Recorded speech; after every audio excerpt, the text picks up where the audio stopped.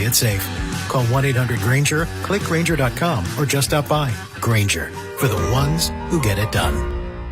Hey, it's Carmichael Dave. I got to tell you, I am so excited to get this decking project started with Trex Decking and Railings. From the first time I stepped foot in the showroom last week, I was so impressed. So many color options, heat-resistant composite deck. What does that mean? That means I don't have to do any maintenance on it whatsoever. They even have a deck designer, so you can go online and see what your dream deck will look like on your house. Just visit Trex, that's Trex.com to get it started. Tell them Carmichael Dave sent you. Have you tried my Colombian tamales? Yes, but the Mexican tamales I brought are way better. Colombian tamales wrapped in plantain leaves are unmatched, you know.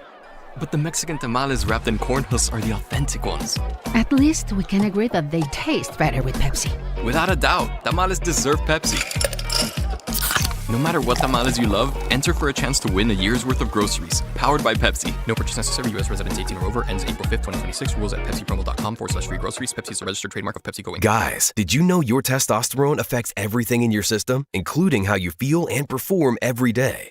Right now, Revive Men's Health Sacramento will check your testosterone for free. Knowing your T levels is the first step in understanding if you have low T. Your testosterone level impacts your energy, libido, sleep, weight, hair loss, mood, and even ED. Maintaining an appropriate T level can change your whole life. Most men start to see changes in their hormone levels in their 30s. Experience and results matter. So what are you waiting for? Get your T levels checked today by local, experienced, and trusted men's health experts. They've helped thousands of men since 2011. They're so confident they can help you, they even guarantee it. Call Revive today and schedule your free testosterone test, free exam, and free consultation. Call Revive Men's Health at 916-277-8599. That's 916-277-8599. Or visit ReviveMen'sHealth.com. Spring is here, and there's really nothing better than hitting the open road in a new Honda. Whether you're shopping new or pre-owned, Stockton Honda has the selection and savings, plus get top dollar for your trade. And while life's roads are often filled with bumps, buying from Stockton Honda couldn't be smoother. Wherever the road you travel might lead, Stockton Honda is happy to get you there. Come in today or go to StocktonHonda.com. Anytime, anywhere, it's all here. StocktonHonda.com. It's time for the madness, and your HVAC system is in a full court press. Cold mornings, warm afternoons. Your heater and AC are battling, and your system is working overtime. Don't let your comfort get knocked out. Score Brower Mechanical's Madness BOGO Special. Buy a heating maintenance and get a free AC maintenance for just $89. Call 916-352-3113. Brower Mechanical. Residential and commercial HVAC sales and service. License number 1081055. The spring sale is in bloom at Scandinavian Designs. For a limited time, enjoy huge savings on select modern furniture and decor, including pieces for your living room, bedroom, dining room, and beyond. This is your chance to refresh a favorite space or dream up an entirely new look. Stop by one of our local showrooms or shop online at ScandinavianDesigns.com. Scandinavian Designs. We make it simple. You make it home. KHD1 Sacramento, KYMX HD3 Sacramento. From the Power Business Technology Toshiba Studios. Sactown Sports 1140. It's Matt George and Kayla Anderson. Online at SactownSports.com or on the app. Kings, Niners, and Sacramento. The Matt and Kayla Show starts now.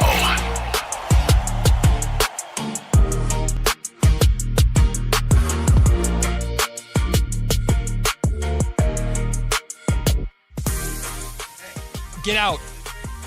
Get out. Carmichael Dave, ladies and gentlemen. Oh, man.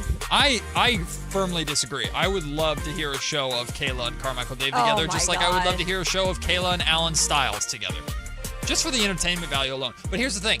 Like, I would listen to all 4 hours, but I would want to sit right there. Yeah, exactly. I would not say a word. Right. I just want to sit right there and watch. Exactly. Because if by the end of that show, either of those shows, sure, one of y'all hasn't dropped an F-bomb on the air, I'll be stunned. Exactly. Or gotten a physical altercation. Who do you think I think you and Dave would just go off the rails, but I think it would it would be fun. Yeah. I'd still keep it sports. That's the funny thing though. I'm at the root of myself always very like it's got to be somewhat sports orientated. At Yeah, some point. that's where you're gonna struggle with Dave. Yeah, because Dave will try just be to like, completely take it. "Oh, off look, the rail. squirrel." Exactly. Although I will say, working with Dave, when I worked with Dave and Katie in the morning years ago, yeah, some of my absolute favorite memories on that show are just when we went down a tangent, and it literally resulted. I still have a file somewhere of just clips of basically dead air for 30 seconds because we're all laughing so hard we can't talk. Because I could see Katie being like that too, because she's like doesn't take crap from anybody. Oh, Katie and Dave are like siblings. I bet you they would be hilarious too. Yes, no, they're great, and Dave knows how to poke Katie, and then Katie will just just loser. She's just like, screw you at that point, and I'm just enjoying it. So it's funny that this conversation has finally come up because for years we have like a shared file here at Sactown Sports. And the Matt George file is still here from when you used to work here. Really? Like your folder that used to be in the M drive is still here. Open it. Is there? Well, we've done this before. We did it when Charles Hamilton was here because his folder is also still here. And there's just a folder in here that says Matt George Funnies. Yes, that's it. Yes. That's it. Do not play any of I'm them. not going to play it without remember. listening to it, but we could. Matt George Funnies. Those are.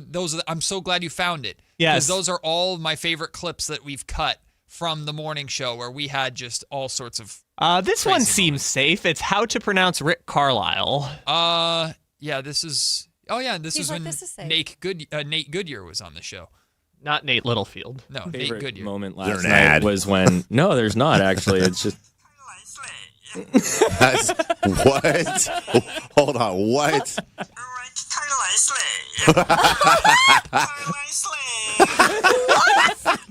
Rick Carlisle Slay. There we go. There it is. That's you? No, that's Nate Goodyear, who sounds like There's- Nate Littlefield. There should be one in there. This is the greatest way to start a show. Welcome into Matt and Kayla. Now we're going to go down memory lane. There should be a clip in there where it has to do with Katie's dog. Okay. And I played a sounder. Is there anything?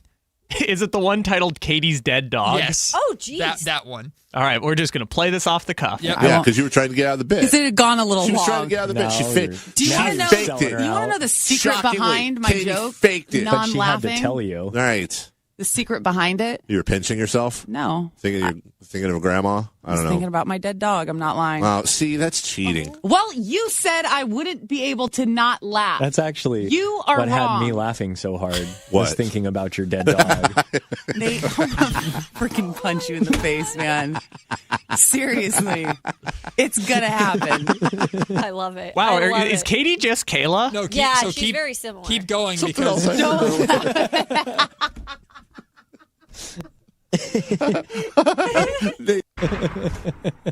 I'm laughing at something else. That was so horrible. That was so bad, dude. Why would you even do that? Because he's a horrible individual. Whoa, wrong one. That's so bad. All right, Wait. Oh, God, moving on.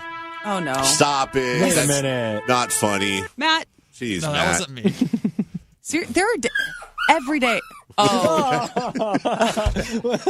Oh, my Jesus, goodness. Matt. God. Dave. That? You stupid. I didn't You're do a it. horrible person.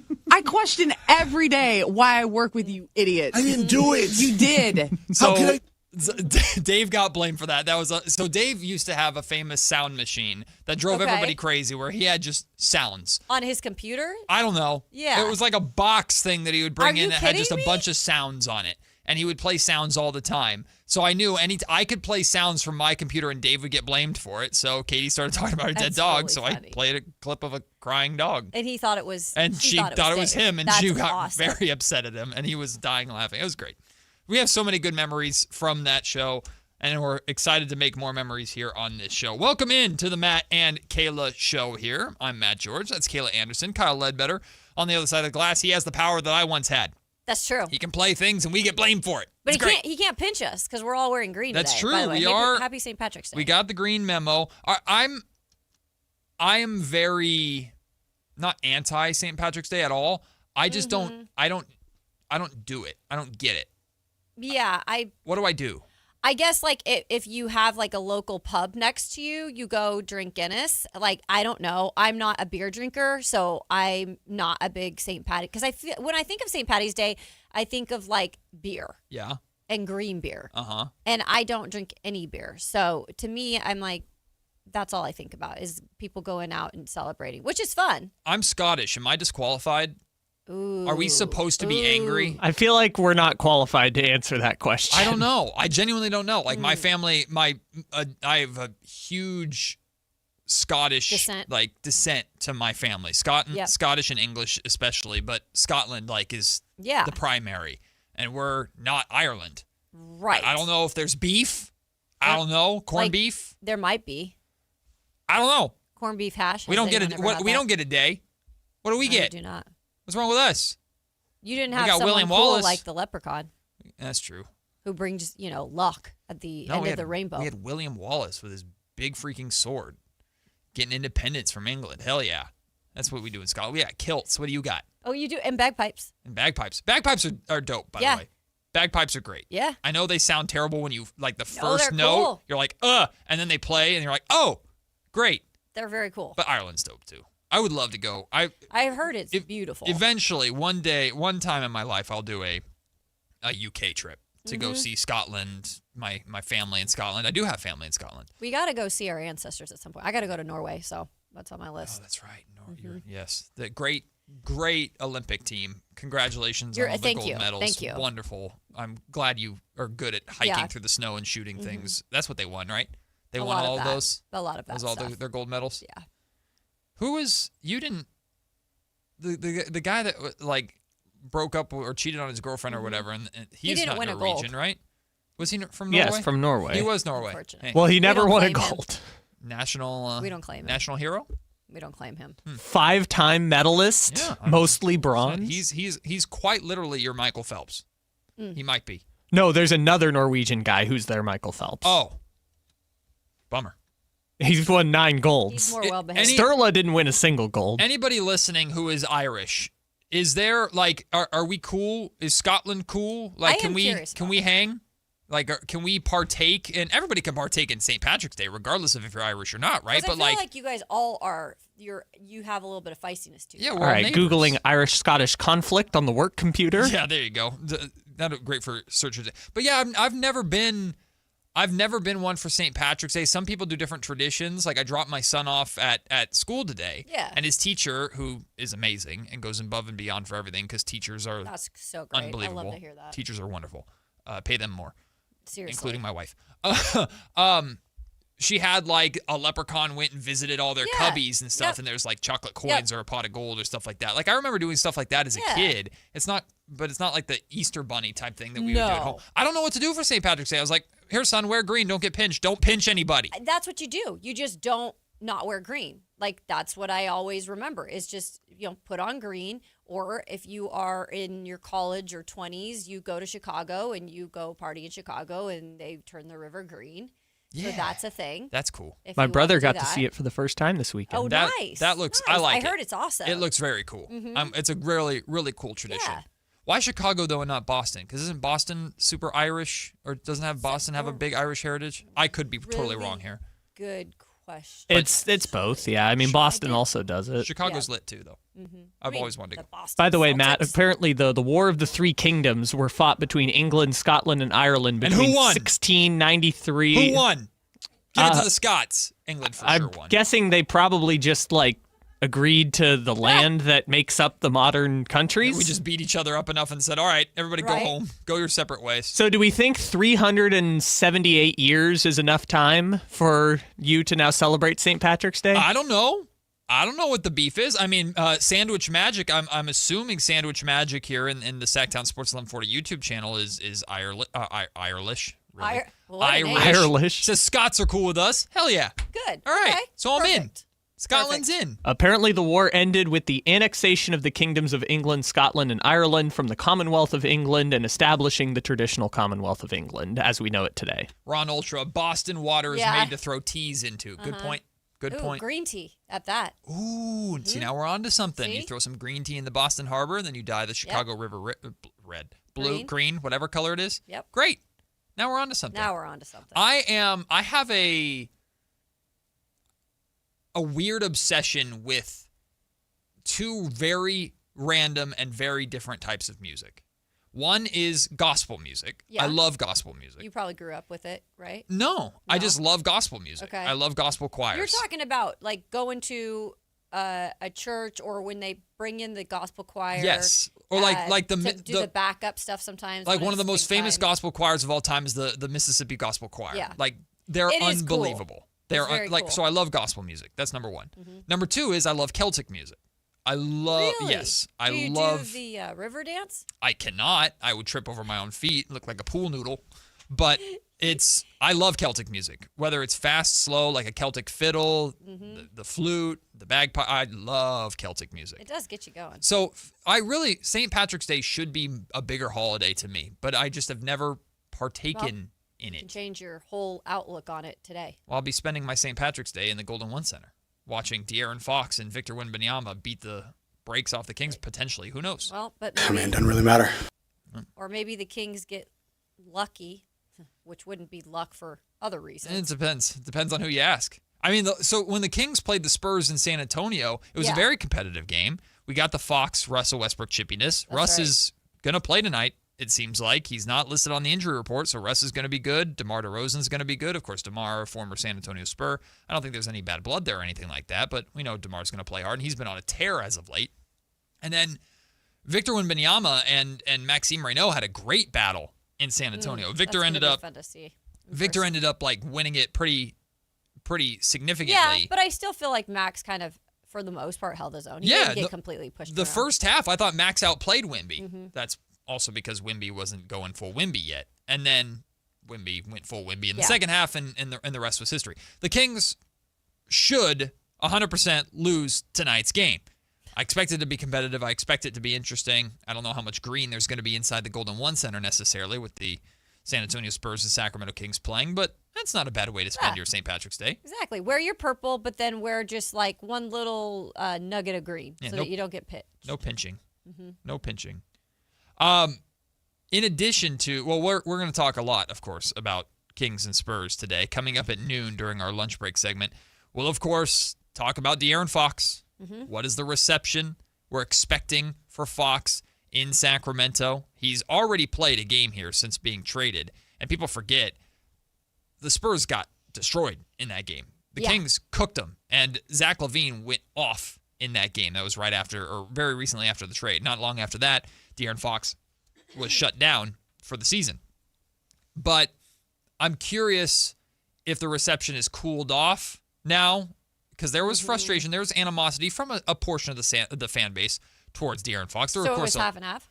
I would say it was probably 60-40 cheers. Okay. But there were certainly But you could some hear the people. boos. Yeah, and it was a lot of the chatter on social media online was very anti-Fox, and now that everything's played off or played out the way that it's played out, and the Kings clearly made wrong decisions in regards to Fox and what they did with De'Aaron Fox, I wonder if the fan base feels in any sort of type of way. There are also, I know for a fact, there are going to be fans out there that still blame Fox. We're in this position because Fox wanted out, and Fox said he only wanted to go to San Antonio, and he forced the Kings into a corner. We'll dive into all of that conversation, rehash all that conversation again, open those old wounds if you want to, coming up at noon during the lunch break. But I'm not expecting any hard feelings from De'Aaron tonight.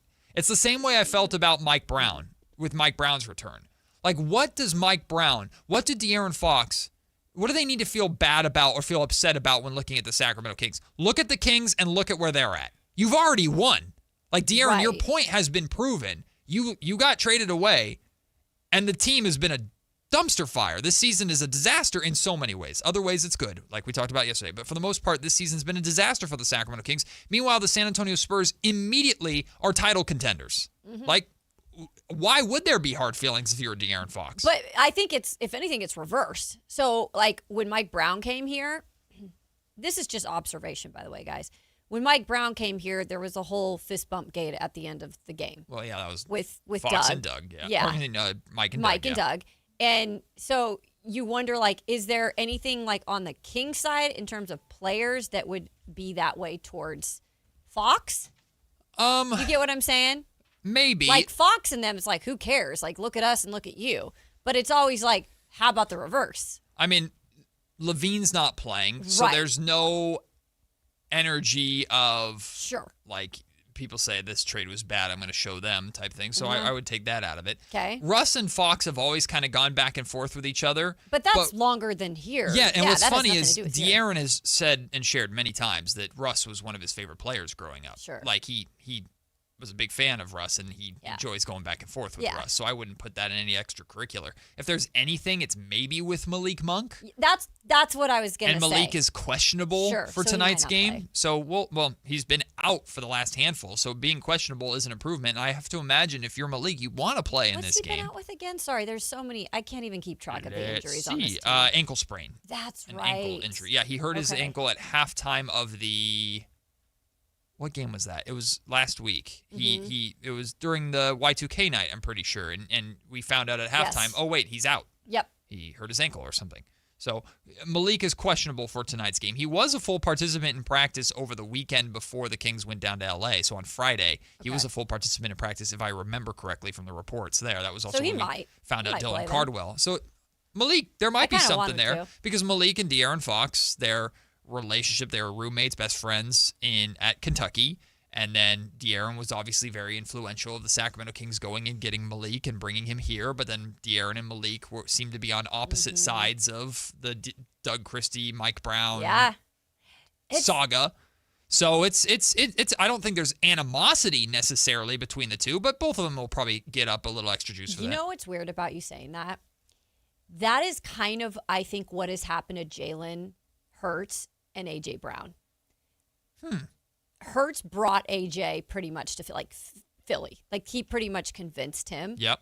And convinced the coaching staff. And something happened there a few years ago when you started to hear about like something with their relationship. They weren't on the same page. And ever since, it's not been completely there. So it's funny you bring that up because it just triggered something of like, it's crazy how these guys can be so close at some point and just one little thing can completely like break that friendship. Yeah. So that's interesting. And I'm not saying they don't like each other. I wouldn't go. I don't know if their Yeah. friendship is fractured. Yeah. I'm sure there were pretty significant disagreements on everything. Well, sure. During that Which time, divide you a little. and it was a very public, uncomfortable situation See, with I didn't Fox know all wanting this. out and the Mike Brown situation, and everything. It was very publicly uncomfortable, I should say, for the entire organization, not Got it. specifically between Fox and Malik. Yeah. From what we understand, I mean, we've seen clips of them when the Kings and Spurs have played since that moment, like sitting down on the scores table next to each other and talking. Like I have no,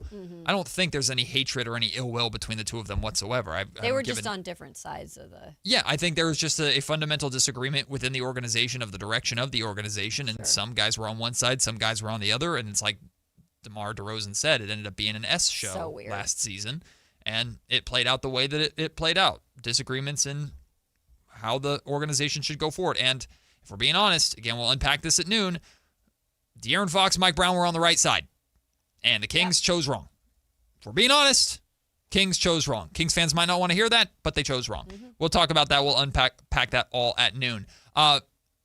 Speaking of in the football world, you talked about Jalen Hurts, AJ Brown, getting him to stick around, right, or to come to Philly in the first place.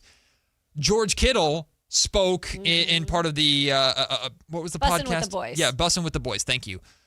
Talked about how specifically he sold Santa Clara and the excited. Niners to Mike Evans. I can't wait to hear this. We'll have that sound for you. And Kittle also spoke about the last time he really spoke to Brandon Ayuk as a teammate before all this mess went down. So we'll have that for you, that audio. Now, on today's show, in the next segment, the World Baseball Classic Championship game is tonight. It's USA versus Venezuela. We don't get the USA-Italy rematch. I'm sorry, Kyle. Another one of your teams down, but now you're a big Venezuela fan tonight, I'm sure. Oh, esta noche somos is. Venezuela. See, he practiced that. Of He course. knew that was coming. closed Google Translate and do That it was again. good though, Kyle. Oh, you want me to give them a hype speech in Spanish? We can do it. Nice. At the end of the show. SI, Sports Illustrated. I know they don't like being called Sports Illustrated anymore, which is dumb. They're Sports Illustrated. But SI ranked the best March Madness men's players. We're going to do that at the end of this hour. Cool. You'll be surprised where certain guys are listed and who's at the very, very top. We will get into that. I have an idea that I'm sure and that both of you are going to poke holes in, flaws with. I'm not saying this is a flawless idea, but I was driving in today and I was listening to Jason Ross and Carmichael Dave have a conversation about expansion and divisions and things like that in the NBA, because expansion is likely to happen here very, very soon with the NBA. Mm-hmm. And suddenly a idea of how to potentially fix tanking going forward came into my mind. So I have Did this. you call Commissioner Silver? No, I did. Okay. He didn't pick up. All right. It went to voicemail. I left him a voicemail. He'll call me back. I'm sure you guys will poke holes in this idea, but it's one of my favorites that is potentially out there that someone smarter than me could actually take and maybe make better. But I want to share that idea with you guys. That's coming up at 11 o'clock. Plus, with expansion coming, should the NBA consider getting rid of conferences and just going to playoff seeding 1 through 16 in terms of records? I kind of like the idea. We'll talk about that as well on today's show. Of course, we got Pick a Side, Kayla's 2-minute drill for all your football news. Very excited to talk to Ted Wynn of The Athletic, UC Davis guy. Yeah, he's a smart guy. At 1 o'clock, we're going to talk a lot of football with him because he's got football knowledge and then he's got football knowledge. Mm-hmm. We're going to be joined by Ted at 1 o'clock. Looking forward to talking to him about a lot of stuff. In addition to that, Mel Kiper's NFL mock draft round 1 dropped. He had glowing things to say about Fernando Mendoza to the Raiders. We'll hear what he had to say with that. And we'll share who Mel Kiper thinks the Niners should pick at 27 in the first round. So tons to get to on today's show. You'll notice in there was very little, if anything, to do with the tanking situation that the Sacramento Kings are in. It's because it's a conversation we kind of exhausted yesterday, and I appreciate everybody, whether you agreed or disagreed, whatever. I appreciate everybody for that conversation. I just want to address this really quickly as it stands for tonight and for the next couple of days in terms of the tank conversation, so everybody's up to speed. Because if the Kings want to have a chance, I think, of even catching the Indiana Pacers or the Washington Wizards and moving back into one of those top 2, top 3 draft lottery spots, these next 2 games for them, against the Spurs tonight, against Philly on Thursday, are essential for them to lose, essentially. Because it's not so much about the Kings as much as it is about the Pacers. They play the Knicks and then the Blazers, their next 2 games. The Knicks tonight, the Blazers tomorrow. The Wizards play the Pistons over their next 2 games. And then the Nets, the Brooklyn Nets, are off tonight. They play Oklahoma City tomorrow, and then they play the Knicks after that before meeting with the Sacramento Kings. So those are difficult teams coming up for those tanking teams. I just feel now that the Sacramento Kings have dropped out or below all 3 of those teams, I don't know if they're catching all 3 of those teams, because those 3 teams are going to do... maybe catch one. Maybe Brooklyn by losing to them twice. I don't know. I think the Indiana Pacers are clear. They're just going to lose, and because they have to lose. I think they need to get fined at the end of the year. Maybe they do. The best justice that could possibly have is them fall to 5 and then lose their pick. You know what? That needs to happen. The Pacers and Wizards are 0-25. Yeah. I'm sorry to any Pacers fans out there. I know a lot of Pacers fans. They're good people. Yeah, I'm not rooting saying for they're not Tyrese Halliburton. I am like the almost the entire NBA world at this point is rooting for the Pacers to fall to 5 and to lose their pick. You made a trade for your starting center going forward. Your fault. And now you're actively tanking in order to keep it. Yeah. If there is justice in the world, both the Indiana Pacers and the Utah Jazz will not end up anywhere near the top 3 draft lottery odds. But who knows? Maybe there is no justice. We'll take the break. When we come back, World Baseball Classic Championship game is tonight. USA versus Venezuela. We'll talk about what Venezuela did to get here, what they did against Italy last night. And we'll talk about who's on the bump, who's pitching for USA tonight. maybe a little bit of controversy there. We'll dive into it. Matt and Kayla are just getting started here on Sactown Sports. At Power Business Technology, we're not another big box corporation. We're your neighbors, locally owned and operated. We know what businesses like yours need, from reliable printers to high-performance copiers. We'll help you find the right solution with personal service you just can't get online. Need setup or support? We're just down the road and always happy to help. Power Business Technology, family hometown service with big-time solutions. Contact us today for all your business printing needs at 844-POWER-BZ. That's 844-769-3729, or visit us at powercopiers.com. When you take the time to shop at Folsom Lake Honda, there's one thing you'll always find: happy people ready to serve you. As a family-owned and operated dealership since 2009, customer service is our #1 priority. Our customers love doing business with us, and you will too. Looking to own or lease? During the spring sales event, drive a brand new Accord or Civic. Visit us today at FolsomLakeHonda.com, your one-stop Honda shop. Folsom Lake Honda. Check engine or ABS light on? Take the guesswork out of your warning lights with O'Reilly Veriscan. It's free. Ask for O'Reilly Veriscan. O'Reilly Auto Parts. Every business starts with an idea. With smart business buying from Amazon Business, get everything you need to grow in one familiar place. From office supplies to IT essentials and maintenance tools. Ready to bring your visions to life? Learn how at AmazonBusiness.com. Do you have at least 1 month worth of food in your pantry? If not, you should definitely go to MyPatriotSupply.com right now. My Patriot Supply is America's #1 supplier of long-term storable food. They've helped over 3 million Americans get prepared. And for a limited time, when you order their best-selling 4-week food supply, you'll get an additional week of food absolutely free.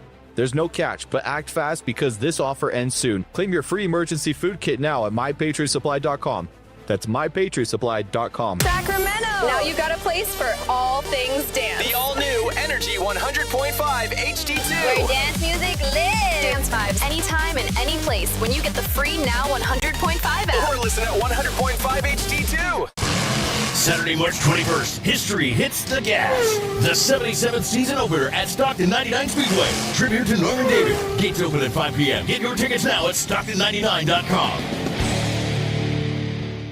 Tune in every Thursday, Friday, and Saturday for the Toyota Tahoe Report with Johnny Mosley and me, Elena, bringing you the latest weather conditions up at Tahoe.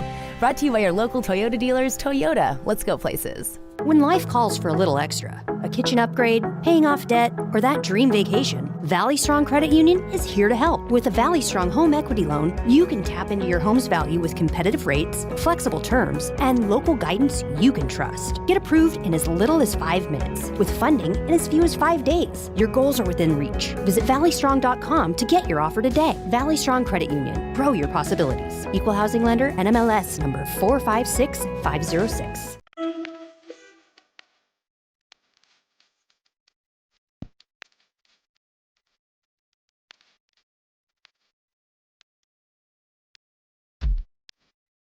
Matt Kayla on Sactown Sports 1140.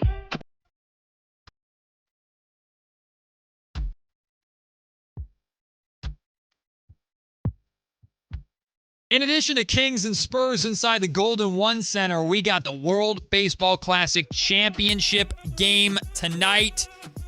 USA is there, where they belong. It was a little dicey.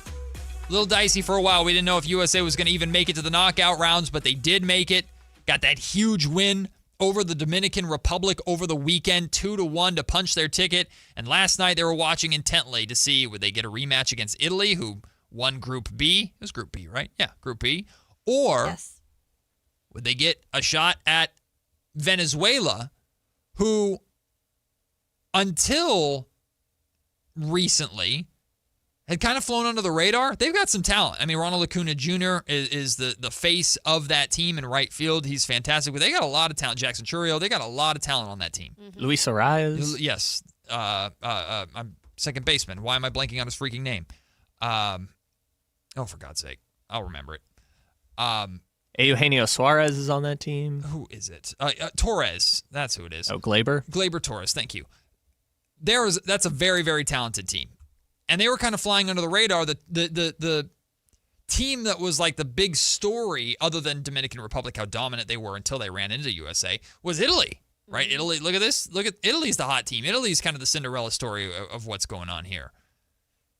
But then Venezuela beat Japan, and that was stunning big to time. so many people. So Venezuela, I think, I don't know, I can't speak for all of the United States fan base necessarily, but I have to imagine Venezuela is the people's choice to win because of the story and going up against the big bad United States of America. They defeated Italy 4-2 yesterday to punch their ticket to the final, which is in Miami. Yeah, that'll be a fun environment tonight. Oh, it's going to be great. I'm excited about it. I'm very excited about it. But there is, I don't know if we can call this controversy. Okay. But I think this is a interesting conversation to be had, and it balances the significance of the World Baseball Classic with the significance of the MLB regular season. We've had multiple players, including Seattle's Julio Jones, that said, like, the World Baseball Classic to me is more important Julio Rodriguez. What did I say? Julio Jones. Jones.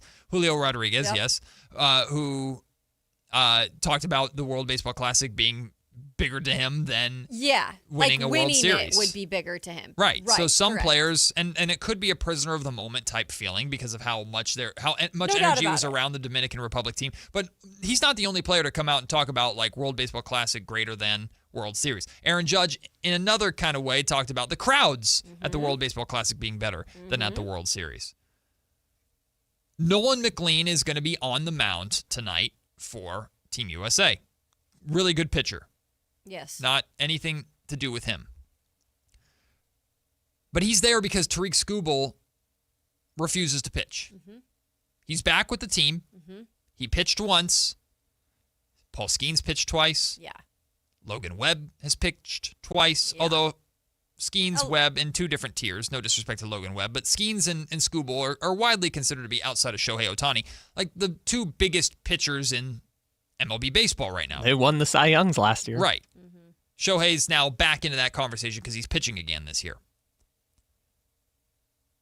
Do we feel any sort of way? What's interesting is I'm seeing Detroit Tigers fans Get mad about it? feeling a certain type of way about Skubal not pitching for USA tonight. Yeah. I'm not about it. You don't like it? I don't like it. Okay. Especially he's with the team. Like, you're gonna possibly win a World Baseball Championship, and I know like you had a little bit to do with it, but really, bro, how much did you have to do with it? Like, you were playing the mini weenie games. Like, who did he pitch against? Like, Brazil. Yeah, Brazil. like, come on. He got come on, bro. He got the softball. No You got the disrespect to Brazil. softball He at got all. the softball. I don't care. Like, you got the softball. Those are facts. Them are facts. Logan Webb dealt.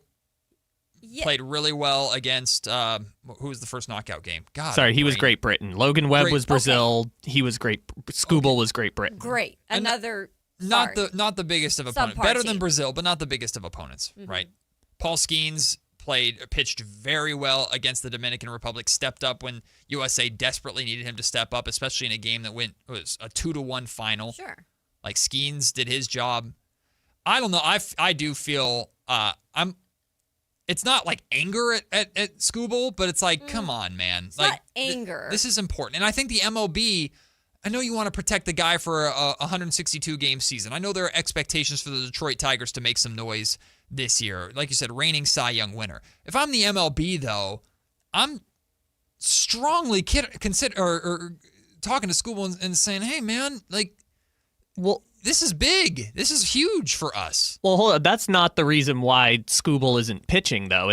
Yes, he's going to pitch opening day for the Tigers and all that stuff, but after this season, Skubal is a free agent, and he's going to break the record for the largest contract in the history of baseball for a pitcher. So the reason why they did this was because him and his agent talked about how where injuries happen the most is in the ramp up to the preseason in March. That's when arm injuries are the most frequent. And so they were careful about you can't throw too much in this World Baseball Classic. This was kind of the compromise that they came to, because I remember when the World Baseball Classic first started, Skubal was like, I'm only going to pitch one time. And it was agreed upon, and DeRosa had said, yeah, Skubal's only going to pitch one time. We agreed on this when he was on the team. It's either this or he's not there at all type of situation. Well, then if it's, I can't fully blame Skubal, but then they should have just not, they should have said, okay, then that's just cool. You go then sit they at wouldn't have spring had him on the training. team. Yeah. Right. Go sit at spring training.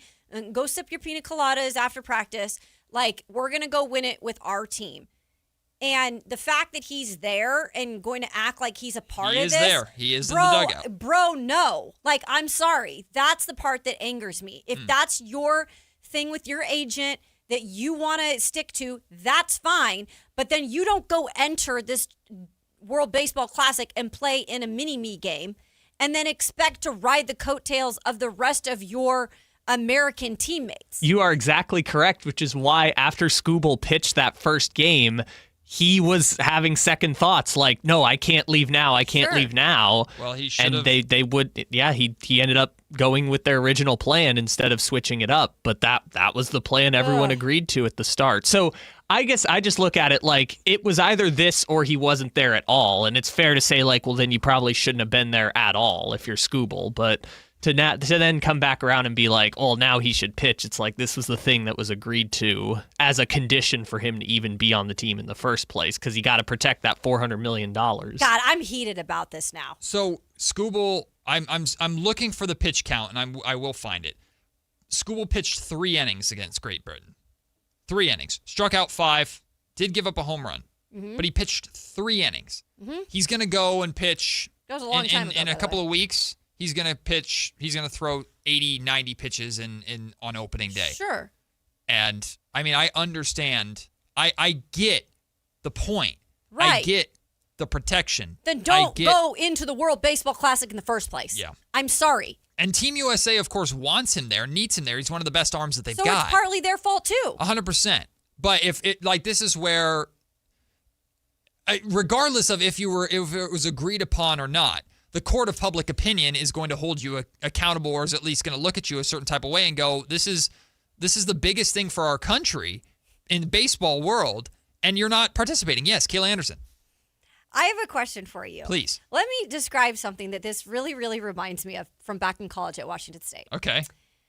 When I was doing group projects, and I was obviously doing a lot of the group project, and I'm not going to name who these people were, but certain people would be in on my group project that had other things they had to do that took up time, where they couldn't be all in on the project.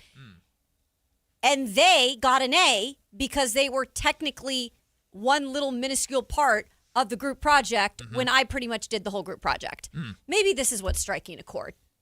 Because Skubal is now one of those people that were in my group that barely contributed, but then got the A.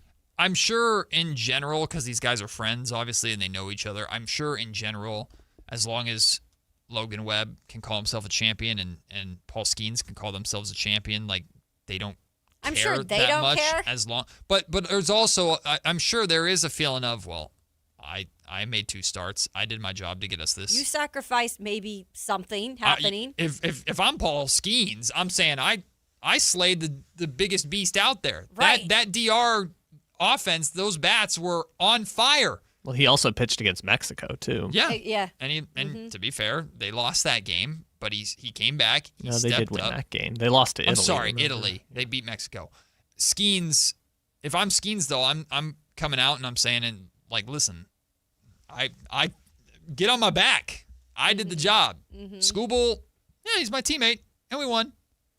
But he can scoot it. You guys are petty, dude. I am. How is it petty? Because how is it petty? It's called carrying your freaking weight. It's the World Freaking Baseball Classic. Well, when things happen in the real world to you, and you hold those things because they did not rub you right, and then they happen in sports, damn right I'm going to have an opinion. Well, and even if it's like, take the real world out of it. This is the biggest. But they're making millions of dollars. No, I understand. I'm not saying your take. My take has nothing to do with the real world or group projects or anything. My take is it's the World Freaking Baseball Classic. It's the final. It's the championship game. If you're choosing you and your money and prioritizing that over over Team USA, that's your prerogative. It's my prerogative to say that that's lame. I would say it. He also threw 41 pitches, by the way. He threw 41 pitches in 3 innings, struck out 5 against Great Britain. And what was the date of that game? It was a handful. It was last Saturday. Yeah, so it's March 7th. So it's been 10 freaking days since he's last pitched. Well, so the other reason why he's not pitching this one is that then he wouldn't be able to pitch opening day for the Tigers. So that's why like Skeens and Logan Webb pitched earlier, because then they wouldn't have been able to pitch opening day for their teams. So like this is the compromise that everyone's got to be making throughout the tournament. Then they need to start the World Baseball Classic sooner. Yeah, that's part of it. That's why it's like Nolan McLean, who's like the number 3 starter on the Mets, is pitching tonight, because then he'll have like 15 days. Hold on, why couldn't Skubal, their season opener is next Thursday the 26th. If he pitches tonight, he's got a week and 2 days rest. Yeah. What are we doing? Yeah, he pitches every 5-6 days. It just makes no sense to me that. And again, this is partly USA Baseball's fault too, honestly. Yes, for sure. I mean, because they should have just said, hey, we would love for you to be a part of it, Scuba, but like when it comes down to it, you come and pitch one game early on. I don't think that's the best look. Like, we're good, you know? Look, I respect Skubal going, I got to protect myself. I have a big payday coming. It just makes the most sense for me. I think that's also a message to Major League Baseball, though, who runs the World Baseball Classic, that to USA stars, this tournament is secondary. But to the rest of the world, it seems like this tournament is extremely important to them. And when you're trying to improve the game, when you're trying to increase its domestic popularity in the United States, which we invented the game, it's our national pastime, and yet all these other countries care about it and are producing more stars than we're producing at this point, and one of our top pitching stars is not willing to participate in the championship freaking game. Right. That sends a message to me. It doesn't have to be a big, super massive deal. If USA agreed to it, USA agreed to it. I'm fully backing Nolan McLean. But again, Skeens did his job. Logan Webb did his job. Shohei Ohtani did his job in Japan up until the point that they got eliminated. Like, these guys all stepped up to the plate. They all pitched. Yamamoto did his job. All right, Scuba. It just your rubs me prerogative. the wrong way, that's all. Yeah, I'm disappointed. As a USA fan, I'm disappointed because I think this game should matter a lot. This game should matter a lot for USA, and I know it does. And you want to put your best foot forward. And the second best arm that you have, I'll call him second best because Skeens is number 1 in my mind. The second best arm that you have, refusing to pitch in this game, I don't know. just tells me what you If got. I'm Scubal too, the way that I like compete just in life is like I would feel stupid sitting in there and being like, oh yeah, I probably should be out there. I can't imagine it's easy for him. I mean, He also that's kind gotta of be does, because he wanted to. After that first start, he's like, no, I got to pitch the next game. It's his choice when it he's all the comes player. down to it. What is his agent? His you know what? No, yeah, Scott Boras is basically like gatekeeping him from doing it. Well, Scott Boras can go. And that's an agent's prerogative because you know what? The agent gets a bigger cut of whatever big contract that he gets, but you're the player. You decide. You're the boss. He works for you, not the other way around. Agent what you do. But also, Believe like, me. at the end of the day, Scooble knows his agent is right. That's the Yes. other part of it. Is Well- like, this was the compromise that they came to. Right? I don't know. Smart? Maybe. You're playing it safe. It's freaking sports, man. It's one of the biggest stages in baseball that it's probably the biggest stage in baseball you're going to have the opportunity to play at because the Detroit Tigers are not winning the World Series. Hate to break it to you. Probably not even making it to the World Series. And I say that disrespectfully. But when he gets $400 million from the Dodgers this winter, then he's going to be playing for World then Series. I'm really going to not like Scubal. Good for him. So- We'll take the break. When we come back, SI ranked the best March Madness men's players in this NCAA tournament. Where did some of the top guys land? We'll be surprised by some of the names on this list and where they end up. You're listening to Matt and Kayla on Sactown Sports. To 15-year-old Harper, buying an $80 vintage rock t-shirt is a great investment. To Harper's mom, this logic has a few holes in it. So she helped Harper open a Wells Fargo Clear Access banking account. With no overdraft fees and tools to track spending, Harper's learning, one heavy metal tee at a time. However you make money work, Wells Fargo can work with that. Terms apply. Visit wellsfargo.com/deposit disclosures for fees and details. The other guys must think you failed math. Get this huge discount. Then the fine print hits you with $5,200 in mandatory ads. It's adorable in a scammy kind of way. At Hoblet, we skip the tricks. The price you see is the price you actually pay. What a wild concept, huh? Hoblet, family owned 77 years. Experience the difference online at hobletdodge.com. Cashback is not available on gas in New Jersey and Wisconsin. Couponing. Wow, you didn't strike me as the coupon type. Just trying to stay ahead of inflation. Gas, groceries, everything. It's all more expensive. I need to save wherever I can. Have you tried Upside yet? Upside? What's that? It's a free app that I use that pays cash back for every gallon of gas I buy. You've got to buy gas to get around anyway. Might as well get paid for it. Come on, does that really add up to anything? I've already made around $200. The extra cash helped pay down my bills, and I even had a little extra left to treat myself. And the Upside app is free? Totally free, and the cash back is real. You can transfer the cash right to your bank account. I'm downloading Upside right now. Download the free Upside app now to earn cash back every time you buy gas. Use promo code ENJOY to get an extra 25 cents per gallon on your first tank. You can cash out anytime right to your bank, to PayPal, or a gift card for Amazon and other brands. Just download the free Upside app and use promo code ENJOY for a 25 cents per gallon bonus on your first tank. That's code ENJOY for a 25 cents per gallon bonus. Spring is here, and there's really nothing better than hitting the open road in a new Honda. Whether you're shopping new or pre-owned, Stockton Honda has the selection and savings, plus get top dollar for your trade. And while life's roads are often filled with bumps, buying from Stockton Honda couldn't be smoother. Wherever the road you travel might lead, Stockton Honda is happy to get you there. Come in today or go to StocktonHonda.com. Anytime, anywhere, it's all here. StocktonHonda.com. Injured and you're considering an LA law firm looking to charge you 45% to 50% in attorney's fees? That's overcharging. Ashton & Price has been around for over 25 years, and I can tell you no matter how complicated your injury case, you should never be charged 45% or 50% in attorney's fees ever. Direct, experienced, unrelenting, and honest local representation matters. It's called Home Court Advantage for a reason. Ashton & Price serious local attorneys for serious people with serious injuries. So for the best local advice, don't think twice. Call Ashton & Price. Hagen Oaks knows you can buy a driver off the shelf anywhere, but Hagen Oaks is the only place where you'll find total game fitting. The Hagen Oaks TrackMan-powered player performance studio fits clubs to your swing. Ping's Ballnamic Ball Fitter finds your optimum golf ball. The putter fitting studio makes you a better putter, and FootJoy's 3D foot scanner finds your correct fit. In fact, Hagen Oaks will fit you from head to toe with equipment and apparel to make you the player you want to be. It's total game fitting, and it's only at the Hagen Oaks Golf Super Shop, Fulton Avenue at the Cap City Freeway. It's time for the madness, and your HVAC system is in a full court press. Cold mornings, warm afternoons, your heater and AC are battling, and your system is working overtime. Don't let your comfort get knocked out. Score Brower Mechanical's Madness BOGO Special. Buy a heating maintenance and get a free AC maintenance for just $89. Call 916-352-3113. Brower Mechanical. Residential and commercial HVAC sales and service. License number 1081055. Matt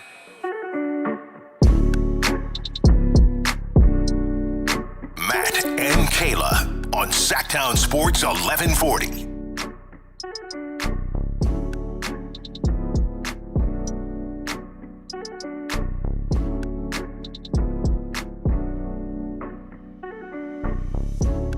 March Madness is looming. It's almost here.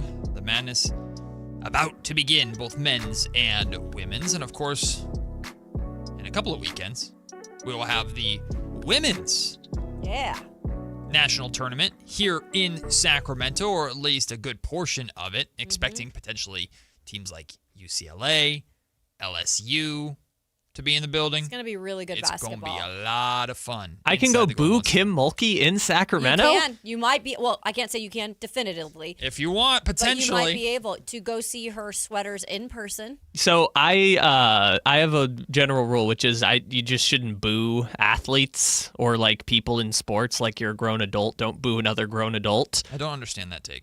One exception, Kim Mulkey. That is my one and only exception, is I will boo Kim Mulkey. We've talked about that take before. I still don't understand that take. The not being allowed to boo as an adult. I don't get it. I just think you're a grown adult. What are you do? Who do you think you are booing another grown adult? Voicing your opinion as a paid consumer if you don't like what you see? But like, come on, let's grow up here. Just don't pay. What, you gonna go to the opera and start booing people at the opera? No. I'm trying to think. I've definitely booed people. Not like athletes, but I think I've booed people in general. Just in general? Yeah. Just someone just cuts you off in traffic, you just start booing them? Yeah, well, you say worse things I start than booing. Swearing yeah, at them. well, I knew that, but for radio purposes.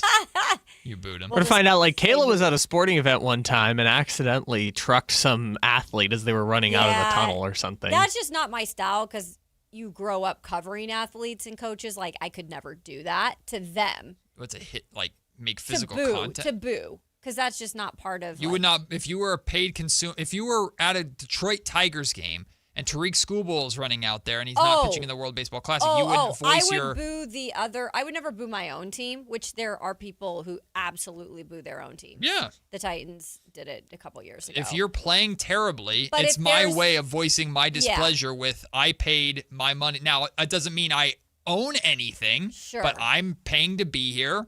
You're not playing the way that I would hope to play. I'm going to voice my displeasure in that way. It's just typical audience interaction. Yeah, no, we've normalized it in sports culture. I just think it's ridiculous. If there's a villain on another team or something, yes, I will boo them. There's a huge difference between booing and being abusive. Like, being abusive is not even remotely close to the same thing. Booing is a appropriate, socially acceptable way to voice your opinion on something that you do not like at any sort of event. It's just common practice. There we go. Now we've had the conversation and we don't have to do it again. There we go.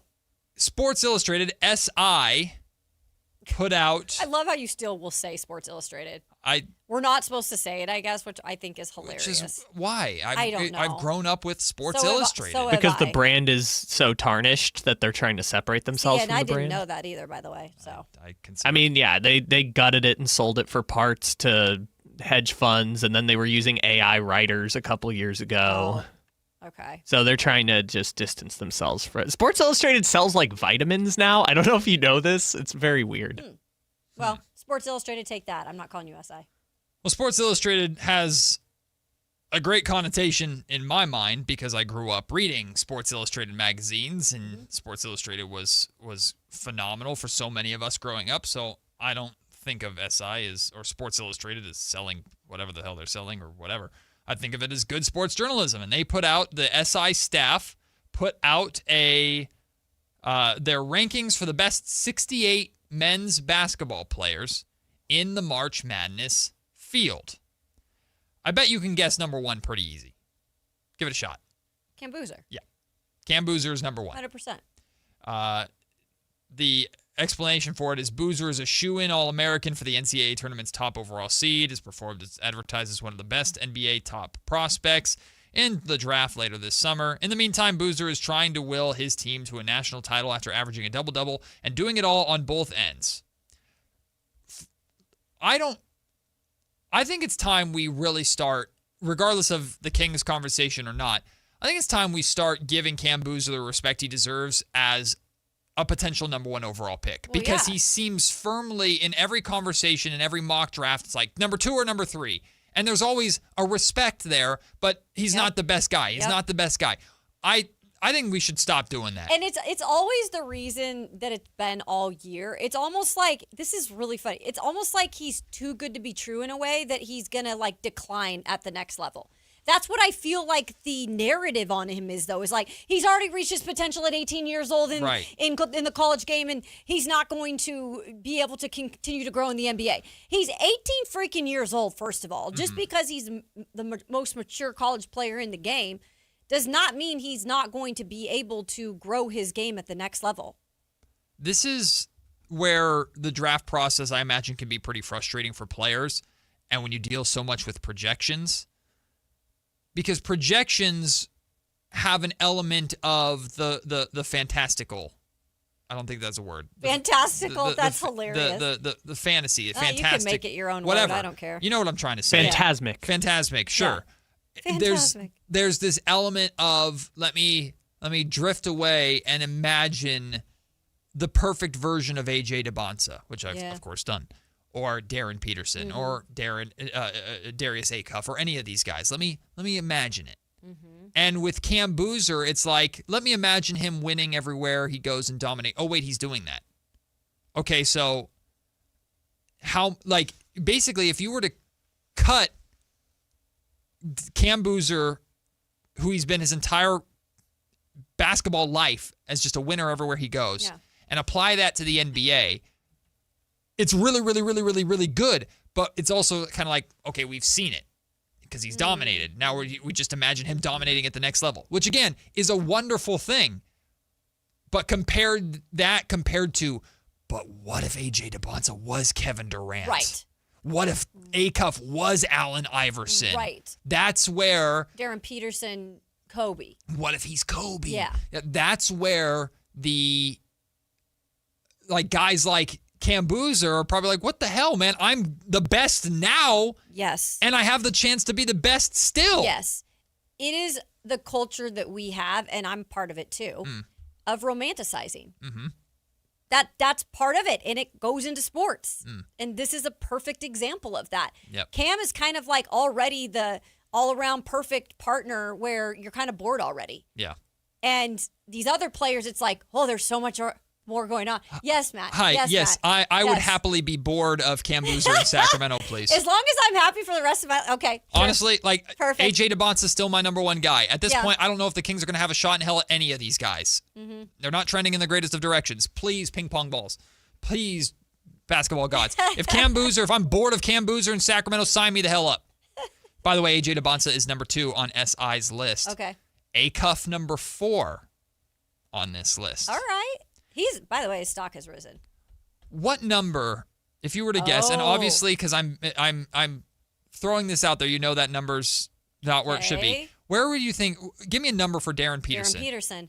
Okay. I think it slipped a little, obviously. Mm-hmm. I want to go down to probably, let's put him at 6. I'll go 7. 7. Bingo. Wow. Darren Peterson is 7 behind Keaton Wagler. Wow. Christian Anderson. Number 3 is Yaxel Lendeborg from Michigan. Okay. He's number 3. Kingston Flemings is all the way down at 15. Whoa. Which is why, again, so I feel a little bit validated. I know Kingston Flemings is a good guard. Okay. I don't know. I don't see it. I don't necessarily see it. Of course, Caleb Wilson not on this list because he's out. Who's 2 again? Or who's 3? Michigan. Okay. Yaxel Lendeborg, or Lendeborg, I think is how you pronounce his name. I always get his name wrong. Okay. Yaxel is on there. So, anyway, one of the things I'm going to be looking out for in this March Madness tournament, I always keep my eye out not just on the top prospects and not just on the guys in that 6 to 10 range, because that might be where the Kings end up. Keep an eye out for those talents that maybe are mocked around 15, 20. If you like one of those guys, that might be the type of guy that the Kings pick up the phone on draft night and try and move back in for to get another rookie. So keep an eye out for those guys in the tournament. When we come back, though, I have an idea to fix tanking. I don't know if it's a good idea, but I like it. Maybe Kayla and Kyle will too, or maybe they'll rip it to shreds. We will find out when we come back. Plus, with expansion coming to the NBA, should they get rid of conferences? I'll explain on Matt and Kayla coming up next. This is the story of the one. As a safety manager at a manufacturing plant, he does everything he can to keep his coworkers safe. From finding ways to reduce risks to keeping safety supplies in stock. And for that, he relies on Grainger. Grainger offers a broad range of quality products and next-day delivery, so he can always play it safe. Call 1-800-GRAINGER, click Grainger.com, or just stop by. Grainger, for the ones who get it done.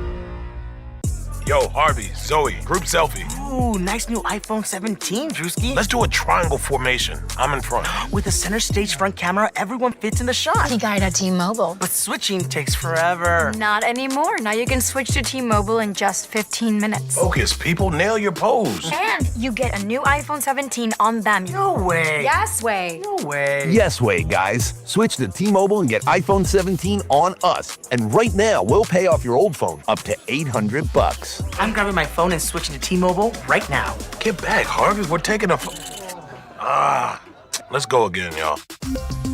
With 24 monthly bill credits, finance agreement, 256 gigabytes, $830, eligible trade-in, example iPhone 13, and new qualifying line, $60 plus per month plan with auto pay plus taxes and fees. For well-qualified customers, plus tax and $35 device connection charge. Credits end and balance due if you pay off early or cancel. Contact us. $800 via virtual prepaid card. Card typically takes 15 days after rebate submission, no cash access, and card expires in 6 months. Check out in 15 minutes per line. Visit T-Mobile.com. Capital Casino is conveniently located in downtown, 411 16th Street, and has been a part of the greater Sacramento area for over 20 years.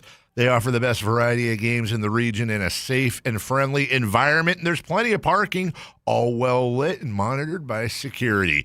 Come have a great meal at the cafe and restaurant inside. Capital Casino has the best food, the best service, and the best action. But please always remember to gamble responsibly. 1-800-GAMBLER. Guys, your testosterone level impacts your energy, drive, weight, hair loss, and even ED. Revive Men's Health Sacramento will check your T level for free. For your free T level check, exam, and consultation, call 916-277-8599 or visit ReviveMen'sHealth.com. Have you tried my Colombian tamales? Yes, but the Mexican tamales I brought are way better. Colombian tamales wrapped in plantain leaves are unmatched, you know. But the Mexican tamales wrapped in corn husks are the authentic ones. At least we can agree that they taste better with Pepsi. Without a doubt, tamales deserve Pepsi. No matter what tamales you love, enter for a chance to win a year's worth of groceries. Powered by Pepsi. No purchase necessary. U.S. residents 18 or over. Ends April 5th, 2026. Rules at PepsiPromo.com/free groceries. Pepsi is a registered trademark of Pepsi Going.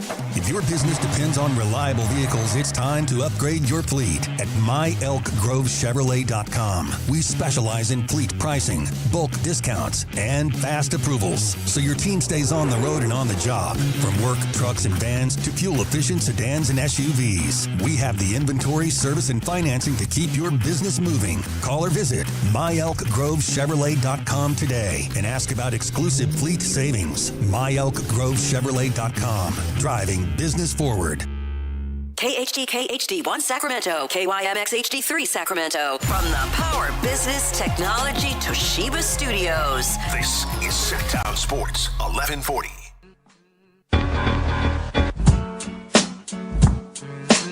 It's Matt George and Kayla Anderson on Sactown Sports 1140.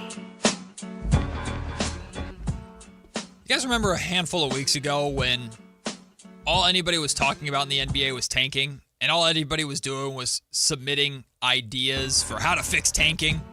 I do remember those? that. Good times, huh? Didn't Such the fun NBA times. give like 7 examples that they might use? They did a lot. They sure Shams put out all the different things that they're discussing, which I'm very fascinated to see. I actually think summer is considered to be the bad time for sports talk radio. I actually Not think this this summer we're gonna have a lot of treats from what the Kings do in the draft To the Niners. to the Niners, of course, to Summer League and maybe the California Classic coming back to Sacramento, hopefully. Like, there's going to be a ton this summer. And Maybe then the A's won't be completely trash. Hopefully. The Giants, very interesting, of course, with Vitiello. Or Vitello. Not Vitiello. You are so funny. You know who it is? If we ever interview him, I'm going to have to whisper in your ear before we do it. No, it's Vitello because there's Danny Vitiello, who's the goalkeeper for the Sacramento Republic FC, and that's the name I always want to freaking say when I see his stupid name. I get it. I at do all. that with things. Vitello, great manager. I'm by the actually way, really Italian. excited. Italian. Vitello. Vitello. There's going to be a lot this summer that I'm fascinated with, including what the NBA does to address tanking and the rule changes and everything like that. But I have an idea. I have a proposal. Okay. Right? Okay. Feel free to ask questions that I probably won't have answers to, and feel free to take a like, really? Do we have to chew on pens in here? I don't know. That's disgusting. I don't know. It's probably Dave. I mean, it's a good guess. I think it's a fair guess. Because I have to get my notes going here. Get your notes. Feel free to also take a spear and stab holes in this idea if you think it's a bad idea or if you have questions. Totally fine. I have not thought this out longer than, hey, this would be a fun show conversation. Here we go. Matt's tanking fix idea. Welcome to the boardroom. Welcome to my meeting. Here's my proposal. Step 1. In order to make this work, we have to get rid of the play-in tournament altogether. Yep. Play-in tournament, now gone. Already less of a fan of this. I know there's going to be issues with, well, we saw the play-in tournament and the TV deal, and I think Amazon has the play-in tournament or whatever as part of the TV package. I know, whatever. You want to fix tanking, sacrifices have to be made, damn it. So that's step 1. The 4 teams who miss the playoffs, just miss the playoffs. We're talking the 9th and 10th seeds in the East and the West. Those teams that are in the middle. That's widely considered to be the worst possible place you can be in. You don't make the playoffs. You're right on the cusp, but you don't make the playoffs, and you now have the worst lottery odds that you could possibly have. we're flipping that on its head. Okay. The 9th and 10th seeds have the best draft lottery odds. This is a tier system, right? These are tiers. I don't know what the specific percentages are. I haven't gone that far. So the 4 teams, the 9th and 10th seeds in both the East and the West, whoever has the best record between the 4 of them. Actually, well, no. All 4 of them have a flattened lottery odds, regardless of record. 9th and 10th place. That makes 9th and 10th place desirable if you are a team that just missed out on the playoffs and you're one piece away. Now, in theory, you have the best chance of getting that one piece to vault you into the conversation, which is ultimately where you're trying to go, right? The next 6 teams, we're talking the 11th through the 13th seeds in each conference. The next 6 teams have that next tier of lotto odds. It's flattened for 6 teams. And then the bottom 4, which will soon be 6 with expansion, the bottom 4 teams have the lowest lotto odds tier. The lotto order is completely determined by chance. There's no worst spots, meaning if you are, let's say you finish 10th and you're in the top tier of draft lottery odds, but you cannot only fall to 5th is the worst you could fall to. No, you can fall 1 through whatever the lottery is, 14, 13, 14, whatever it is. So it's completely determined by chance. There are no worst spots. It is what it is. There's 3 tiers. And then the rest of the league, by the way, those that made the playoffs, as usual, your picks are determined by your record and your seeding in that sense. So, General overview. If you just miss out on the playoffs, if you are the bubble teams that would technically be in the play-in tournament, but would be on the lower end of the play-in tournament, which are still not desirable spots. Being 9th or 10th in the play-in tournament sucks. We can speak to it very clearly here in Sacramento. It's not a good spot to be in. Sure. That is now one of the most desirable spots because you will have teams fighting for playoff contention. And if they don't make it, now they can potentially have the best odds to get the best player possible to get them there in the long term. Okay. Thoughts? Yeah, let me start. So I get, and I'm interested to hear Kyle's thought because his first reaction when you said get rid of the play-in tournament was like, whoa. Yep. I'm not as opposed to that because I think essentially what you're saying is the play-in tournament in itself is kind of like a tease in a way. Yes. Like you're getting to it and you can technically say you're part of the tournament in a way, but you're really probably not good enough to actually get to the playoffs. It's also extra games and extra money. Exactly. So that doesn't really incentivize teams right now that are kind of on that line of could we just tank the rest of the season or do we want to be a one and done type of play-in team? So I get that because that is what now teams are kind of doing. We're seeing the latter where they're tanking and being like, we're just going to go get the best pick, especially in a year like this in terms of the draft class. So the 4 teams you said have the best draft lotto odds would be those teams that are right there. Yes. That would be right there to make the play-in. So let me bring up the NBA standings. Yeah, so bring right up now. the standings also, and give an example. If it helps, I cracked basically what the numbers would have to be in this scenario if it's flattened. So the 9s and 10s would have each a 10% chance. The 11s through 13s would each have a 6.67% chance. 6.7. And the 2 worst, or the 14, 15 seeds would each have to have a 5% chance. Okay. If you're going to flatten it for everyone. And it's 3 tiers, flatten odds, and that means that the lottery order, you could still win the lottery from being the worst team in the NBA. Sure. You just have to hit on that, but you could also, I'm the worst team in the NBA, but I'm picking 3rd because of how things shaked up. You just never know. It makes it more random and less reliant upon record. I like it because what I see with this is, again, and you mentioned this a bit, these middle ground teams, sometimes that's the worst spot to be in. Yeah. And for this situation, you're still going to have teams then be fighting at the end or fighting the second half of the season, let's say, to try to be that team that can be a play-in. Well, would have been a play-in team now that could be having better odds. Yep. So it is benefiting you more to play for something. You're just not playing for the play-in. You're playing for a little bit better odds. But at the same time, like you said, if you're just a bad team that year, which does happen, there are just bad teams, that you aren't just going to completely be out of the mix for having a top pick. Yeah.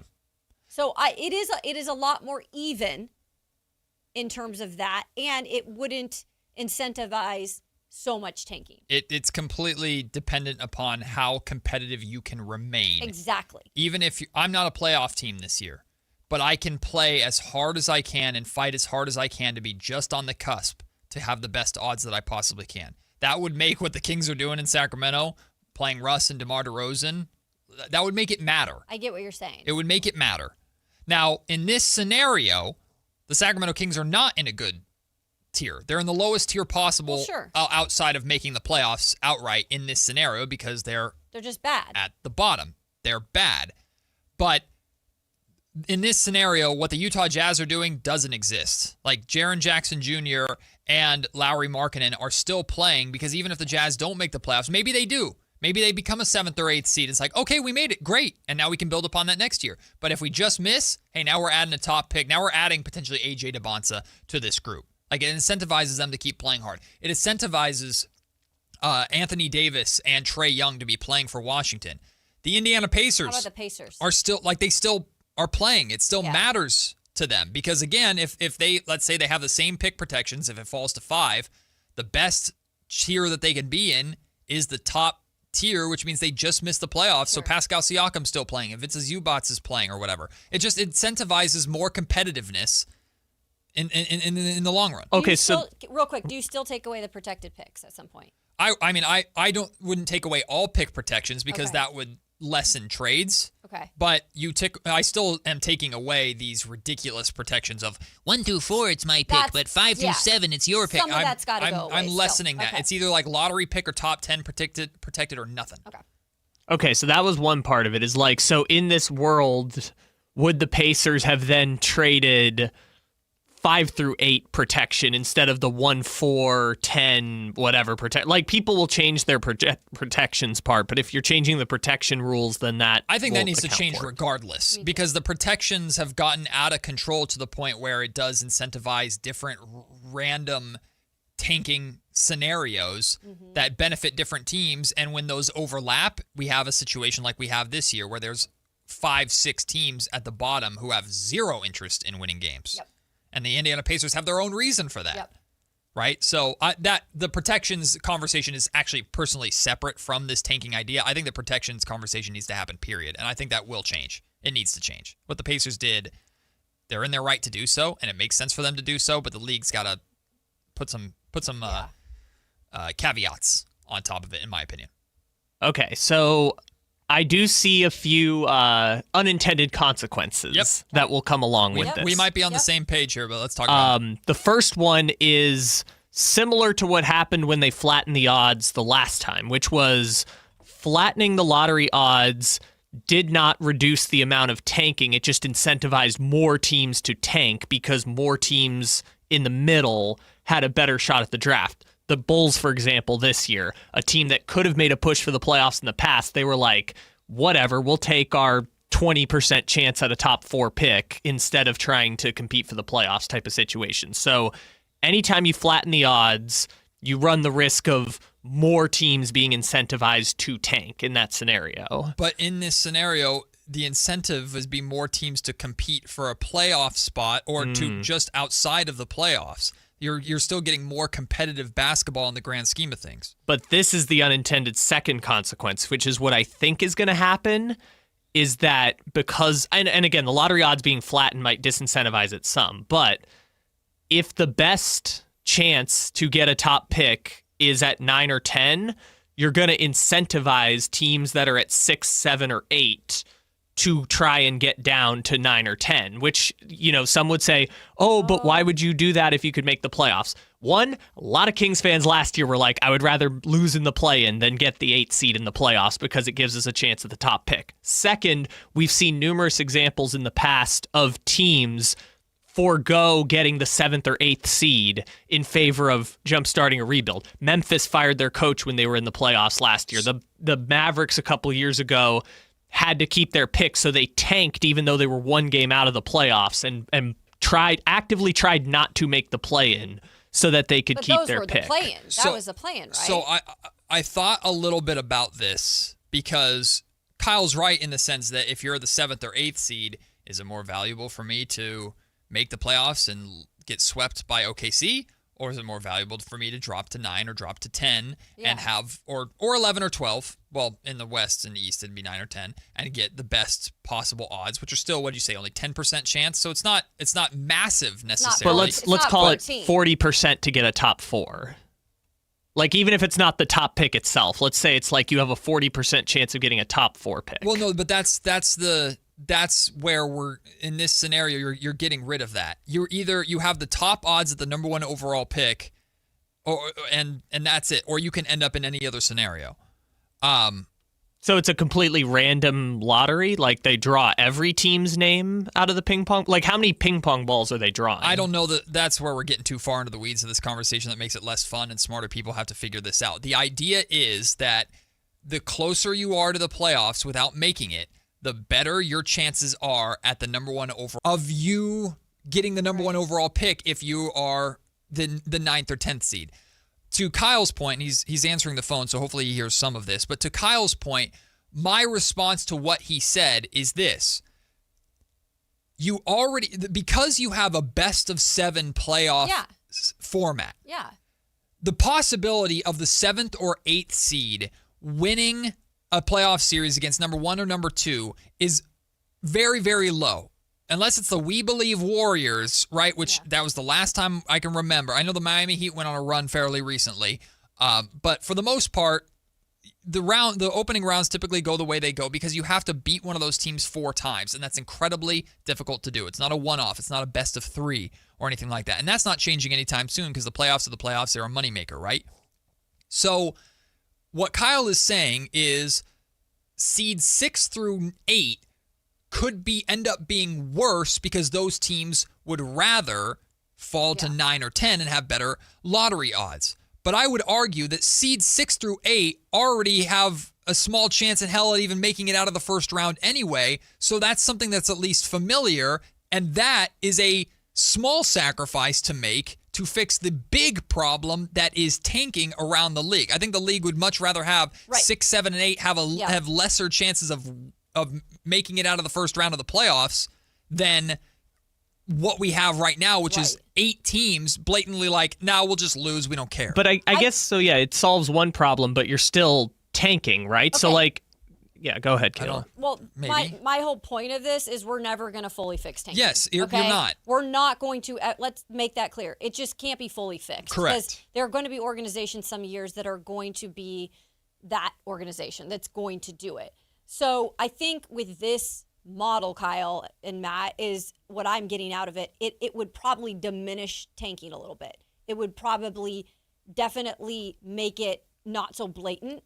Because right now what we're looking at and what we're seeing teams do, and a handful of them, is it's like there's 3 spots where you can have a 14% chance. And that's greater than this chance would be now with this current model. And it's the 3 worst spots in the league. Spots. So that's clearly just even setting a tier up of like, okay, 3 spots, go get them. Yeah. The race starts now. Tankathon starts now. That's what I'm seeing the difference with this model compared to the current model. In general, I think it fixes the problem and improves the quality of the league more than the changes hurt it. Like, Aaron Mick in the comment section, he says, like, that would be the problem. You have to incentivize the 7th and 8th spot. The incentive is you're in the freaking playoffs, and you get the increased revenue as an organization because no matter what, you're guaranteed 2 home games. And even if the Sacramento Kings were the 8th seed and got blitzed by OKC in the first round, Game 3 and Game 4 in Sacramento are going to do well sales-wise. They're going to be lit. It's going to be fun. The incentive is built into being a playoff team. It's there. Not a play-in team, a playoff team. You're there. Right. You're in it. Right. Now, you're probably going to lose in the first round, but guess what? 7 and 8 are going to lose in the first round anyway. Right. And for a coach like Doug Christie, who's all about we're going to win, we're going to be competitive, the playoffs are right there, those teams are going to be incentivized to play for that. And if the 7th or 8th seeds take a hit, if the 7th and 8th seeds end up being slightly worse or maybe even significantly worse because they'd rather be 9 or 10, but the rest of the bottom of the league is not garbage, and the number 1 and number 2 seeds are winning the first round anyway, why does it matter? I mean, even without this system, we have literally seen teams say we do not care about making the first round of the playoffs. Memphis last year, but Dallas in 2023. Somebody has to. The point is, I hear your point, Kyle, but you're focusing on 4 teams compared to 10 others that are now incentivized to play more. You are correct, but I guess my only difference from a league-wide standpoint is like, yes, the tanking part sucks, but now you're just going to have bad teams and tanking teams in the middle. So the bad teams aren't playing for draft positioning, sure, but the teams in the middle are going to try and protect the middle. Like the way the standings break down this year, Charlotte's on this incredible run right now. They've won like 2 of every 3 games for the last 2 months. But you don't think Charlotte's front office would get to a point where they're like, whoa. We maybe don't need to make the playoffs this year. Sure, but you know how you protect the middle? You have to both win and lose games, not just lose all your games. So now I have to fend. If I'm 9, I have to win enough games. I get what you're saying. To fend off all exactly these chihuahuas biting at my feet. Yep. But I have to lose enough games so that Phoenix and 8 doesn't drop down to me. There's still I am now more incentivized to win than I've ever been before, and the teams below me are very incentivized to win because they're trying to catch me. Right. It becomes harder for teams in this model to like because you said you don't want to completely fall off to the bottom. You don't want to have the bottom fall out. Yeah. So it's like at some point you got to pick or choose. But yeah, so your part is correct, and maybe this is going to be a glass half empty, glass half full thing. Is like you are correct that there will be more incentive to win than there ever is before, but there will still be incentive to lose. It's just you got to win one, lose one, win one, lose one, win one, lose one. So tanking will still exist in this scenario, which to Kayla's point, there's no way to get rid of tanking. Well, there's no way to get rid of tanking without getting rid of the draft altogether. But this just changes the incentive structure. I hear your point, so what's your solution? Because what you're saying is true, but isn't a win, a loss better than loss? We're not playing anybody, we're benching everybody, we're sitting everybody. A whole third of the league doesn't give a damn because they're trying to tank for picks. That's way better to have teams winning and losing and trying to play 500 basketball essentially for the month of March and April so that they can hold on to their spots. I just think you're going to create unintended consequences because in this scenario, you're going to have the 8 teams that are trying to do win, lose, but then you're also still going to have bad teams. But are the unintended consequences worse than the consequences of where the league is at right now?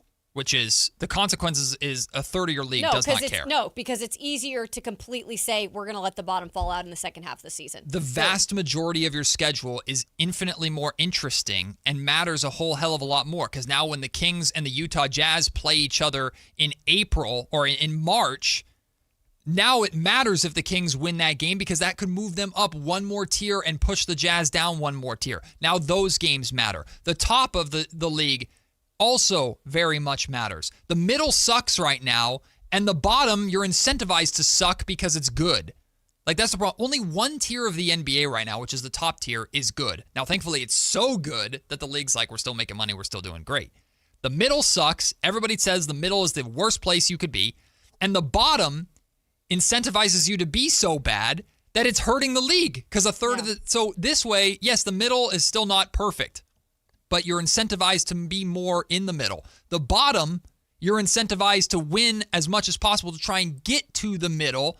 And being at the bottom, you still have a chance. It's not like you're in no. It's not like, well, I'm stuck here forever. I'll never get out. You still have a chance, but just not as good of a chance as if you were competitive. And the top of the league is still competing for NBA titles. I think honestly, if you were to really say anything about this model, it would be the teams that are just bad because they're naturally bad. And they would have a lesser, but they're still getting somewhat of a better chance than the good teams. But they're still going to play their young players at the end of the season. Like, there's going to be some level of team that just simply cannot get to the middle. So then you're going to have 8 teams in the middle that are tanking and 7 teams at the bottom that just cannot get to the middle because they just are not good enough or hurt enough or whatever the case may be. Or they're focusing on development with a purpose of winning games right now as much as possible so that you can build a group that maybe the next year is able to compete for the 9th or 10th spot or maybe make a jump to the playoffs. And there's a lot of coaches feel the exact same way that Doug Christie has. And if you were to tell me if the Kings were the 9th seed right now, maybe all of us on the radio would go, stay here, stay here, stay here, stay here. Sure. But Doug Christie's going, we're one spot out of the playoffs. I want to get those postseason games. And ownership saying, I want to get those that postseason revenue. Can I throw out one thing that the YouTube chat is saying? Yeah. And by the way, you can join us on your YouTube chat, and opinions are welcome. Aaron777 says, could you give like an incentive on extra money in a salary cap if you are a 6 or 8 seed? Potentially. I mean, that's not a bad idea. You could explore that, but no matter what, it's going to have a ripple effect of then 5 sitting there going, well, we don't have home court advantage, so why would I not just rather be 6? Other than I get to play 4. There's going to be a ripple effect no matter what. Not everybody's going to be perfectly happy, which is the point of this conversation. But this idea, in my mind, addresses the root of the issue and makes the overall league experience and product better. There are certainly holes, there are certainly issues, but it's not bad. I think it's something worth discussing. And again, get smarter people in the room to actually figure out how to make this work. But the middle of the league can't suck as much as it does. Yeah. The middle of the league is awful, and the Kings have been there far too often. They were there damn near for 20 years. So that's just my idea. I could be totally wrong. I think you're on the right track, man. We, I guess we'll put on hold, or if we can get back to it later in the show, with expansion coming, the NBA potentially getting rid of conferences and going just through a 1 through 16 seeding system. I think it's a fascinating idea. I would love to have that discussion with you and Kyle either today or at some point in the future this week. But when we come back, let's hear a little bit from George Kittle. I love when George Kittle talks, and he is going to speak on his last interactions with Brandon Ayuk as a teammate and how he sold the 49ers to Mike Evans. That's all coming up next. It's Matt and Kayla on Sactown Sports. If you owe back taxes, listen carefully to rule number 1. Never go up against the IRS alone. They're cracking down, freezing bank accounts, garnishing paychecks, canceling passports. Even your home or business could be at risk. But here's what they don't tell you. The IRS has powerful tax relief programs that could save you thousands if you qualify. That's why smart people call Optima Tax Relief, America's #1 tax resolution firm. Nobody knows these programs like the experts at Optima. Their team of tax attorneys and licensed professionals have resolved over $2 billion in tax debt for people just like you. The IRS is not stopping, so don't wait, and don't take them on alone. For tax help you need, for tax help you can trust, call Optima today for a free consultation. Call 800-343-6460. 800-343-6460. 800-343-6460. Optima Tax Relief.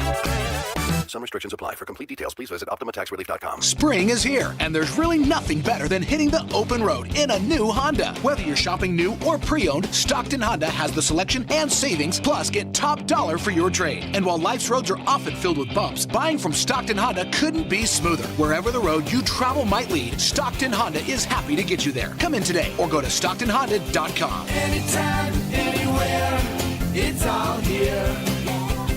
StocktonHonda.com. If you're serious about your golf game, then you need to know about Total Game Fitting at the Hagen Oaks Golf Super Shop. Whether it's the TrackMan-powered player performance studio for your best fit clubs, or the cutting-edge technology putter fitting studio, or the free Ballnamic ball fitter and 3D foot scanner, the Hagen Oaks Golf Super Shop offers you total game fitting from head to toe with equipment and apparel. Find your advantage at the Hagen Oaks Golf Super Shop with the latest offering of new golf products in Northern California. Fulton Avenue at the Cap City Freeway.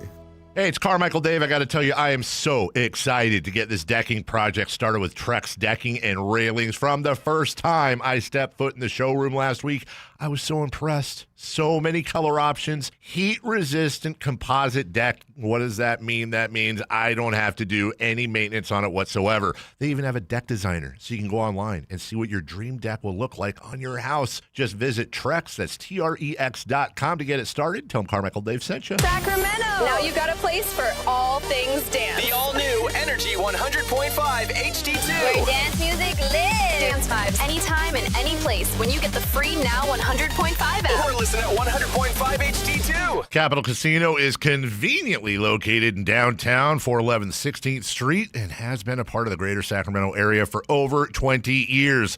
They offer the best variety of games in the region in a safe and friendly environment. And there's plenty of parking, all well lit and monitored by security. Come have a great meal at the cafe and restaurant inside. Capital Casino has the best food, the best service, and the best action. But please always remember to gamble responsibly. 1-800-GAMBLER. Tune in every Thursday, Friday, and Saturday for the Toyota Tahoe Report with Johnny Mosley and me, Elena, bringing you the latest weather conditions up at Tahoe. Brought to you by your local Toyota dealers. Toyota, let's go places. Country in the Park is back. May 8th and 9th at Cal Expo. Miranda Lambert,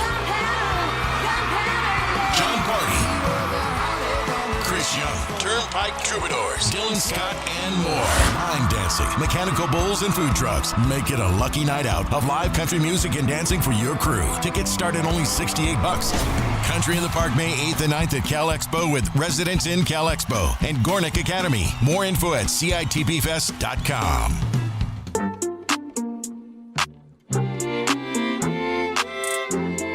Matt and Kayla on Sactown Sports 1140.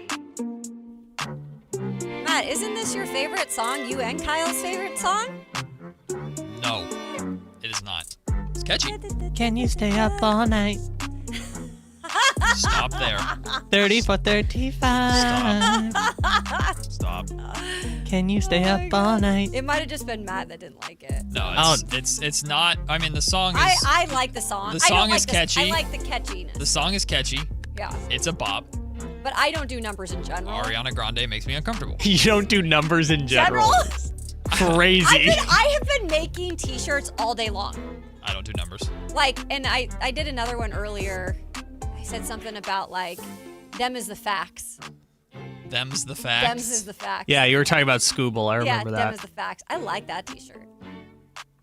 You got a side business going. I know. I need some extra money, so. I don't do numbers, but instead it's. Matt and Kayla would have a good T-shirt line. Yeah.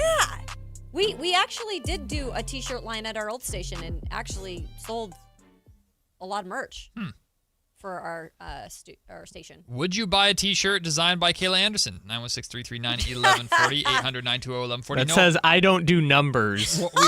I would wear that. But then it's Kayla recreating the album cover of Ariana Grande.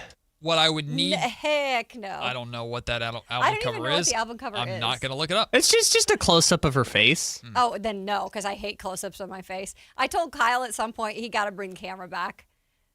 That's not bad. No, this was like our third day. Oh, and I said, zoomed? Kyle, yeah. Said back it up. I've got a fat face. So I always have. You should go look at me when I was a journalist back in the day. You would have thought I was 12 years old. I mean, I personally disagree, but it's like it's so your much baby fat on my face. Like I looked like I was a Cabbage Patch Kid when I was 20. No comment. Don't look at me. I gotta find a picture. That's called. I'm married. That's called a trap. I mean, personally, I would disagree, but Kayla, you see yourself how you see yourself. I'm not even joking, Matt. This might have been the second day of the show. Really? Yeah, I think it was day 2 or 3. Boy, I missed that. Mm-hmm. There's nothing he can do. Camera zoom in, zoom out. There's nothing he can do for me. So he just don't worry about me. Goodness. We were honestly, that doesn't surprise me because week 1 we were messing with your lighting up here. The lighting is atrocious in here, and it still does not do anybody favors. And I'm not just talking about myself. I'm talking about everybody at the station. The lighting needs to be better. Listen, there's no lighting that does me favors. No, I'm telling you, we None. can work on it. For me? Yes. The light I need is sunshine. That's the light I need. You need vitamin D. I need vitamin D. We just need a sun lamp in here. Spray that tan. Would do us I well. would never do that. I would never do a spray tan. Oh, you should. Absolutely not. We have to do hot yoga still. No. And then I'm also going to make Matt go and get a spray tan. No. Hell no. I am not doing that. Like a spray-on car wash. I ain't doing that. That would be so funny. Absolutely not. There would have to be. That's the next bet you lose. You still owe me on the hot yoga. I'm not making that bet ever. You would have to get a sponsorship by a tanning company that was paying me an exorbitant. That's a word, right? A massive amount of money. Let's get a show package. Name your price, Matt. High. Whatever you're thinking, higher. Stop zooming in on my face. I can see in my peripherals. I think you're a little delayed. I am behind. Ago. Okay, well, he was messing with it. Oh, Matt, now I'm going to do it again. Well, here's what we do. Because every time you're starting like a clothing line or a clothing company, what do you need to do? You need to get someone famous to wear that clothing, right? Okay. Do you know anyone? Picture George Kittle in a I don't do numbers there shirt. We go. What a what's it called? Segue. There we go. Great segue, Matt. Thank you. I'm lost of words. Picture George Kittle wearing a Dems the Facts t-shirt. Yes, because anytime he'd say something and he'd want to just say, well, those are the facts. Instead, by Kayla, Dems the Facts. I mean, We could partner with... Uchek's wife is a fashion maker. Okay. Partner with her. I need to send her this The stuff idea. she makes is dope, by the way. She's so good. And Kyle Juszczyk, so good husband alert. Kyle always shares on social media what she posts. Right. And I have the fashion of whatever's not fashionable. I don't know anything. You have the fashion of Teddy Rupskin. Who? I don't know what that means. Is that bad? Teddy Rupskin is a childhood teddy bear that talked, but like he just wore one outfit. I think he wore overalls. Oh. Ruxpin? Okay. Yeah, Teddy I have Rupskin. whatever Kayla said, I guess I have that fashion. I'm not fashion-y whatsoever. I don't have, This might be the meanest thing you've ever said to Matt after Googling this photo. I'll look at it during the break. Wait, why? I don't even know really what I said. The best-selling toy of 1985. See, it was the best-selling toy at least. 41 years ago. Jesus. Teddy Rupskin. So you're saying I dress like a toy from the 80s? Yeah, so let me show his outfit. I only say that because he just had the same outfit, right? So it's... Oh my God, I was spot on. This is not a good look. What do you... This might be the meanest thing you've ever said to Matt. Oh my God, I really pay tribute to I am good. At least I remembered that he wasn't fashionable.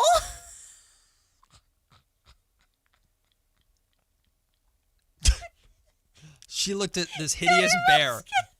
She looked at this hideous picture of a bear after comparing me to it and said, "Oh my God, I am spot on." That's the first thing she said. What the hell did I do? I'm crying. I've had a rough couple of weeks. Can I not be insulted looking like a teddy bear Look, from 1985? there's nothing Russell Westbrook could say to you that's meaner than what she just did. She said her age. Well, yeah, if you haven't figured that out by now with all my references, then you were fine.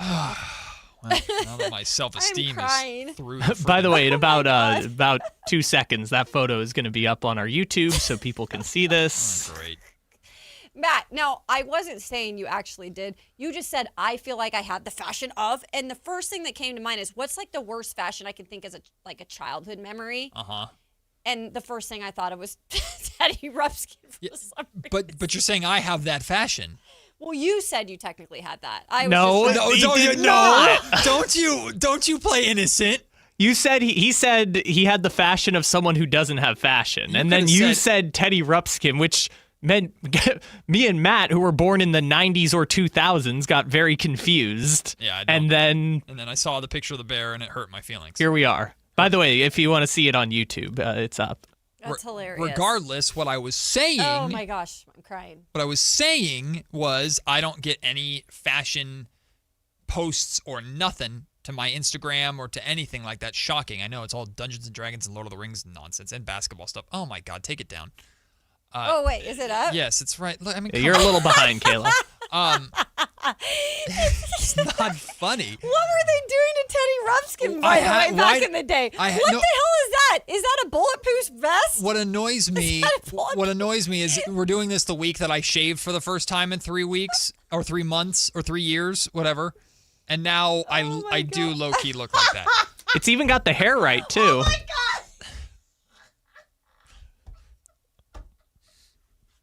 Your hair literally does look like his hair.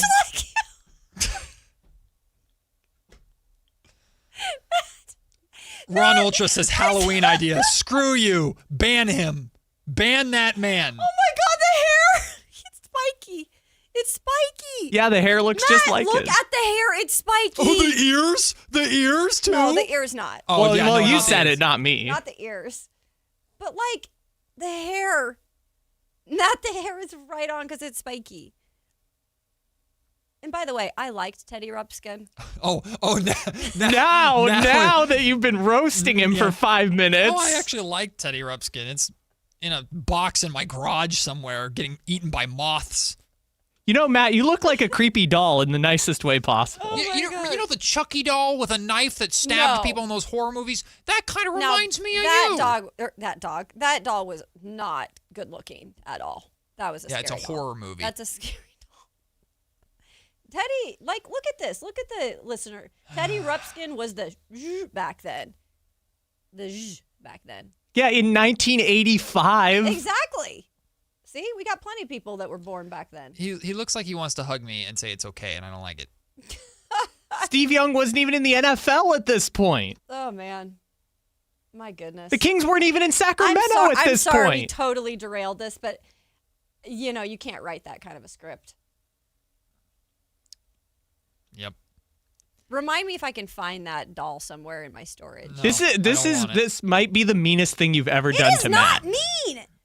It's the fact that I said I was a Cabbage Patch fat face doll. Okay? So if anybody was being mean, it was me to myself. I'm not saying what you said is the meanest thing, because what you've done now is that we have this photo for the rest of time.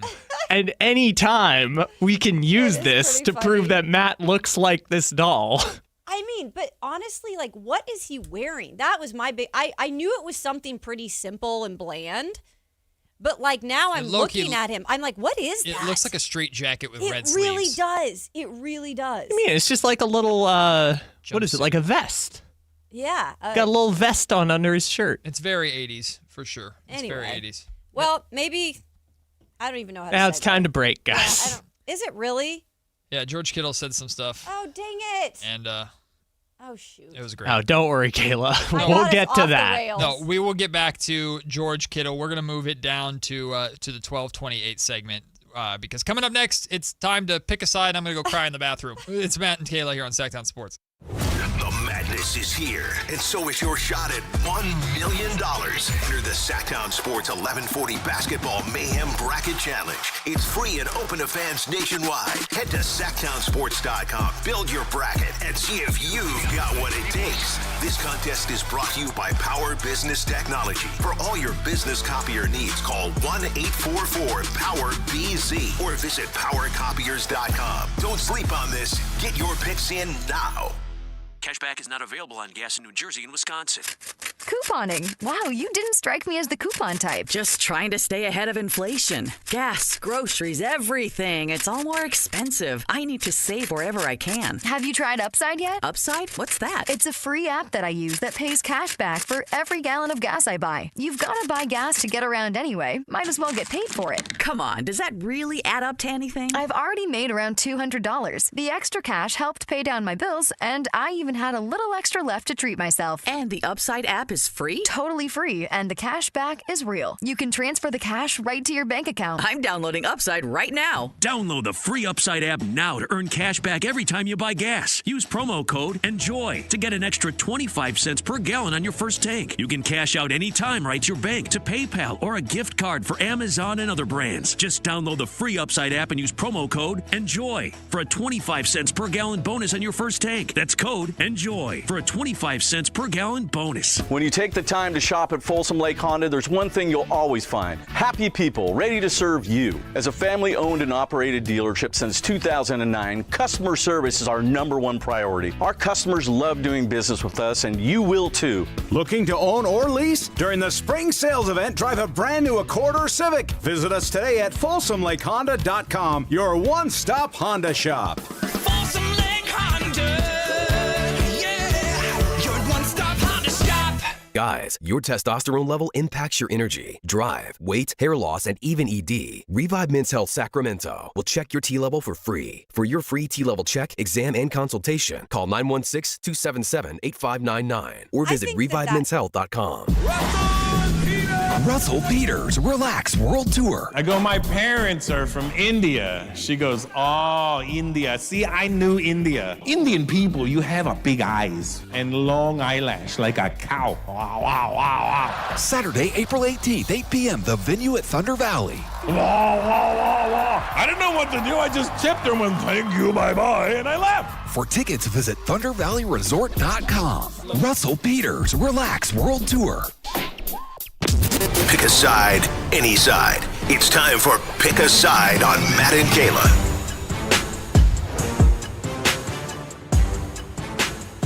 Shout out to everybody who was paying attention during the break and suddenly heard Kayla's voice. Oh my gosh, I'm on one today. There is a button, a magical button that allows us to communicate with Kyle in the other room. It's right next to the on-air button. Mm-hmm. Which button do you think Kayla hit? On air. Hey, you can enter the Sactown Sports Basketball Mayhem Bracket Challenge powered by Power Business Speaking of which, Matt, we have a sound from your folder of the worst read ever you've done during a headline you were coming back from. I don't remember that one, but we can play that in just a second. We'll play it at some point. Yeah. Let's try this again. Enter the Sactown Sports Basketball Mayhem Bracket Challenge powered by Power Business Technology for your chance at winning $1 million. That's a real number. Sign up now at SactownSports.com/contests. You have until Thursday at 8:45 to sign up and make your picks. And if you win, take me to lunch. There we go. He deserves it after Yeah. that last segment. I had fun. By the way, I did not mean that in a bad way. There are worse things that I could be than that bear. I'm sorry. I would love to be a teddy bear. I'd rather be that than Cabbage Patch Kid. It's a trap. I mean, you say that now, but you're not the one who looks like Teddy Ruxpin. I don't think he's cute. He is. The fashion sense we got to work on, Yeah, but he's the cute. fashion sense, I don't know why he needed a... He's squeezable. What's that called, jacket? Straight jacket. Straight jacket. Flak jacket. Yeah. Yeah. You could protect the president. That's right. Exactly. All right. It is time to pick a side. Kyle, take it away. Thanks, Teddy. First up, we have Steve Kerr. He won his 600th game with the Golden State Warriors. Whoa. Do we think he will finish his career in Golden State? He should. I hope he does. I mean, he's as a player, of course, iconic time with the Chicago Bulls, the point guard of Michael Jordan's teams. But his name is forever associated with the Golden State Warriors, their dynasty. Mm-hmm. It's not like up there with Steph Curry necessarily, but he's just as important to that. And I have a tremendous amount of respect for Steve Kerr. Now, he's made a lot of mistakes fairly recently in terms of this hybrid, two timeline thing that they went.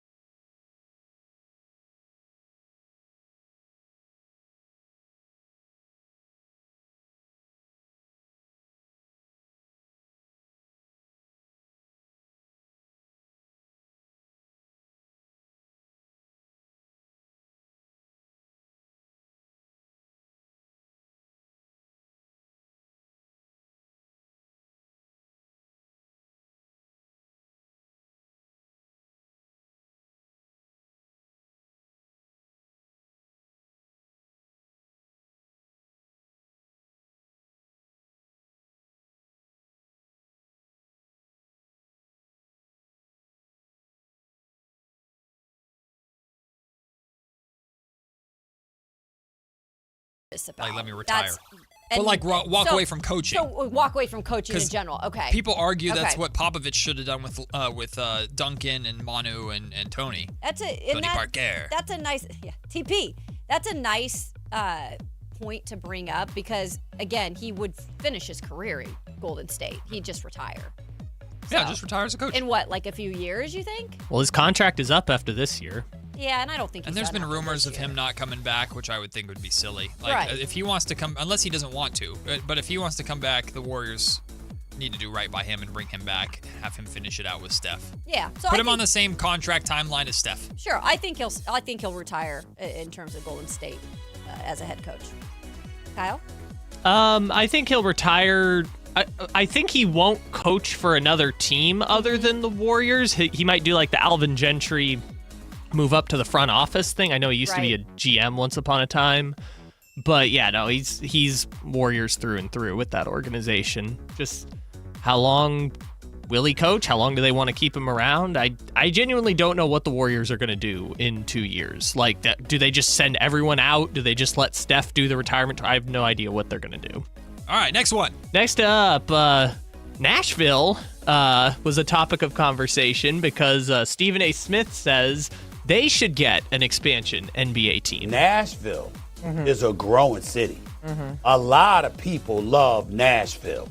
You know, obviously they're a very successful city right now. They are a thriving city in the United States of America. And so when you look at them, I'm certainly not getting on and advocating that Memphis loses a team because I don't want that to happen to that city.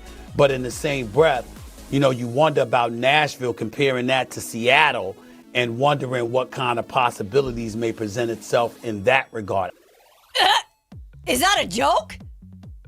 Oh, sorry. Did I vomit on air? It sounded Stephen like A. it. Smith? Like, Well, what are we talking about Kayla, here? where your loyalties lie? Should Nashville, your home of 8 years, get an NBA team or Seattle? No. I get what Stephen A. Smith was saying here, okay? He's saying Nashville's a growing city. People are moving there every single day. I think at one point when I was there, it was 100 people per day. Wow. That's a real fact. Wow. It is a hodgepodge, though, of people. So you got to understand there's people from Cali, from New York. There's not necessarily an actual Tennessee base that's as big as it once was there. Most people have grown up Atlanta Braves fans. Obviously, they have their pro teams there, though. And Memphis has the NBA. But to say that Nashville would be a better place to put an NBA franchise right now than Seattle is like, you must be smoking something, Stephen A. Smith, because Washington is associated with the sport of basketball. Yeah. Growing up there, that's what we knew was basketball. And the Sonics were also, and still are, one of the biggest brands in basketball. You still look at the Sonics as being like that yellow and green, and you're like, oh, that's the Supersonics. Yep. If Nashville down the line were to get an NBA team at some point, that's fine. I could see that. But they're just right now trying to get an MLB team. Yep. So let's leave the basketball to where it should be, and it's bringing back to Seattle. Yeah, I wholeheartedly disagree with this idea that Nashville deserves it more than Seattle, or would it be better than Seattle? That's silly. The brand is already established. The market is already established. You know that the arena, market. yeah. It's a no-brainer that the Seattle Sonics should come back. It's a no-brainer that the NBA should go to Las Vegas. It's easy. We don't have to overthink it. I know they're doing that for content, just like we do our things for content. If you want to bring an NBA team to Nashville, move the Grizzlies. Honestly, like that's what it is. Like I have no disrespect intended towards Memphis. I have not been there personally. I've heard good things. I've heard bad things. I've heard the reputation that it has. If Nashville is growing and Memphis is trending in the wrong direction in terms of like for the franchise specifically, not the city, but for the franchise, then that's your move unless you expand to 33 teams. Which that's not happening anytime soon. Right. So, but no way Nashville is getting anything over Seattle or deserves anything over Seattle. Absolutely not. Although, help me if I'm talking out of my you-know-what a little bit, Kayla, but the Grizzlies probably wouldn't work in Nashville, right? Just because of the history in Memphis? Well, yeah, and we've got people even in the chat that are in Nashville. Here's the thing, like, Memphis and Nashville, from my time down there and talking with people that are from Tennessee, like there is definitely a rivalry there. And I don't think that the league would ever let that necessarily happen. Now, Bridgestone Arena, where the Nashville Predators play, was built for an NBA team. So I will say they have the infrastructure for it. I just don't think right now, with their pursuit to bring in an MLB team, that's been ongoing for the last 6 years about. And so if they're going to get a professional team next, it's going to be an MLB team. The NBA is not on the agenda right now for Nashville. Not saying they couldn't support it, but Seattle is first and foremost before Las Vegas even. I'm with you. That's all I'm saying. I'm with you. Seattle is definitely number one. And everything that makes sense is Seattle getting an expansion team. And I'm not from Seattle, by the way. She's from Spokane. Yeah. She'll tell you. What do you call it? What do they call it again? Spokompton. Yeah, thank you. We got one more. Which one do we want to do? The football one or the chores one? Which one's the football one? I've got thoughts on this one. The Matt Leinart story. Oh, yeah, let's do it. Yeah, I have got thoughts on this. USC wants Matt Leinart to unretire his jersey because recruits keep asking for his number. Fair or foul? Okay, so I was obsessed with Matt Leinart. Yes, I was. When I was in school, so there I dated myself, aged myself again. There is no doubt about it. He was one of the best quarterbacks to play the game of college football. No doubt about it. Now, he played on an incredible team with Reggie Bush, and I mean, that team was larger than life. So to retire his number, they needed to do that. Like, he was that good in college. Now, he never amounted to anything in the NFL. That's a story for another day. But for them to go back and actually ask Matt Leinart for his number back and to quote unquote kind of unretire it to give to recruits, go kick rocks. And again, I don't even really like Matt Leinart. Like now I think he's kind of a poop head, but I'm just saying, that's ridiculous. Kyle? What are we doing here? Retired jerseys are supposed to be sacred, unbreakable traditions. Right. The point of retiring a jersey is that the jersey is now honored so that nobody can wear it. I even thought when Sabonis unretired Bob Davies from the Rochester Royals jersey with the Kings, I thought that was a little tacky, which I get it. He's been dead for a considerable amount of time, but come on. The guy's still here. You can't unretire his jersey just because, we have to get our recruits in the door. Come on. What are we? Don't retire the jersey then. I agree with both of you. A retired jersey is supposed to be sacred. It's honoring a player that came through your system. And if a recruit wants it, then the recruit should understand your history and that USC is what USC is because of the guys that came before and the names that came before. Plus, we don't need to be, a number is that important. If you're decommitting or saying I'm not going to play here because you don't have the number that I want you anyway. Even if you're a top star, I don't care. I will say USC does have a rich tradition of unretiring their jerseys. Well, they do have a lot of things that their rich tradition has that was not a good thing. Reggie Bush, O.J. Simpson. We will take the break. When we come back, it is time for the lunch break. With the Spurs in town, that means De'Aaron Fox is back. First time this season that he's here in Sacramento. What will his reception be like this time? Will it be different? The same? And we'll talk about the biggest lessons that the Kings can learn from the end of the De'Aaron Fox saga. Feel free to call in and be a part of this. I know he's still a polarizing figure 916-339-1140. You're listening to Matt and Kayla on Sactown Sports. This is the story of the one. As a safety manager at a manufacturing plant, he does everything he can to keep his coworkers safe. From finding ways to reduce risks to keeping safety supplies in stock. And for that, he relies on Grainger. Grainger offers a broad range of quality products and next-day delivery, so he can always play it safe. Call 1-800-GRAINGER, click Grainger.com, or just stop by. Grainger, for the ones who get it done.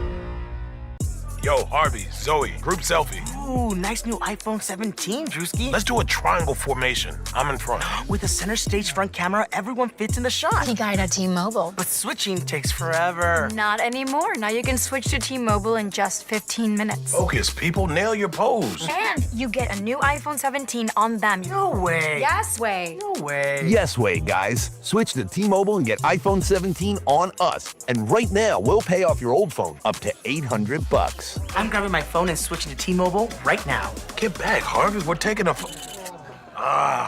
let's go again, y'all. With 24 monthly bill credits, finance agreement, 256 gigabytes, $830, eligible trade-in, example iPhone 13, and new qualifying line, $60 plus per month plan with auto pay plus taxes and fees. For well-qualified customers, plus tax and $35 device connection charge. Credits end and balance due if you pay off early or cancel. Contact us. $800 via virtual prepaid card. Card typically takes 15 days after rebate submission, no cash access, and card expires in 6 months. Check out in 15 minutes per line. Visit T-Mobile.com. My perfect day has sand, salt water, and friends.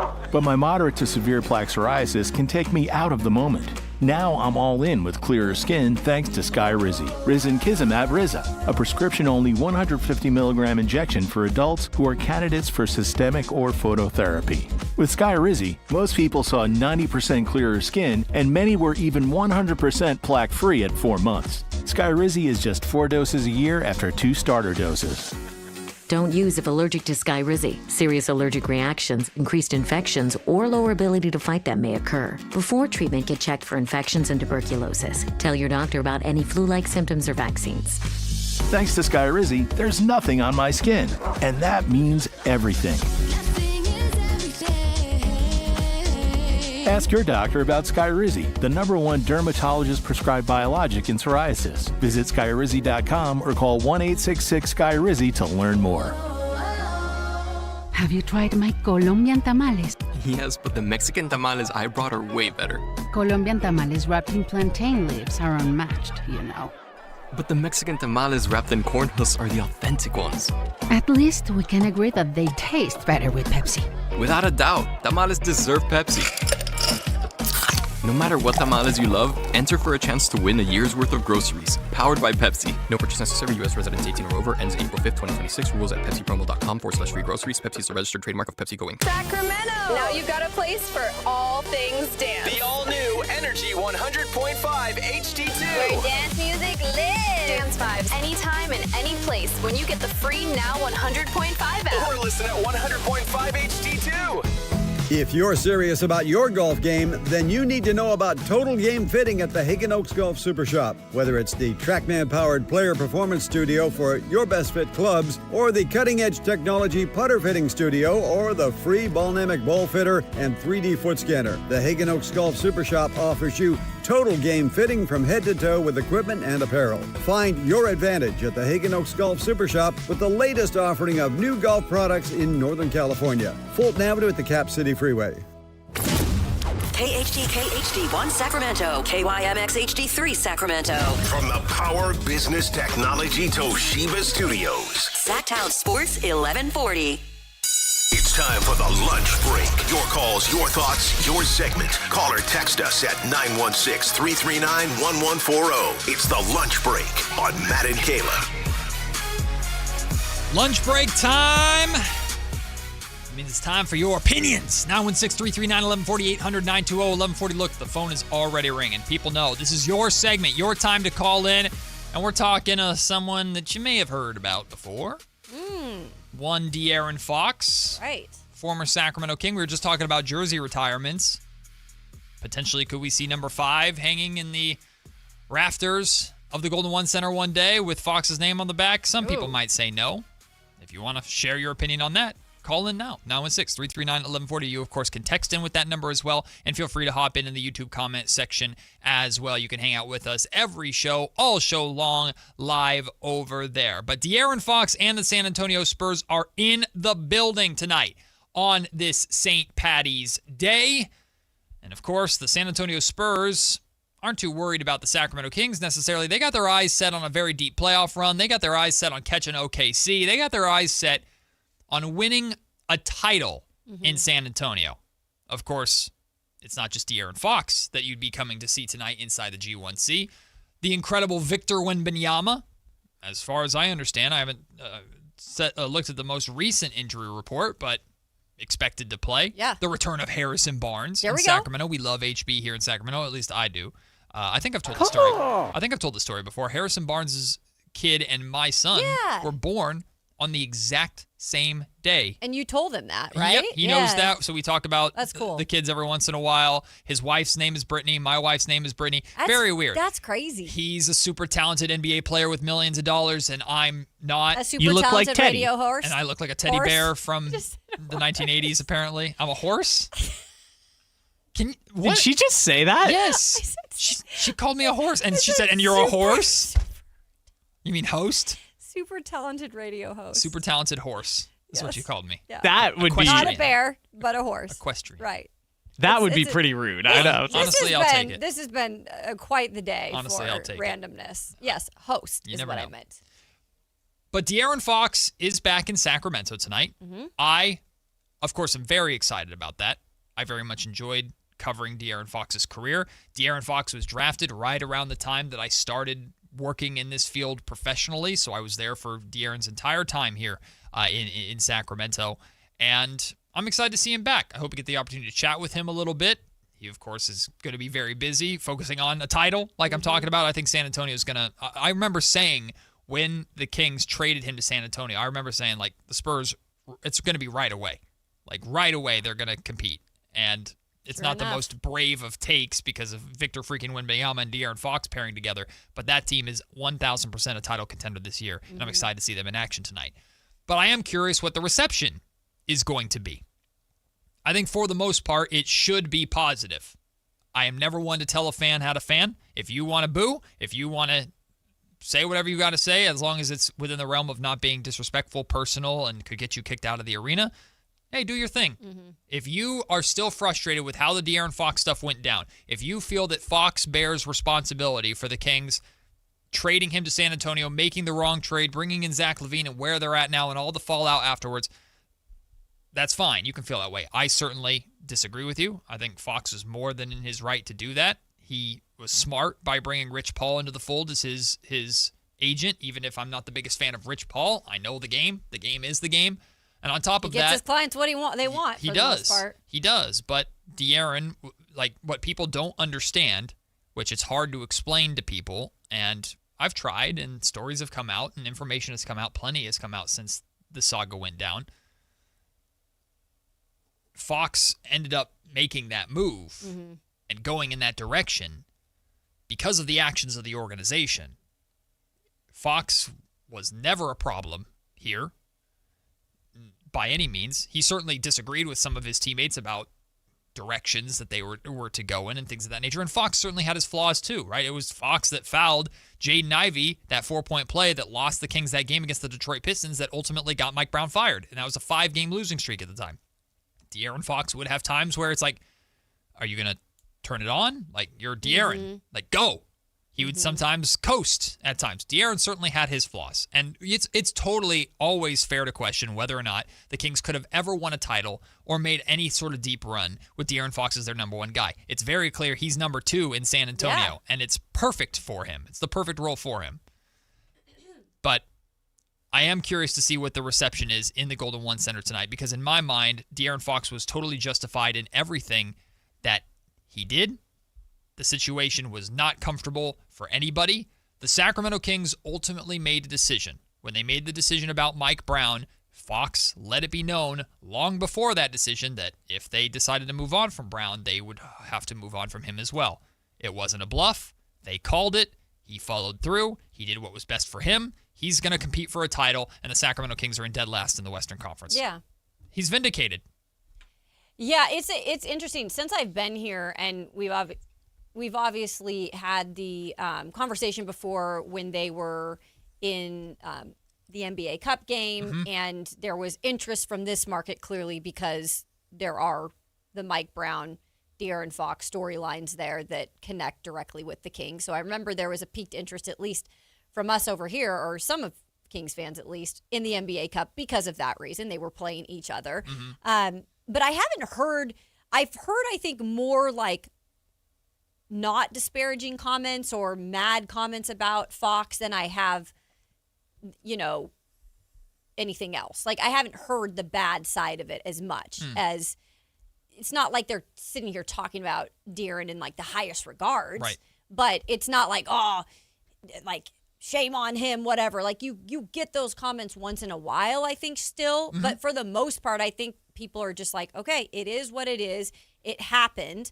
I don't even know right now if he were still here, like what would that make a complete difference with, again, the hodgepodge of talent that's here that's not working together. I think you're looking at other situations with Sacramento Kings players and thinking, however, why do when all these players leave here, they go kind of settle in and find themselves somewhere else? And I think that's an interesting question to pose too. I mean, I wholeheartedly believe if De'Aaron Fox were still here, or more importantly, the conversation is if Scott Perry had been allowed to trade De'Aaron Fox and handle the De'Aaron Fox situation, the Sacramento Kings would be 1,000 times better off than where they're at. Yes. And we don't, the past is the past. Matt, move on. The past is the past. Blah, blah, blah. I understand that. I get that. No point in just continuing to pour salt in a wound. But there are lessons to be learned from what happened. Again, I'm not saying De'Aaron Fox is the perfect player. It's not like the Kings traded Giannis Antetokounmpo. Like, I'm realistic here. I think Fox is a probably top 20 NBA player in the league right now. And I'm realistic on a really to that. good team too, by the way. And I think he's going to be a champion. I think the Spurs are going to win the title this year. Yeah. I genuinely think that. Wow. I do believe the Spurs. I'm not completely I think the off Spurs with you are on that. super deep. They play great defense. They've been a thorn in the side of the Oklahoma City Thunder. Now, they're not the favorites by any means, but I think the Spurs will win a title this year. I think if the Spurs are the best chance to get past OKC. And if the Spurs get past OKC, they will get past whatever the East has to the offer. amount of crash outs Kings fans would have if 40% of the Beam Team lineup won a championship. If it happens, it happens. Well, and then, of course, we all know it's going to happen primarily because of Victor Wembanyama. That's what I was going to say. But Fox is De'Aaron Fox has already been disrespected this season. People saying that it's Wemby, and Wemby's been the only one. People forget Wemby was out for damn near a month, and Fox put that team on his freaking back, including through the NBA Cup. Like, De'Aaron is a damn good player, a unbelievably talented player who, when he did play in the playoffs for the Sacramento Kings, had one of the best playoff debuts in terms of scoring in history. So again, Matt, why are you bringing up old stuff? Why are you reopening this wound? Well, because I think hopefully the lesson that needs to be learned is not from fans. It's not from Scott Perry. He had nothing to do with it. Not even from Doug Christie. It's from the guys up top. Yes. It's from ownership. It's from Vivek Ranadive. Hey, if you are a team like the Sacramento Kings and you have to trade your franchise player because of a circumstance that you created, Fox is not 100% guilt-free either. There a lot of went into what happened. A lot of it. Everybody has to look into the mirror. That's fine. But if you are a team like the Sacramento Kings, and I said this at the time, Kayla, when we knew Fox was likely going to be traded, and I was always calling for wait till the summer. Wait till the summer. Who cares about making the play-in tournament? It doesn't matter. Wait till the summer. If he wants to shut it down because he needs to get surgery on his hand or whatever because he had an injury, then do it. Let him do it. Let him sit out. Wait till the summer. Get a new general manager in here and trust them to make that decision. Because if you get this wrong, this could start a whole new playoff drought, hopefully that does not rival the one that we just got out of. Because when you're a team like the Sacramento Kings, you cannot screw up losing your franchise player or getting nothing of significance back for your franchise player. You traded De'Aaron Fox to the San Antonio Spurs, and you got nothing. Now you got the 2031 Minnesota Timberwolves pick. Maybe it turns into something, but it doesn't feel like anything right now. Maybe they can flip it, and Scott Perry can do something with that. Okay. The 2027 San Antonio Spurs pick, it's not going to be good because the Spurs are going to be still competing for a title in 2027. Sure. I haven't done this for a while, but I used to be keeping track of like the winding path of the De'Aaron Fox trade. I think now the Kings got Zach LaVine, 17 games of Jake LaRavia, 27 games of Jonas Valanciunas, half a season of Dario Saric, Nick Clifford, and the 2031 first-round pick. That is what the Sacramento Kings got, which there's an argument to be made that if they had literally just let De'Aaron Fox walk for nothing, they would have been in a better position than making that trade. The lesson to be learned is this.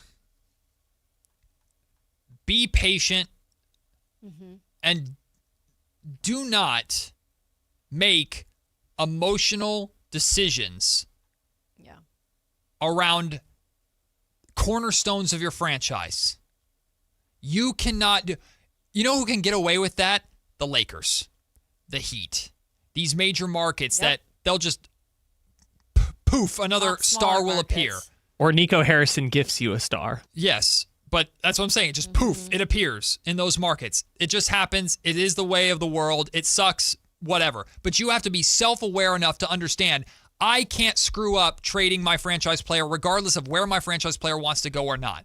I love De'Aaron Fox. I'm glad De'Aaron is in San Antonio. It was the absolute right choice for him. I'm glad he ended up there from a basketball standpoint because we're seeing the Spurs do what the Spurs are doing. I'm happy for him. The Kings were not obligated in any sort of way to send him there. Yeah. The reason why they did it is because, one, ownership wanted Zach LaVine. We've known that for a while. And two, there was this folly, short-sighted, we need to make the play-in by any means necessary approach that was dumb at the time, and it looks even worse now. Yeah. It is a decision that I am confident Scott Perry never, ever would have made. Yeah. And if he would have, then I would question if he's the right guy for the job. But I think Scott knows better. The best thing that could happen for the Sacramento Kings is you hire Scott Perry, he takes the job, and his number one job or his first task is to sit down with De'Aaron Fox, have a conversation with De'Aaron. If De'Aaron is still like, I'm out of here, I'm just not doing it, I'm not playing for another coach, I don't like this, I got surgery, send me. Then now it's on Scott Perry to see if the market is any different. Maybe it's not. I don't know, but you did not have to bow to the whim of De'Aaron in a way that completely handicapped your franchise to where now we're here. I think there was a lot going on, and this is even DeMar DeRozan saying it was a you-know-what show here. Whew. I mean, that would probably be meant from the top down. in that moment with all the stuff that was happening. And I think that there were so many probably miscommunications or not communicating directly with players and the front office and Vivek and, Monty at the time, that it was all kind of just like crisscrossing. And what I look at it as, it was almost like no one knew how to really take the reins and be like, this is what we're going to do. We're going to have to play a little hardball. We're not going to just give away Fox for free. Like, there seemed to be a lot of like 1 foot out the door in situations. Yeah. And you're right. If Scott Perry were here at that time, from what I know of Scott and how he negotiates, and I would even say this year, some of the things that he stand pat on with not trading Domantas Sabonis for just a bag of chips. Yeah. Like, those are things that make me really credit. I know he's not perfect, but credit Scott, and he is really a businessman, and he wouldn't have probably done something like that. And one thing you just have to hope for as an organization, as a fan in this organization moving forward, is that, again, the word is out that Scott Perry and ownership are on the exact same page. And to me, that means that ownership is kind of handing over a little bit more of the freedom for Perry to really make the decisions and not have to worry about the emotions of ownership. And believe me, it happens in every sport. Yep. It's a reason why the Titans were in a spot for so long. And finally, this last year, Amy Adams Strunk pretty much said, our GM has full autonomy. He is going to make, I'm stepping away from having any type of decisions or cooks in the kitchen making decisions for me to start going in the right direction. And I truly believe that is what is happening here, but we have to see it out too. 2 comments here on the comment section that I want to address. First one from Amadrock. He says, hindsight is 20/20. Dude, you must not have been listening to me when it was going on. And that's totally fine. I don't expect everybody to be listening to what I have to say. But during that time, I was very consistent. This was not a hindsight take. In the moment, I was telling you, you cannot screw this up. You cannot do this. Wait till the summer. Be patient. Yeah. Don't go for the plan. It's stupid. It's dumb. Don't make a knee-jerk reaction. You don't have to do this. I've said that consistently. You can go back. It's all on the internet. You can find all of it. It's not a hindsight is 20/20 take, and it's not just a, hey, look at me, look at me. A lot of people felt this way. A lot of people felt like this is a franchise-altering decision. This wasn't trading Tyrese Halliburton for Domantas Sabonis, and I understand that has pretty significant ramifications right now. But when you still had De'Aaron Fox here when you traded Tyrese. You traded Tyrese to go and get De'Aaron Fox a partner. That is very different from trading your cornerstone. I agree. Very different. So it's not a hindsight is 20/20 thing. That's what they should have done in real time. That's what a smart organization would have done in real time, and that's not what the Sacramento Kings did, to the surprise of very few people. Another thing, Ron Ultra says, I call Monty McNair sabotage. No. Listen. Monty McNair was following orders.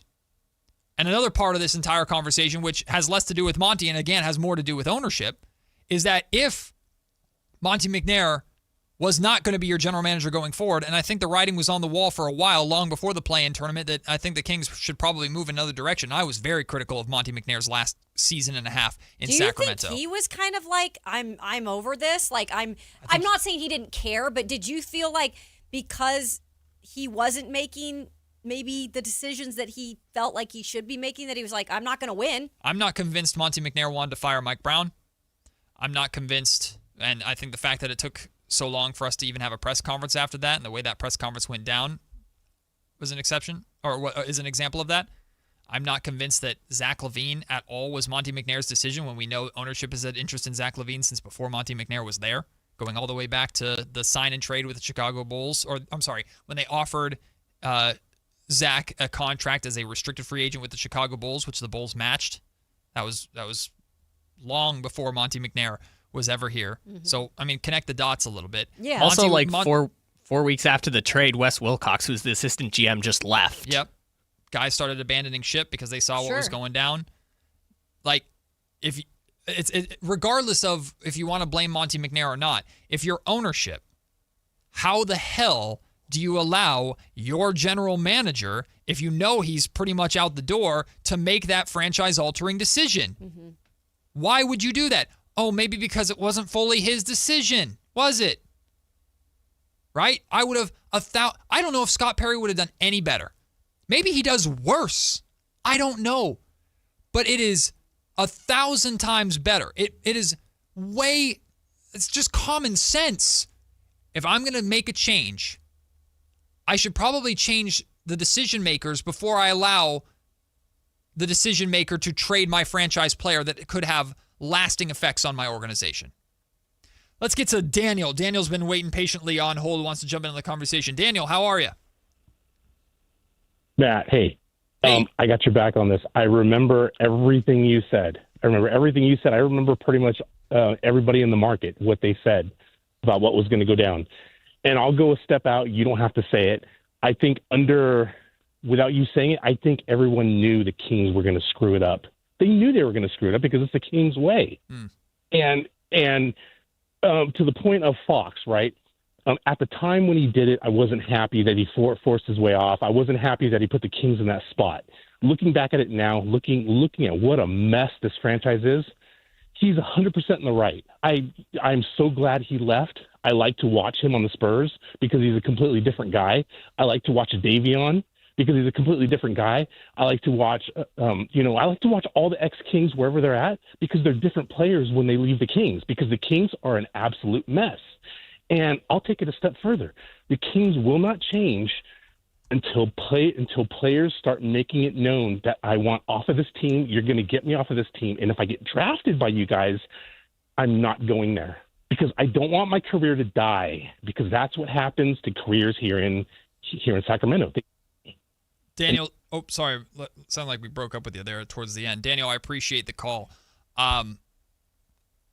Something that Daniel said in there that is true, regardless of how much of a Fox fan I am or not. De'Aaron Fox definitely put this organization in a tough spot, and that's what a lot of fans can't forgive.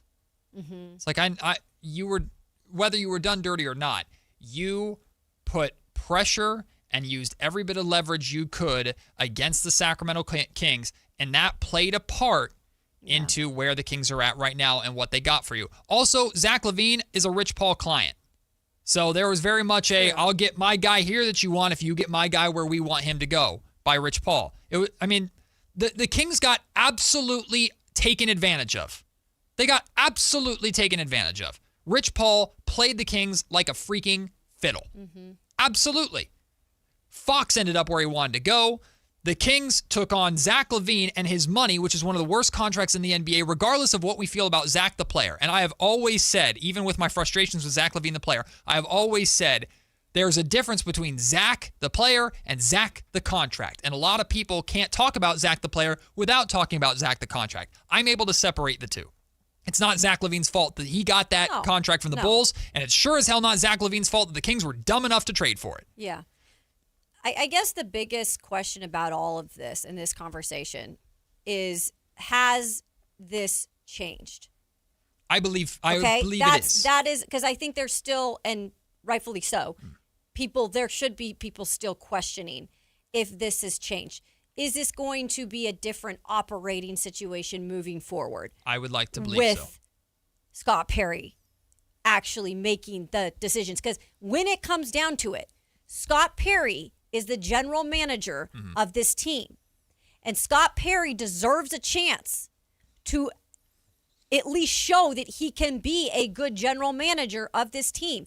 And for him right now, he's in a hard spot because he's entering year one with a mess to clean up. And the mess on aisle 3, 4, 5, 6, 7 is not going to be cleaned up in 20 minutes. Right. Okay? So keep that in mind. Right. Because I get how fans are frustrated with what has happened at the top for a long, long, long time. But we are under the impression that that has shifted and that Scott will have the ability to make the decisions that he needs to make as a businessman and as a general manager. But I get that fans are still hesitant to fully be in on that until they actually see it for themselves. I understand all the frustration that I've been seeing towards my content and my commentary with the amount of negativity to it. On one hand, what do you want me to be positive about with the way that the last year and a half, almost 2 years have gone? But on the other hand, truly, to your point, Kayla, truly, the wound has not healed. No. It won't heal for a while. But I do believe in Scott Perry. I've had conversations with Scott on the record, off the record. I believe in his vision. I remember after his press conference, the first time his introductory press conference, feeling really good about the hire. At the time, I was a little nervous about it. I felt really good about it afterwards. I do believe in Scott Perry. I have hope, faith for the future that I put in Scott Perry. Scott still has a lot of work to do, though, to even have a chance to live up to those expectations, right? I know the conversation is primarily negative. Y'all, it's a 18-51 season right now with De'Aaron Fox thriving and Mike Brown thriving. It's raw. It's hard. It's real. It doesn't go away over time. And I understand if it's frustrating for people to listen to. I hear you, and I apologize about that. I genuinely do. It's not fun to be negative all the time. It really is not. I love this team. I love this franchise. I hate talking about this all the time. But my intention is to acknowledge what happened and make it so that it's so understandable and so loud that it does not ever happen again. It can't happen again. If the Kings are lucky enough to draft a new franchise star, whoever it is, and 7 years from now, that star is unhappy for whatever reason, right? This can't happen again. Because if it does... Not to that level. Yeah. So... But I appreciate everybody's commentary. Really quick, Sactown Sports is giving you a chance all week long to win a pair of tickets to the Sacramento River Cats on opening night, their game against the El Paso Chihuahuas. That's the cat. On Friday, March 27th. Listen for the code word at 8 o'clock, noon, and 4 o'clock, and text it at 916-339-1140 for your chance to win. Our code word today is BALL. B-A-L-L. Ball. Text BALL to 916-339-1140, again, for your chance to win a pair of tickets to see the River Cats versus the El Paso Chihuahuas on opening night, Friday, March 27th. We'll take the break. When we come back, finally we'll hear what George Kittle had to say.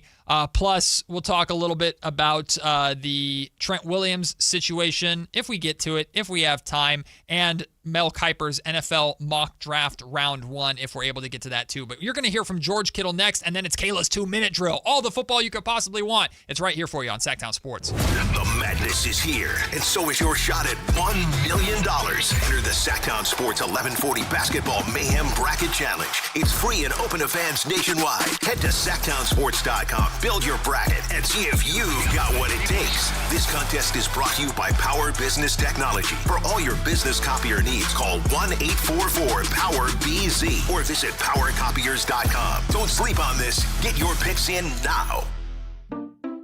At Fisher Investments, we may seem like other money managers, but we're different. Are you really that different than the rest of us? We are. As a fiduciary, we always focus on what's best for our clients.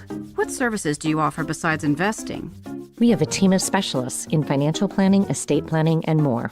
Your clients rely on you for all that? Yes, we ensure clients receive unparalleled service at every step of the relationship. Okay, but you still sell commission-based products, right? No, because we believe that's a conflict of interest. We prioritize service over sales goals. So, then how do your fees work? We have a simple and transparent fee that's a percentage of our clients' portfolios. So we do better when our clients do better. Wow, we're more different than I thought. At Fisher Investments, we're clearly different. Learn more at FisherInvestments.com. Investing in securities involves the risk of loss. Hey, it's Carmichael Dave. I got to tell you, I am so excited to get this decking project started with Trex Decking and Railings. From the first time I stepped foot in the showroom last week, I was so impressed. So many color options. Heat-resistant composite deck. What does that mean? That means I don't have to do any maintenance on it whatsoever. They even have a deck designer, so you can go online and see what your dream deck will look like on your house. Just visit Trex, that's Trex.com to get it started. Tell them Carmichael Dave sent you. Capital Casino is conveniently located in downtown, 411 16th Street, and has been a part of the greater Sacramento area for over 20 years. They offer the best variety of games in the region in a safe and friendly environment. And there's plenty of parking, all well lit and monitored by security. Come have a great meal at the cafe and restaurant inside. Capital Casino has the best food, the best service, and the best action. But please always remember to gamble responsibly. 1-800-GAMBLER. Guys, did you know your testosterone affects everything in your system, including how you feel and perform every day? Right now, Revive Men's Health Sacramento will check your testosterone for free. Knowing your T levels is the first step in understanding if you have low T. Your testosterone level impacts your energy, libido, sleep, weight, hair loss, mood, and even ED. Maintaining an appropriate T level can change your whole life. Most men start to see changes in their hormone levels in their 30s. Experience and results matter. So what are you waiting for? Get your T levels checked today by local, experienced, and trusted men's health experts. They've helped thousands of men since 2011. They're so confident they can help you, they even guarantee it. Call Revive today and schedule your free testosterone test, free exam, and free consultation. Call Revive Men's Health at 916-277-8599. That's 916-277-8599. Or visit ReviveMen'sHealth.com.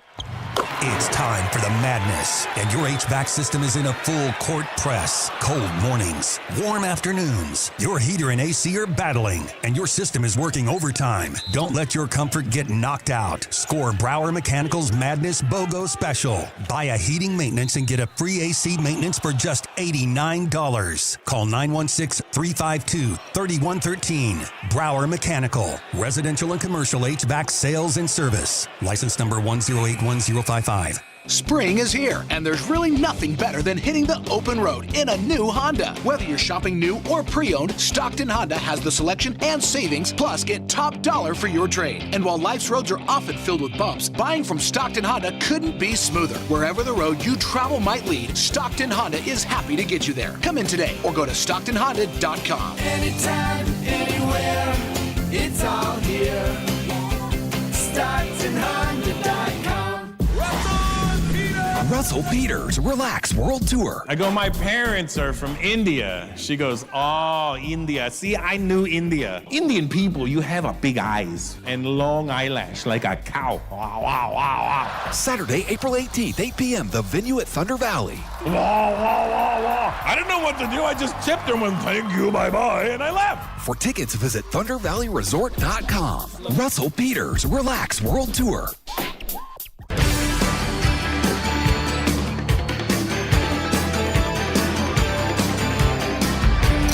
2 p.m. Matt and Kayla on Sactown Sports 1140.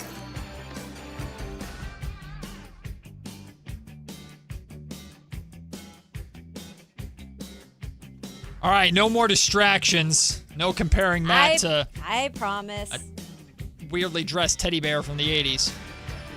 We got to hear from George Kittle. Definitely looks like. We got to hear from George Kittle, dang it. Yeah.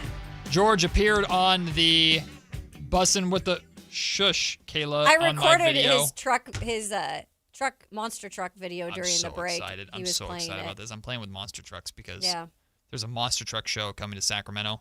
Yeah. Hot Wheels monster truck show Let's coming go. to Sacramento. I'm very excited. By the way, Matt acting his ass off in that commercial. Great job. What do you mean acting? It I'm was excited. very good. I thought my part was very good once I got it down. Yeah, it was one line. I had We- one line, we but kinda screwed it up, but I hit it. We got there. Mm-hmm. But yeah, I'm very excited. Hot Wheels monster truck event at Cal Expo this weekend. Yeah. My son is gassed. Pumped. He's I very bet. excited. Very cool. George Kittle was on a episode of the Bussin' with the Boys podcast, and he spoke about a number of things. One of the things that he talked about was his last moments as a teammate with Brandon Ayuk before all the chaos went down. It's Matt George. That's me. That is Okay. It is me. That is on me. That is me. It's Bussin' with Matt George. It hit the wrong button. Let's try again. Do that again. George Kittle talks about his last moments with Brandon Ayuk when they were teammates. Ayuk? What's the deal, man? Oh. Let's see. Speak totally freely, uninhibited. Uninhibited. No one's listening to the show. No one's listening to the show. Driving by stadiums at 98 miles an hour. Yeah, I don't know about that. The last time I saw Ayuk was because he was kind of at training camp, kind of not. And then he was like in and out of the building throughout like those first couple weeks. And I started going out to like see him like in the weight room because he didn't go into the locker room or the training room anymore. So he would just go to the weight room to do his rehab. And was this like a holdout thing he was doing? No, this was this past year. Like he was under contract. This was the year after. This was this past season. So there was no holdout or anything like that. And I just got there and talked to him because like didn't go to meetings or anything like that. And so I was like, just talk to him, like, hey, let him know that, hey, I'm your guy. Like, just let him know I love you. And then literally, like, I started doing that call week 6. I don't really know what week it was. And then literally a week later, that story came out, like all the crazy stuff. And then I didn't see him again. Really? Yeah. So like, I don't like, that's not something I bring up to like John Lynch and Kyle Shanahan very often. I like that's on you guys. And I just try to be there for the players if there's something going on. Cause you know, like you always want to be there for the boys, but like, I don't know. Like, I don't know. I don't know what's going on with Brandon. Like, I don't know what he's thinking about or, you know, what he's thinking. So I really have no idea. So George is very much a locker room leader there in terms of a guy that obviously everybody respects, everybody talks to, but clearly something went down or there was a disconnect to a level that Ayuk didn't just dip, like he dipped, right? Yeah. Like he completely got away. I can't remember if it was there in the clip or not, but George also shared that, I think it was in that clip where Ayuk reached out to him when he got injured. Yeah, that was in the clip. Mm-hmm. Oh, sorry, it was in the clip, but part of the podcast he did say that when George got injured, Brandon Ayuk texted George saying, "I'm thinking about you, hope you're okay," and everything like that. So it's not like a bad blood thing or anything like that. Right. But it's just such a weird situation, Kayla, this Brandon Ayuk saga in Santa Clara. Look, Brandon Ayuk, and you're going to get players in the NFL that isolate themselves sometimes.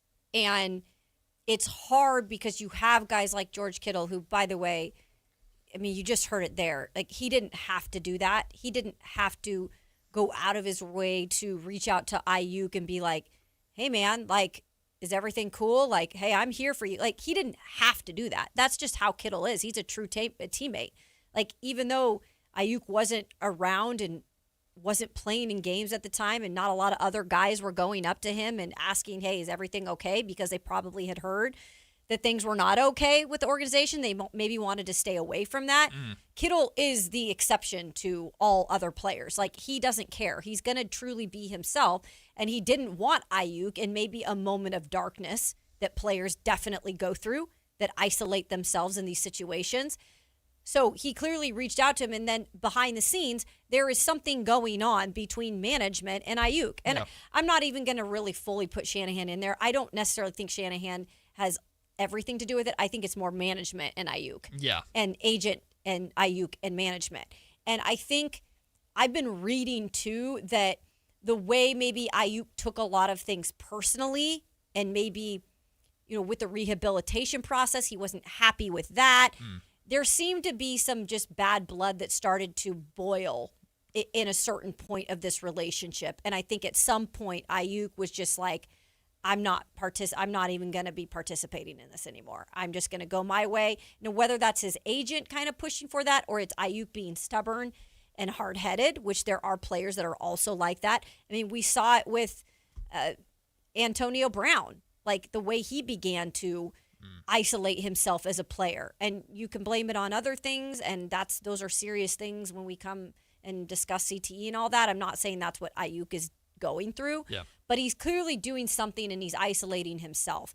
And I think what right now the Niners are doing, which I'm not saying this is fully, you know, the right thing to do, but I think in a way they're trying to teach him a lesson on this is not how you negotiate and you treat your team that is trying to give you a chance. Yeah.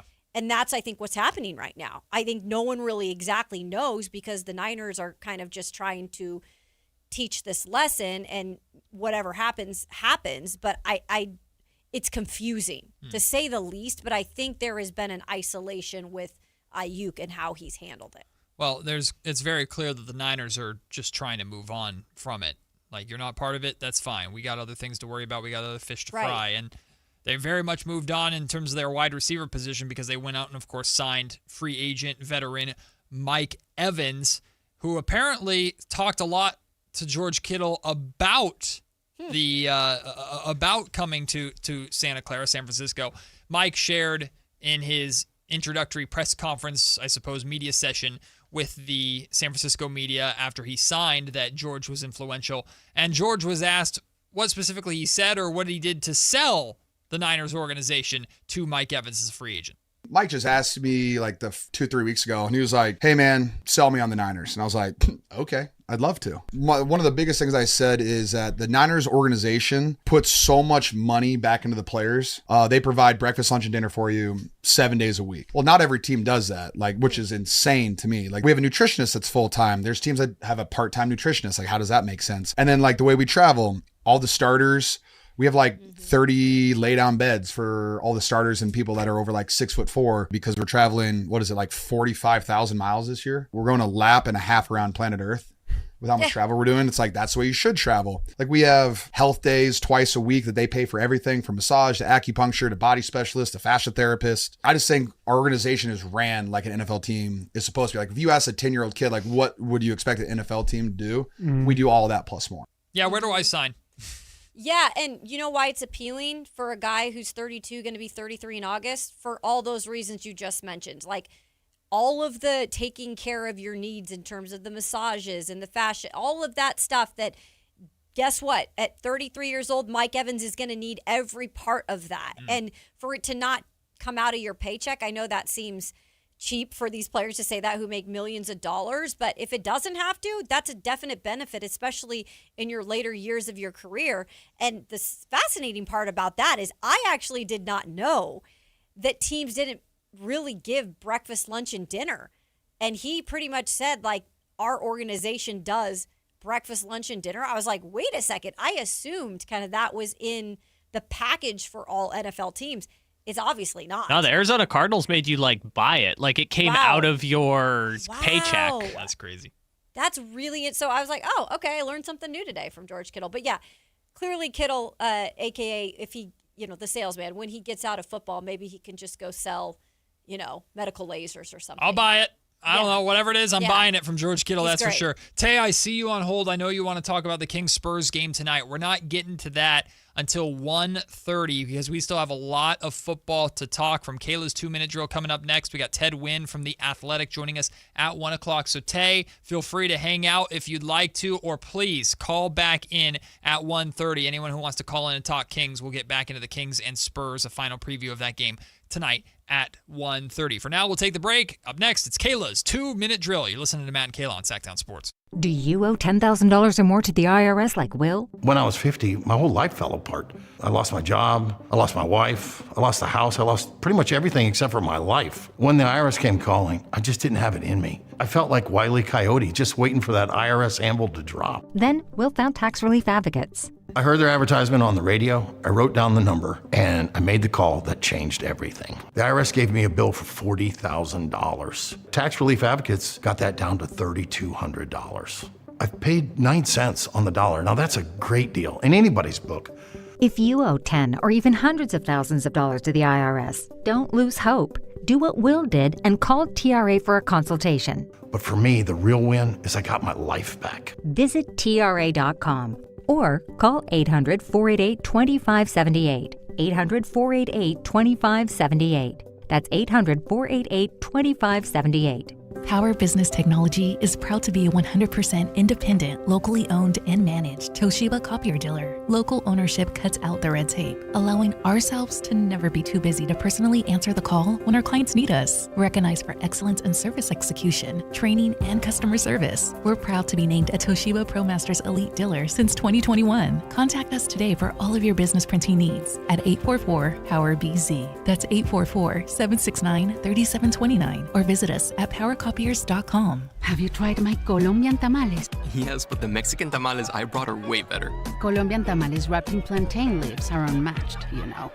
But the Mexican tamales wrapped in corn husks are the authentic ones. At least we can agree that they taste better with Pepsi. Without a doubt, tamales deserve Pepsi. No matter what tamales you love, enter for a chance to win a year's worth of groceries. Powered by Pepsi. No purchase necessary. U.S. residents 18 or over. Ends April 5th, 2026. Rules at PepsiPromo.com/free groceries. Pepsi is a registered trademark of Pepsi Going. You ever notice how the other guys scream about massive discounts on their Dodge, Chrysler, or Jeep Ram vehicles? Then you get to the fine print and boom, another $5,200 in mandatory ads. At Hoblet, we don't insult your intelligence. The price you see is the price you pay. No mystery add-ons, no bait and switch. No gotcha when you sit down to buy. Hoblet, family owned for 77 years. Transparency, straightforward pricing, Buy it right, buy it at Hoblet.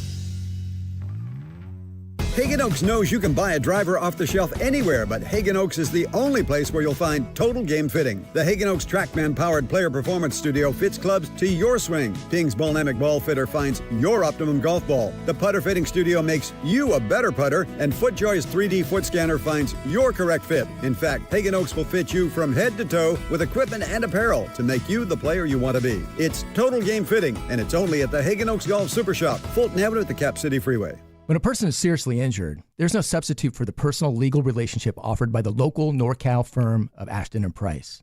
From the first attorney meeting, every important decision is made with a direct consultation with, and I can't believe I have to say this, a real, live, experienced, flesh and blood local attorney. It's called Home Court Advantage for a reason.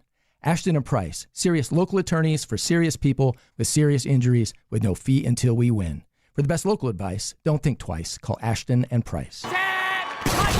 It's time for the 2-minute drill. Kayla Anderson has the ball, and she's taking us around the world of football. It's Kayla's 2-minute drill on Matt and Kayla.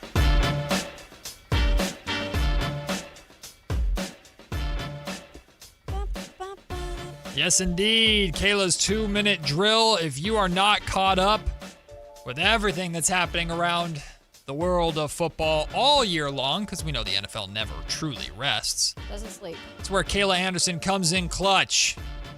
Kayla Anderson's 2-minute drill starts now. Hit the biggest that football music. stories. Take it away, Kayla. That is right. Ah, that music. Love it.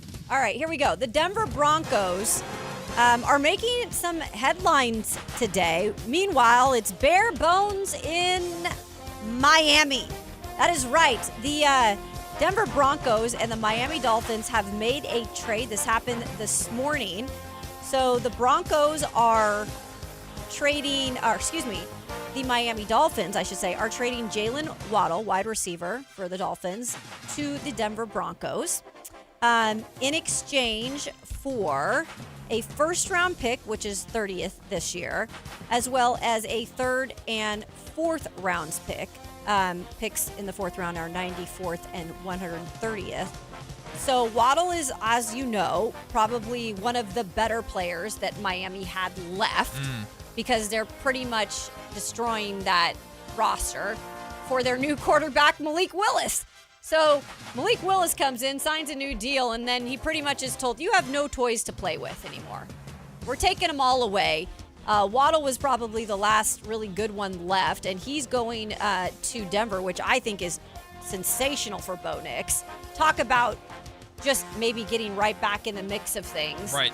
With adding a weapon for Bo Nix, and a fast one at that. He's 27 years old, so still has some good years left in him.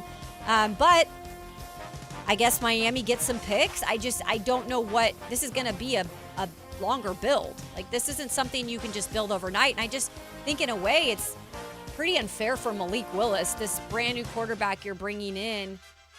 They're kind of setting him up to fail. Yeah, but Malik has to know what he signed up for, right? I don't know if he knew that they were going to trade Waddle. Even so, like, you're going to an organization in the Miami Dolphins that is not trending in the right direction. We know what the Dolphins are trying to do, or at least we believe we know what the Dolphins are trying to do. And I'm not saying Malik Willis has to expect or accept the fact that he is a placeholder quarterback. To him, this is his opportunity, and he's going to make the most of it.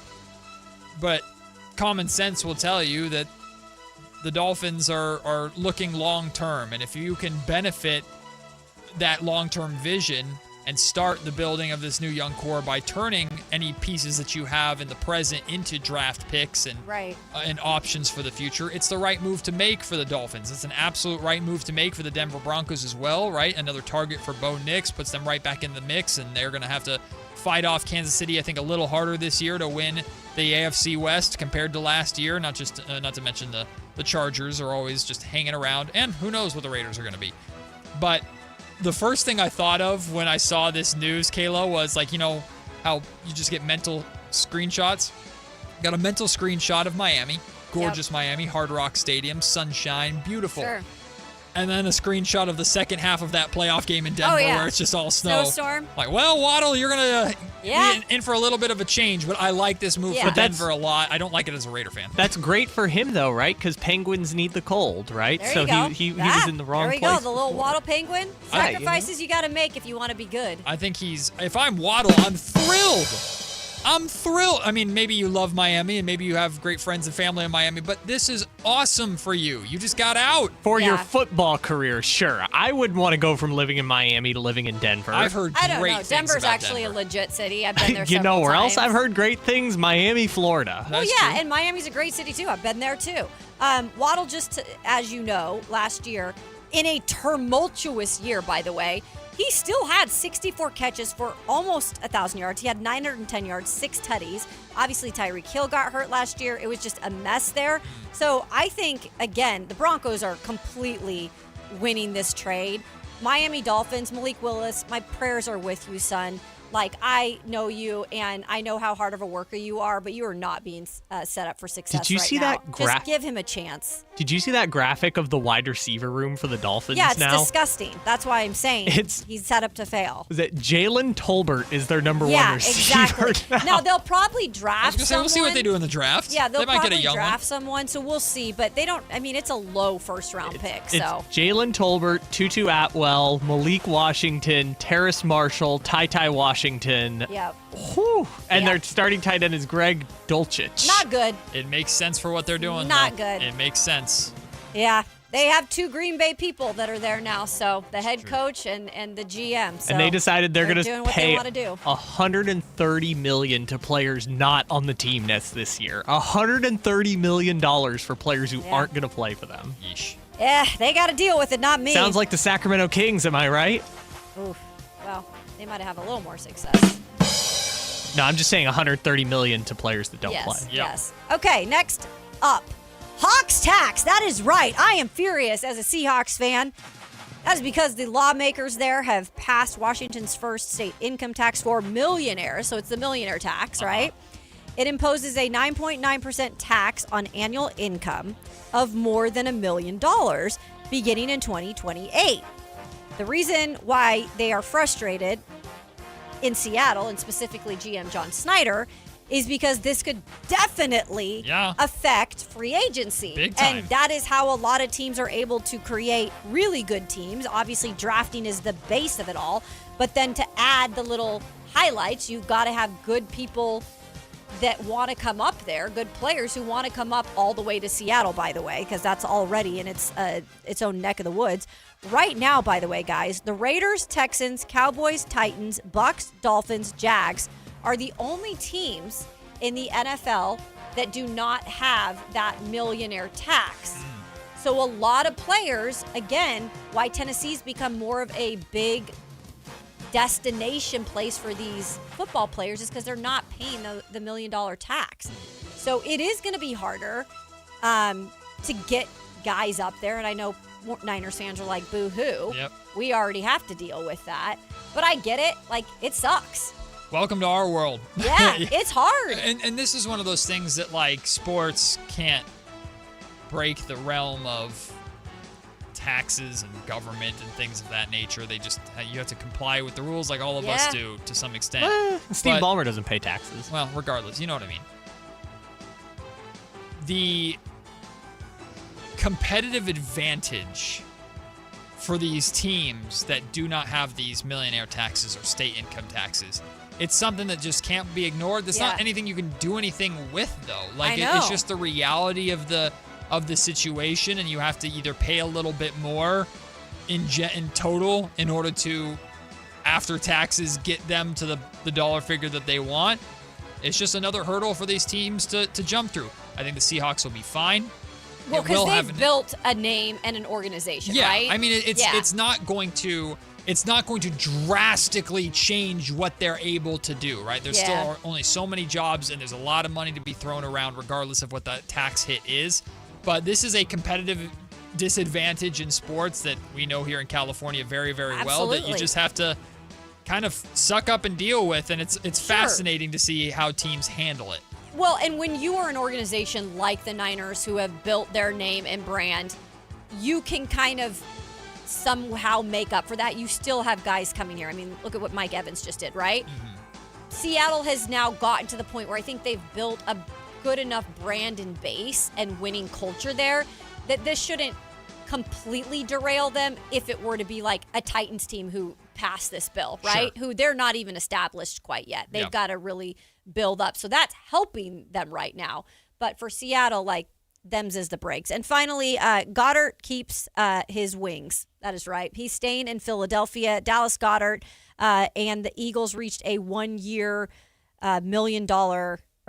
one-year agreement, I should say, worth $17 million. I was going to say. Yeah, sorry. What a deal. $17 million. The big question there, and they just signed Hollywood Brown, I believe, too. Right? If I'm mistaken, you got it. They just signed Hollywood Brown, but the biggest question is like, is AJ Brown going to stay there? That I still think is a question to be had, because if they let go of him before June 1st, the Eagles would have to incur a $40 million cap hit. Oof. If they wait till post June 1st, then they would only have to endure a $20 million cap hit, which is huge. I just don't think AJ is staying in Philly. There's something going on there behind the scenes. There has been for the past 2 years.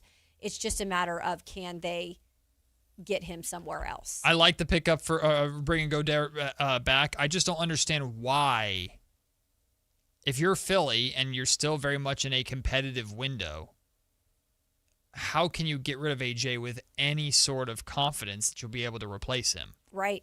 It's like, it's just a classic leverage situation where, if, in my mind, like Philly, it's your position that you're in, right? Like, you put yourself in this position, right? Completely. Figure it out with AJ, or find a way to turn AJ into something probably not better, but something of equal impact to a team that's trying to be right back in the NFC Championship and Super Bowl picture. So we'll see how that plays out. Maybe we'll ask Ted Wynn about it. Coming up next, Ted Wynn of The Athletic. He is a football savant, to say the absolute least. He joins us for the next half an hour to talk all things happening around the NFL, including, of course, the San Francisco 49ers and more. Ted Wynn joins us next on the Matt Kayla Show here on Sactown Sports. This is the story of the one. As a safety manager at a manufacturing plant, he does everything he can to keep his coworkers safe. From finding ways to reduce risks to keeping safety supplies in stock. And for that, he relies on Grainger. Grainger offers a broad range of quality products and next-day delivery, so he can always play it safe. Call 1-800-GRAINGER, click Grainger.com, or just stop by. Grainger, for the ones who get it done. Are your moderate to severe Crohn's disease or ulcerative colitis symptoms keeping you from the action? Skyrizi, risankizumab Riza, could help you get back to the game. Skyrizi is proven to help people feel significant symptom relief, achieve remission, and visibly improve damage of the intestinal lining. Skyrizi is a prescription injection medicine for adults. Don't use if allergic to Skyrizi. Serious allergic reactions, increased infections, or lower ability to fight them may occur.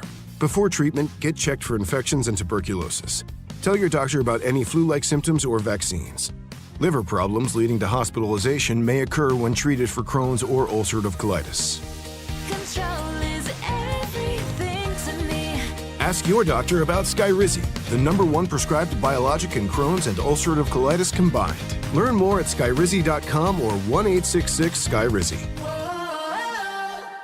Sacramento! Now you've got a place for all things dance. The all-new Energy 100.5 HD2. Where dance music lives. Dance vibes anytime and any place when you get the free Now 100.5 app. Or listen at 100.5 HD2. Hagen Oaks knows you can buy a driver off the shelf anywhere, but Hagen Oaks is the only place where you'll find total game fitting. The Hagen Oaks TrackMan-powered player performance studio fits clubs to your swing. Ping's Ballnamic Ball Fitter finds your optimum golf ball. The putter fitting studio makes you a better putter, and FootJoy's 3D foot scanner finds your correct fit. In fact, Hagen Oaks will fit you from head to toe with equipment and apparel to make you the player you want to be. It's total game fitting, and it's only at the Hagen Oaks Golf Super Shop, Fulton Avenue at the Cap City Freeway. Guys, did you know your testosterone level impacts your energy, libido, sleep, weight, hair loss, mood, and even ED? And right now, Revive Men's Health Sacramento will check your testosterone for free. They've helped thousands of men since 2011 feel and perform better. They're so confident they can help you, they even guarantee it. Schedule your free testosterone test, exam, and consultation today. Call 916-277-8599. That's 916-277-8599. Or visit ReviveMen'sHealth.com.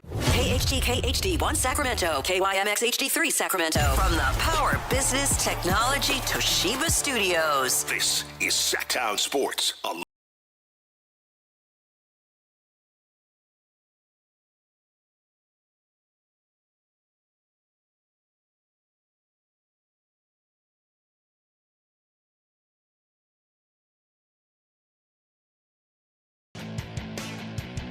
I've been looking forward to this conversation for a while.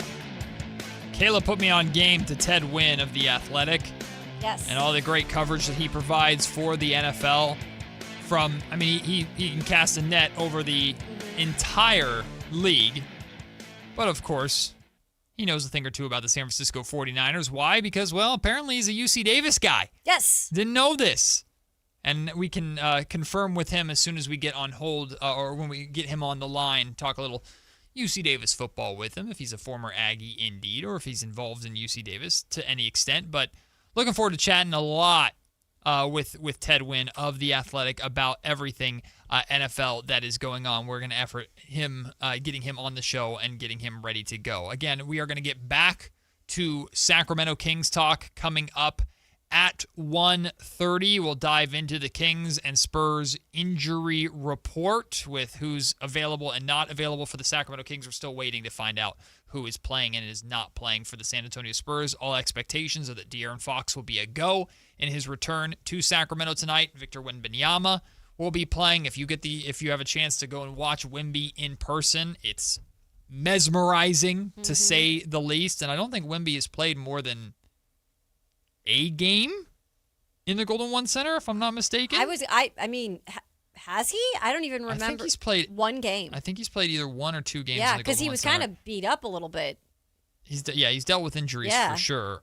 He did not play when De'Aaron Fox and the Spurs played here last year after the Fox trade, when the Kings beat the brakes off the Spurs in that game. So we will wait and see for full confirmation on if Wemby is playing or not, but the expectation is that he will. Of course, the return of Harrison Barnes. Again, we'll get all back into Kings talk coming up at 1:30. While we wait for Ted, Kayla, getting back into the 49ers conversation a little bit, the fact that everything is so quiet on the Trent Williams front, to me, I think speaks volumes in a way.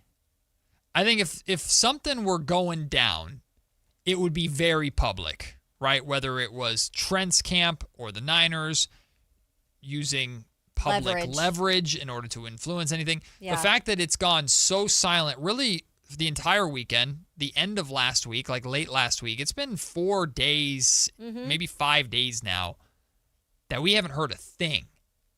In my mind, I think that's a very positive thing. It's a very positive sign for the San Francisco 49ers going forward and their ability to work something out with Trent Williams, because regardless of if Trent's 37 years old, he is essential to what the Niners are doing. Obviously, the Niners are not afraid to have so many guys over 30, sunset of their careers on this roster. But we've talked about there's very much a still at least 1 year win now window open here in San Francisco, and we know they're going to try and usher in the next generation of Niners stars with the draft.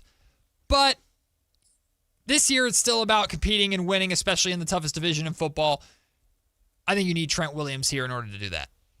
I don't think they had really a immediate plan for this year, because what they seem to be doing is, let's give it one more good run with our core players, with the veterans, with these 30-year-olds, which is fine. If that's the direction that you want to go in, and you really truly feel like you can do that, you might as well continue to keep the core together. And part of that is a guy like Trent Williams. And let me remind you, though, Trent Williams is 37, and he's about to be 38. But there is also another left tackle that is now out there in free agency by the name of Taylor Decker. And Decker is also up there and has dealt a little bit with injuries now and then, but Decker is 32. So there are other guys, again, that teams can go and sign, and age is age. Like, Trent has been phenomenal, but age is age. Right. And so I do feel like the Niners have a little bit more leverage at this point. And when talks go quiet, that's absolutely, in my eyes, that the two sides are doing a deal. Age is age 1,000%. Right.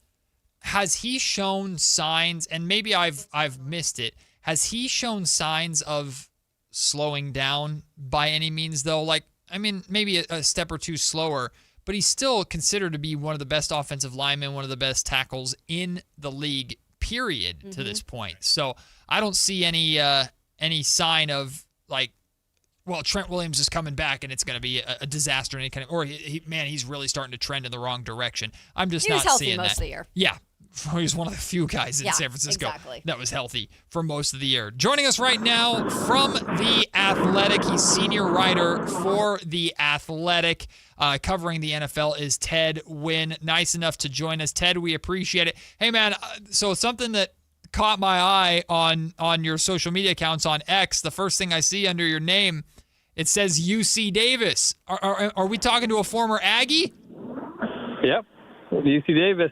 Heck yeah, my friend. It's great to have you, at least over the airwaves, back here close to home. Before we dive into the football stuff, the NFL football stuff, I don't know how closely you're paying attention to UC Davis Aggie football, what Tim Plow and all of them have been doing up at Davis, but there's also that big story of the Causeway Classic is no more. Sac State football is headed towards the MAC conference. What do you make of that at all? Any thoughts on that with your UC Davis background?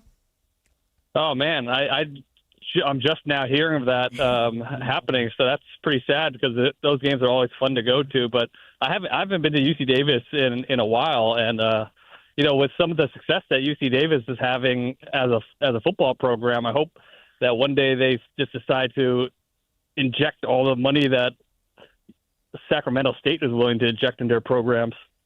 Well, Ted, you have to come back through and see the Aggies in action because their football program is pretty exceptional. But let's dive into the NFL. One of the moves that the Niners made that made a big splash is the signing of Mike Evans. Just initial reaction to getting in my mind, future Hall of Famer in the NFL at the wide receiver position, getting Mike Evans here in Santa Clara for Brock Purdy to have a go-to red zone target now. Yeah, it's been a long time since we've seen a true X receiver, especially one even close to the caliber of Mike Evans, play in a Kyle Shanahan type of offense. And in the last few years, they've led the league in the percentage of loaded boxes because teams want to stop the run. Obviously, they know Kyle Shanahan wants to run the ball. They get into a bunch of heavy personnel. So just having a guy like Mike Evans who can take the top off of the defense and really punish teams for putting that eighth defender in the box, it just makes a ton of sense. And I see it similarly to how Devontae Adams really added a new element to the Rams offense. And I think, especially in the red zone, it's going to be tough to stop Mike Evans. So I see this as a really league-changing type of move if Mike Evans can stay healthy, because the one thing with him is that hamstring. Ted, and then recently, just yesterday, they announced they've made a one-year deal with Christian Kirk. Obviously coming off a little bit of a season where he had some injuries. I just remember when he reset the wide receiver market in Jacksonville. But in all seriousness, like, what are they adding with this guy, and in particular how that can help out Brock? Yeah, I mean, Christian Kirk is kind of this more closer mold to what we typically see with receivers from that Shanahan offense. But at his best, he is a big play slot. He's a slot receiver that has the speed to get downfield and really threaten defenses. I don't think he really has that top-end speed anymore, but I think he does provide a nice boost as far as just ability to separate to that room. Ted Wynn, senior writer for The Athletic, covering the NFL, joining us right now. Ted, of course, the Niners don't seem to be afraid of being a little long in the tooth. They have a long list of players that are at least 30 years of age or older, and here they are competing in the top division in football, at least in my opinion, in the NFC West. Ted, what do you make of their decision to it seems like, try and keep that win now window open as much as possible? We'll see what they do in the draft, but it seems like they're very much keen to go for it one more time and see what it looks like if they can, knock on wood, stay healthy. Yeah, I mean, I think they don't have a choice. I think so many of their players are at that age where they do have a season or two of good football in them declining. And when you just have that many players that are in that stage, you kind of have to just go all in with those type of players, which is why they got Mike Evans, which is why they got Christian Kirk. It's tough to kind of live in two worlds as far as developing players and getting them ready to play while having this all-in mentality. So I think they're just leaning into it. And, you know, there's going to be a day of reckoning when they have to move on from these players, and it's going to be a huge transition. But I think in this 1 or 2 year window, they're doing the right thing and just going for it. When it comes to their defense, Ted, making some adds in free agency, that pass rush was worst in the league last year when it came to sacks, at least. In terms of what they've added and hoping Nick Bosa gets back healthy, do you think they've improved that? Well, there's obviously the Seahawks in that division and the Rams with what they've added in free agency. I think they've gotten better. They added a defensive tackle from the Cowboys that I just can't pronounce his name. I know, Osa. Osa's his first name. Yes, Osa. But he's like a perfect fit for what they want to do. I think, he's a very similar player to what they thought they were getting in Jonathan Hargrave. It never really worked out the way they wanted. But just to have a penetrating 3-tech defensive tackle that can get upfield, that could cause disruption in a run game. But, mostly they want him because of his pass rush ability. And they just haven't had that type of defensive tackle that they've been looking for. So I think he's really going to add that. I think they really need another edge rusher, especially with Bryce Huff retiring. But it's going to be tough to get that where they're drafting, which is near the bottom of the first round. And there's really not any free agents that I think could add a lot. I think they'll probably sign Joey Bosa. And Joey Bosa has some juice left, but he's more of a situational rusher. Like, you don't want him playing 80% of the snaps, but he could be effective playing, maybe 20 snaps a game or something like that. Ted, every single offseason for the Niners, it feels like there's a new contract dispute or contract conversation at the very least, and now we have the next chapter of the Trent Williams San Francisco 49ers saga. We know how much both sides respect and appreciate each other, but clearly they're not fully on the same page yet, although things have gone quiet over recent days, which I personally think is encouraging. What do you make of, or what's your read just on the Trent Williams situation and what would be in the best interest of both sides to do? Yeah, I mean, I think both sides want to get the situation resolved. I think Trent Williams wants to be a Niner. I don't think he wants to move to a new destination and start all over again at his age, but at the same time, the Niners need some cap flexibility. They need Trent Williams to work with them with a new contract. And I think for a player to see, I have this much owed to me, and, the team coming up to you and saying, hey, we need you to take this much of a pay cut for it to work. I think it's a pride thing. I think it's also just, why should I take this pay cut, But the Niners need to make it work. I think at this point of the offseason, I think they are committed to making something work, but it's just kind of a tug of war at the moment. I want to move to the Raiders. We clearly have a lot of Raiders fans still here in Northern California, even though they are technically in Vegas now. I personally loved their free agency moves, but I mean, the biggest one, and we all probably know this, if they draft Fernando Mendoza, having a guy like Tyler Linderbaum is really going to probably set the glue for a very weak offensive line, at least what we were looking at last year. Yeah, I think they know that the offensive line is something they need to address, which is why they gave a huge market resetting deal to Tyler Linderbaum, the center. But a lot of the comments that they've made in offseason kind of points to the fact that they think that they could get a lot more out of the linemen they had last year with better coaching. They were pretty much saying the coaches sucked last year, and I mean, they didn't go outright and said it, but it's pretty much what they were saying because they think they could get more out of some of the young players like Jackson Powers Johnson, Caleb Rogers, DJ Glaze. So they think those guys have another level they could get to with better coaching. And we'll see if they're right or not, because so far they've only added Tyler Linderbaum. They're probably going to add more to the draft. I wouldn't be surprised if they signed a veteran right tackle, but it seems like they're committed to trying to get more out of these young offensive linemen they had last year. Well, Ted, as the resident Raider fan on the show, I agree with the statement that the coaching sucked last year. So I'll just I'll happily wear that with pride. But we're talking to Ted Wynn of The Athletic, senior NFL writer for The Athletic. Ted, we've now had a handful of days to let the oddity and chaos in a lot of ways of the Max Crosby situation kind of settle in. What did you make of that whirlwind, the decision by the Ravens to back out? It now seems like the Ravens gave the Raiders and Crosby common ground to now strengthen that bond together. What do you make of just this odd Max Crosby saga that might end up being the story of the offseason? Yeah, I mean, it's one of the odd stories that I remember. To me, it just seems like the Ravens took advantage of the window that was there because of the quote-unquote legal tampering period. The weirdest thing to me was the fact that they didn't do a physical right away with Max Crosby. Mm-hmm. Usually the physical would happen a day or two after the agreed-upon trade. But the fact that it happened on Tuesday, and I wonder if a story will ever come out to whether who scheduled that physical on Tuesday. Was it the Ravens or was it Max Crosby? Because if it's the Ravens, then there's definitely some smoke to the story that they might have been just trying to buy their time and see what the market was.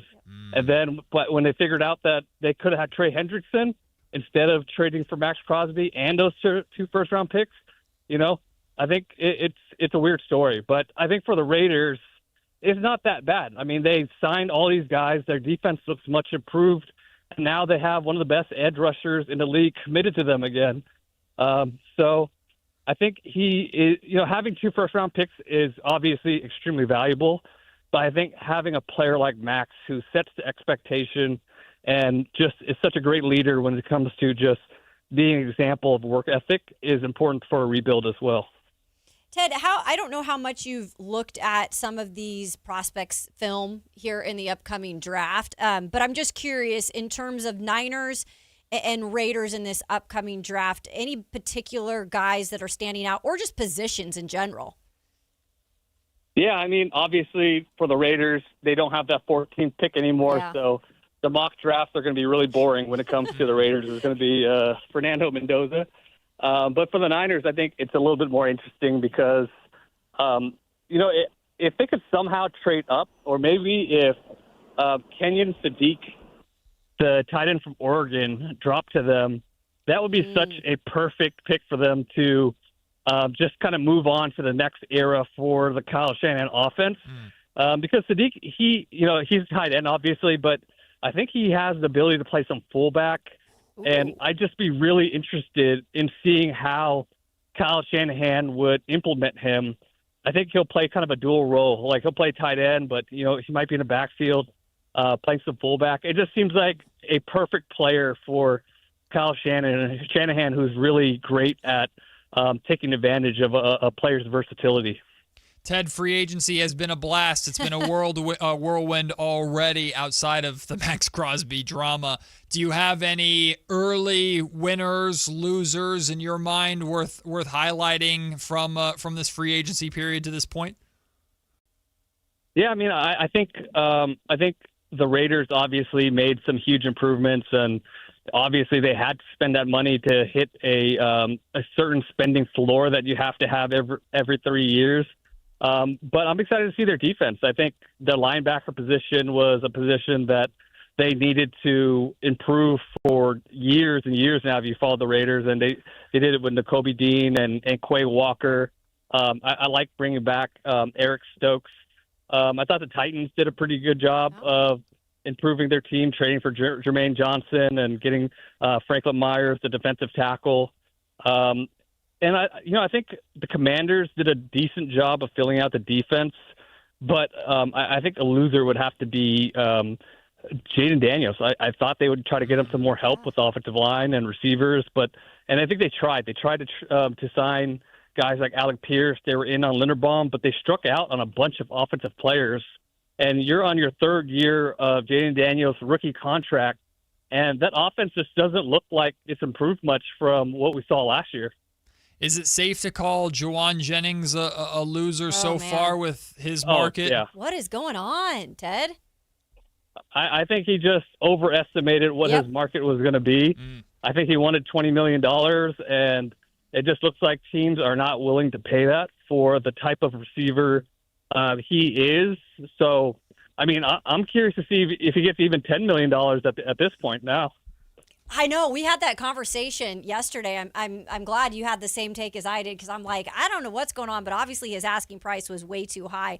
Asking price that wasn't too high, that they pretty much got him in a win situation, is Kyler Murray to the Vikings. Look, Ted, I argued a little bit about, I was curious of this fit with Kevin O'Connell. I know he's a quarterback coach, but Kyler is kind of one of those guys that's not necessarily read and react, but you like this fit. Yeah, I do. I think especially because you're getting him at $1.3 million, which is the veteran minimum. Yeah. So you're basically still in the rookie contract window. So but just watching the film, I think a lot of the throws that Kyler Murray is really good at, like those fade routes, those comeback routes, those deep crossers, and those corner routes especially. I think Kyler's just really good at throwing the type of concepts that Kevin O'Connell really likes to scheme up. Kevin O'Connell's from that McVay tree, but a lot of the plays that he calls are downfield throws. He wants his quarterbacks to be able to attack downfield, which is why Sam Darnold was such a good fit in that system. And I think a lot of those throws that Darnold made in 2024, Kyler could do at a very high level too. Obviously, he's going to have to play under center more, and Kevin O'Connell never really had a scrambling quarterback before, so there's going to be a bit of a mind meld that has to happen with those two. But I think just the throws that he makes really fits into what O'Connell's looking for in a quarterback, and he pretty much said the same thing in one of his statements after the Vikings signed Murray. Yeah, Ted Wynn, senior writer for The Athletic, does some great work. Go check him out. My final question to you, with one quarterback I feel like really winning in a trade that was just discussed here today, and one that is really losing, Malik Willis, obviously new there in Miami. I covered him when he was with the Titans. I'm blessed for him to have another opportunity, but really taking away another piece now in the trade. Jalen Waddle going to Denver, Malik Willis left with scraps. What do you make of this entire trade? I think it's really strange because, like, if you're Malik Willis, you know this is one of your only opportunities to kind of reclaim yourself as a starting quarterback in this league. And I think he chose Miami because he knew Jeff Hafley was going to be there, and obviously there were some familiarities. But I'm kind of thinking, like, did they tell Malik Willis that they were going to scrap this whole thing and do a rebuild? Because it doesn't make sense to sign a quarterback to a 1-2 year contract and just decide that you're going to trade away Jalen Waddle and start this thing over and possibly get the first pick and maybe even pick Arch Manning with that first pick. So it's just a weird matching of timelines or mismatching of timelines, and I feel bad for him. I mean, yeah, he's making a ton of money, but like this might be his last opportunity, and it's going to be a really bad opportunity to prove that he's a starting quarterback without much help. Well, Ted, it's been an absolute pleasure having you on. We really appreciate you making the time out of your busy schedule. Try and get whatever rest you can during whatever the NFL offseason is at this point. There really is no such thing. But we appreciate you, and come on home and see the Aggies every once in a while. I'm sure they'd love to see you. Yeah, I got to make it out to the game out there, but appreciate you guys having me on. Thanks, Ted. It's an absolute pleasure. The great Ted Wynn of The Athletic, senior NFL writer. Great stuff from him.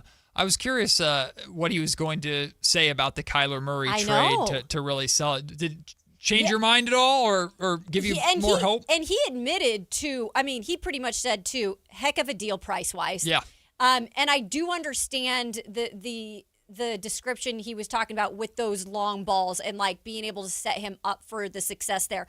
I think he still had the questions I did though in terms of he's a scrambler and like sometimes it doesn't end up in his favor, and to really build that mold with O'Connell, who's used to a pocket kind of like guy, is going to be a little bit of a challenge. But again, you get him at $1.something million.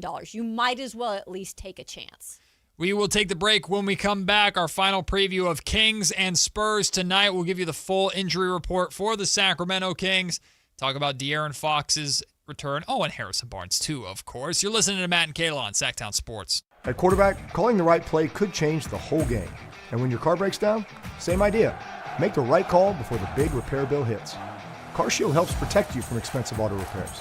Plans include 24/7 roadside assistance, towing, and rental car options, all to keep your drive alive.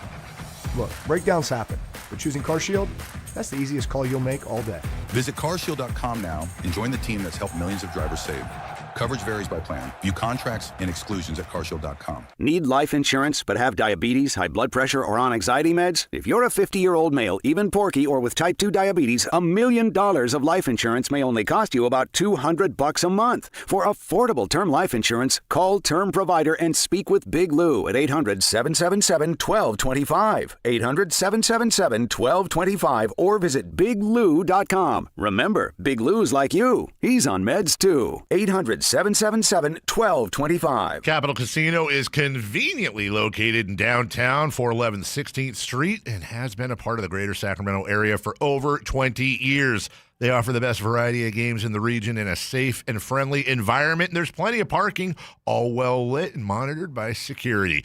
Come have a great meal at the cafe and restaurant inside. Capital Casino has the best food, the best service, and the best action. But please always remember to gamble responsibly. 1-800-GAMBLER. Hey, it's Carmichael Dave. I got to tell you, I am so excited to get this decking project started with Trex Decking and Railings. From the first time I stepped foot in the showroom last week, I was so impressed. So many color options. Heat-resistant composite deck. What does that mean? That means I don't have to do any maintenance on it whatsoever. They even have a deck designer, so you can go online and see what your dream deck will look like on your house. Just visit Trex, that's TREX.com to get it started. Tell them Carmichael Dave sent you. Country in the Park is back. May 8th and 9th at Cal Expo. Miranda Lambert. John Party. Chris Young, Turnpike Troubadours, Dylan Scott, and more. Line dancing, mechanical bulls, and food trucks. Make it a lucky night out of live country music and dancing for your crew. Tickets start at only $68. Country in the Park, May 8th and 9th at Cal Expo with Residence Inn Cal Expo and Gornick Academy. More info at CITBfest.com.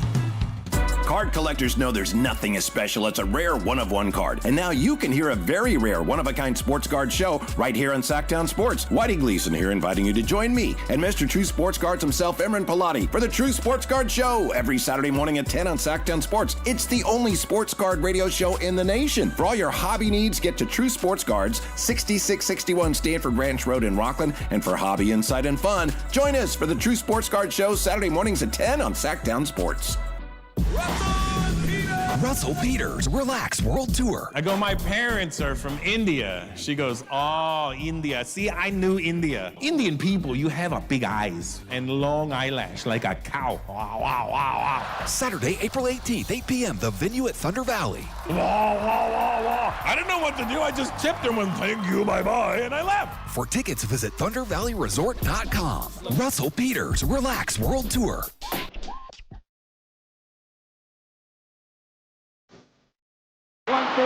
114. Kings out of timeouts. They use their last one for the challenge. Fox advances the dribble across the logo. 5 seconds to go. It's all on his shoulders. Fox rocks. He fires for the win. He's got the triple. 7/10 of a second remaining. A three-point shot will be reviewed. It's not over yet, but fourth quarter Fox has come through one more time. Okay. It's Matt George and Kayla Anderson on Sactown Sports 1140. Happier times. I was like, what does this song have to do? And then I thought about it. Oh, Texas. Oh, yeah, Texas. Yep. Hey, it's literally, what do you mean? What does this song have to do? Hang my hat in Sacramento. Simpler times. Hearing that call from G-Man just made me sad. Man. So that, Kayla, for reference, that was during the Beam Team season, and after Fox hit that shot in Chicago against effing nice. Turned around to the team and yelled, "I'm effing nice." Oh. And then they all jumped on him. It was running as a promo for years on the station. It was great. That's cool. I'm sorry, guys. That year was...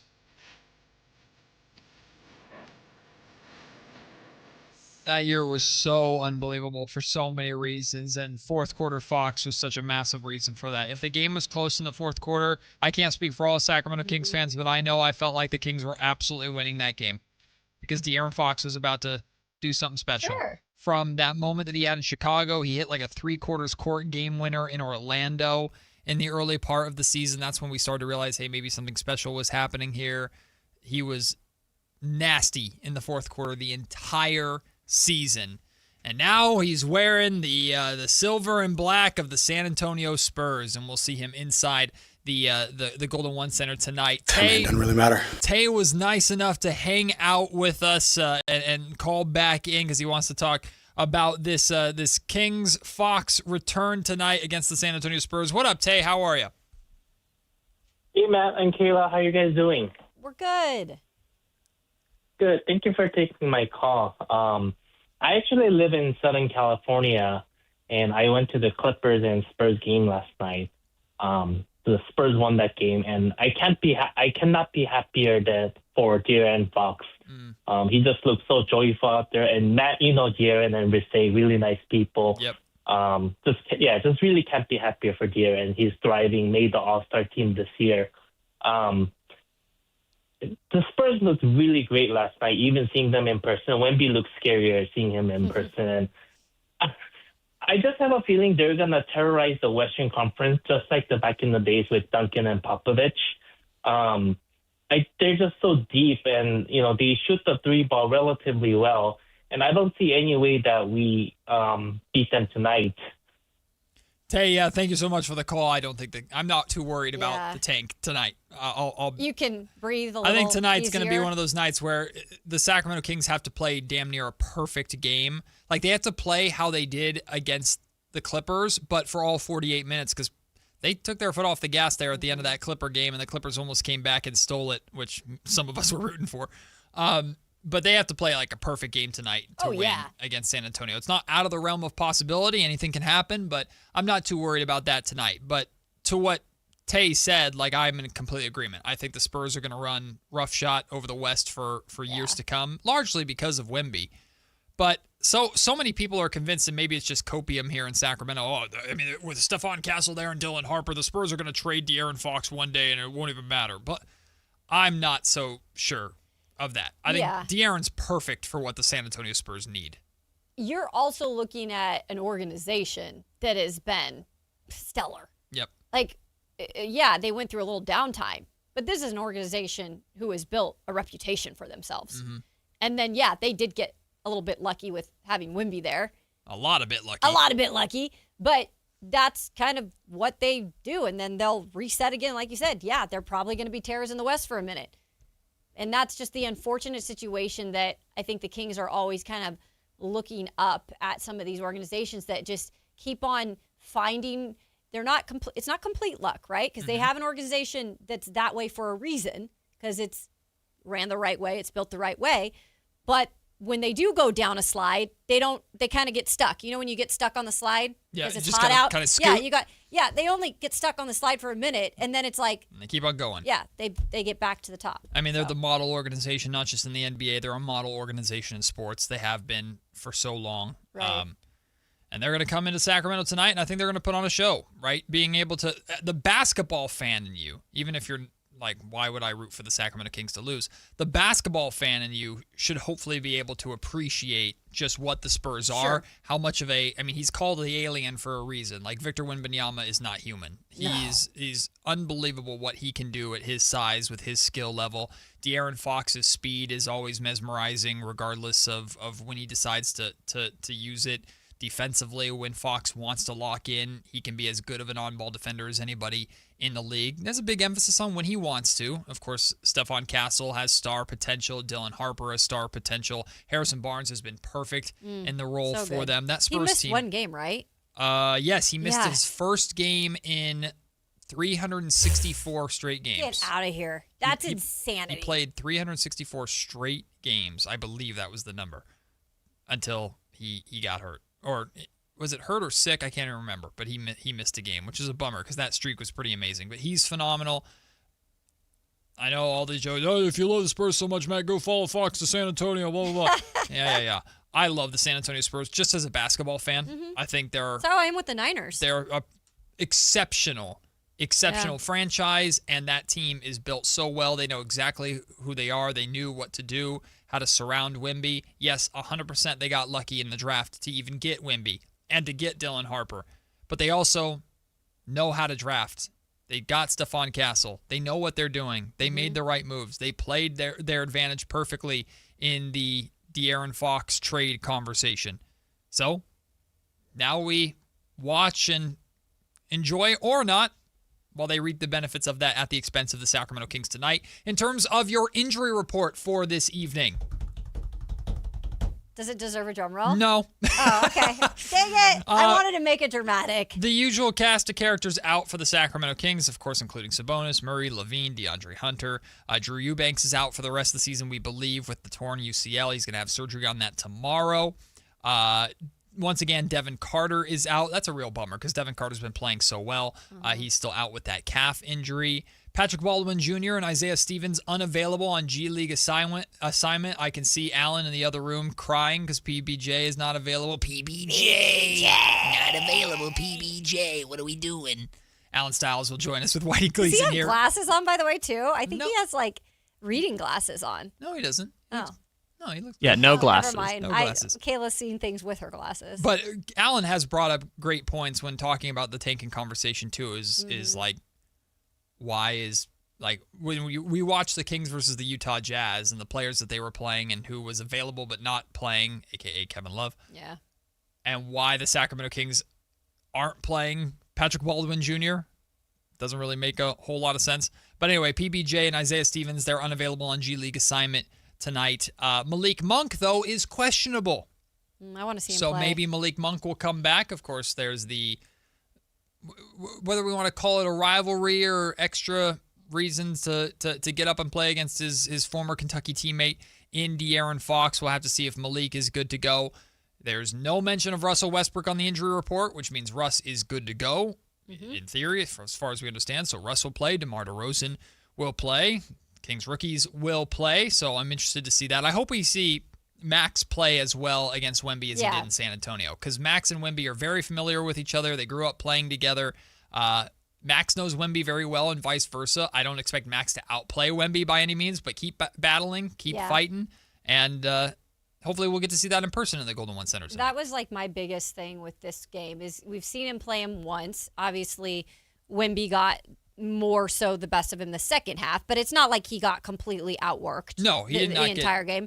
I was actually impressed with Max in terms of that first meeting with Wemby, because it's first meeting, Wemby, you've seen him on film, but when you're out there on the court with him, that's got to be a whole different ball game. Right. So it's is there anything different we would want to maybe see from Max in this second go round with Wemby? Max, one of the things Max has been doing well as of late is an uptick in rim protection. Yeah. Now, do I expect him to block freaking Victor Wembanyama's shot? No, not really. But get some of that rim protection back when De'Aaron attacks the basket, when Stephon Castle attacks the basket.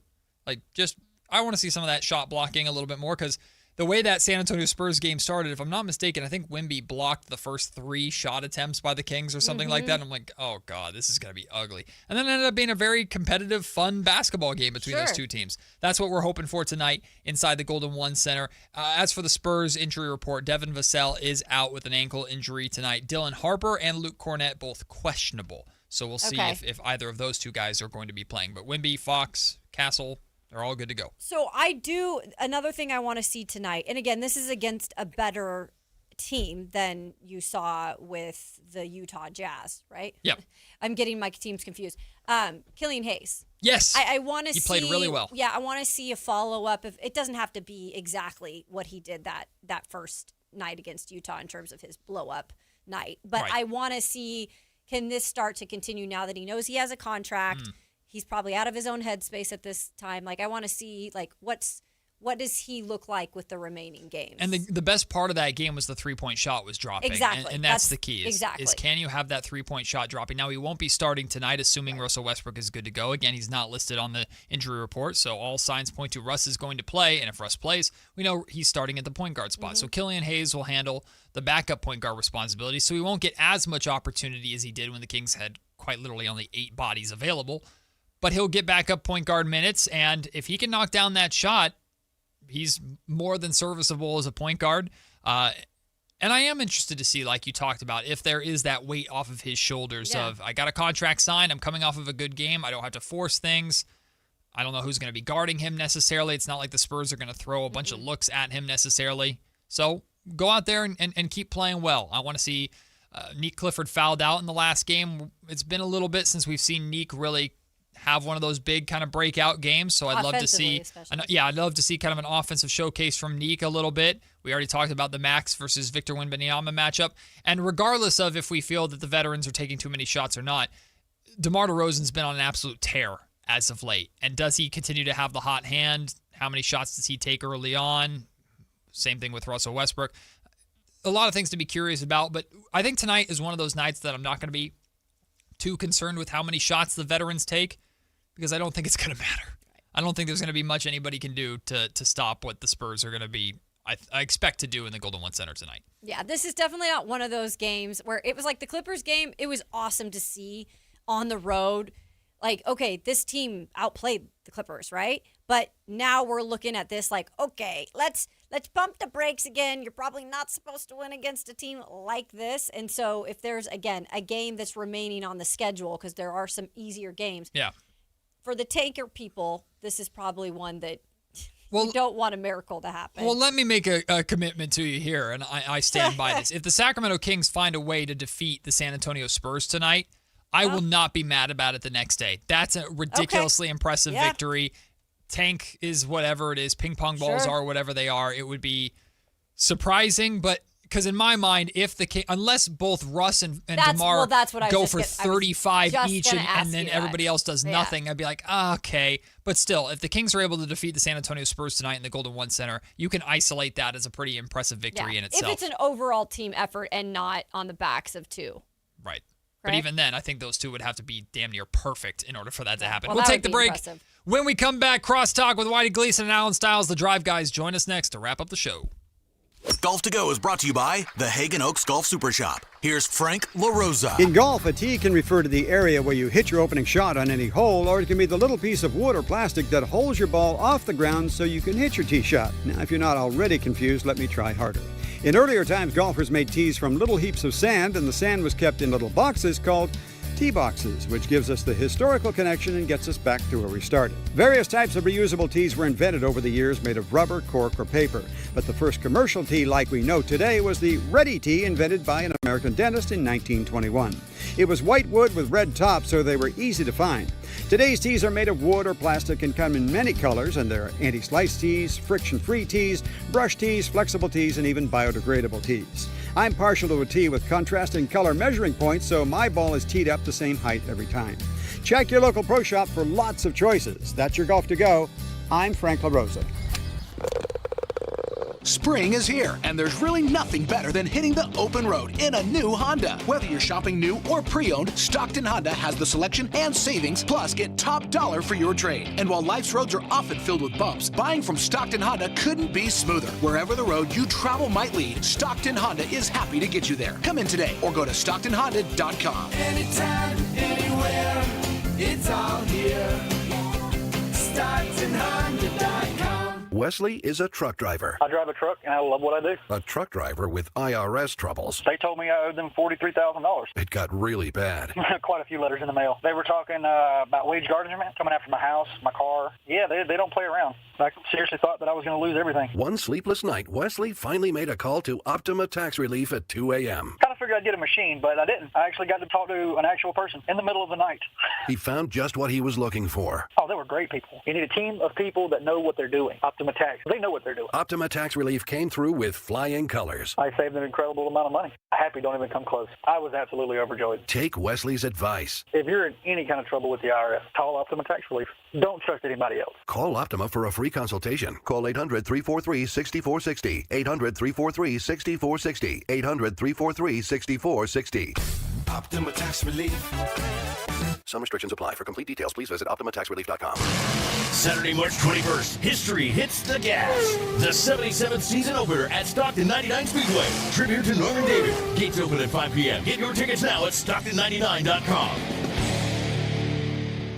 What's going on? We're talking to Chad Hoblet, the Hoblet Dodge Chrysler Jeep Ram in Woodland. He's here to tell us what's going on for the Declaration of Deal sales event. Come learn the art of savings with Hoblet when you save up to $13,500 off MSRP on new 2026 Ram 2500 and 3500s. Some are even available with 0% financing for 36 months. Plus, with the return of the iconic 5.7-liter Hemi with an all-new 10-year, 100,000-mile warranty, you'll find what you already know. This is the best Ram yet. But do you have the Ram I'm looking for? Yes, and if we don't, we'll order it for you. The reason we are consistently one of the top Ram dealers on the West Coast is our huge Ram inventory, with over 400 available, including those hard-to-find heavy duties. Search, select, and save through their whole inventory at HobletDodge.com. Nobody beats Hoblet, period. $13,500 net savings on select new 2026 Ram 2500 Limited Longhorns after $1,500 factory rebates. Discounts include $1,000 Hoblet business owner bonus with proof of business ownership. Rebates include $500 on the job upfit, must show eligible upfit. Sample VIN 152135. 0% financing for 36 months, only available through SFS for well-qualified buyers in lieu of all rebates. $27.77 per thousand borrow. See dealer for details. Guys, did you know your testosterone level impacts your energy, libido, sleep, weight, hair loss, mood, and even ED? And right now, Revive Men's Health Sacramento will check your testosterone for free. They've helped thousands of men since 2011 feel and perform better. They're so confident they can help you, they even guarantee it. Schedule your free testosterone test, exam, and consultation today. Call 916-277-8599. That's 916-277-8599. Or visit ReviveMen'sHealth.com.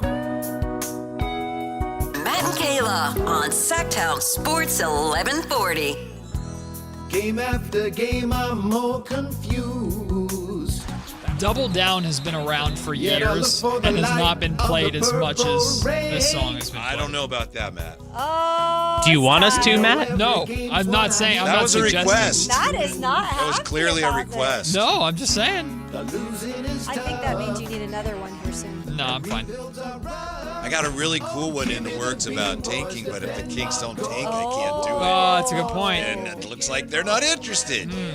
Oh, yeah. Why? By the way, why or what? Why? Beam Boys.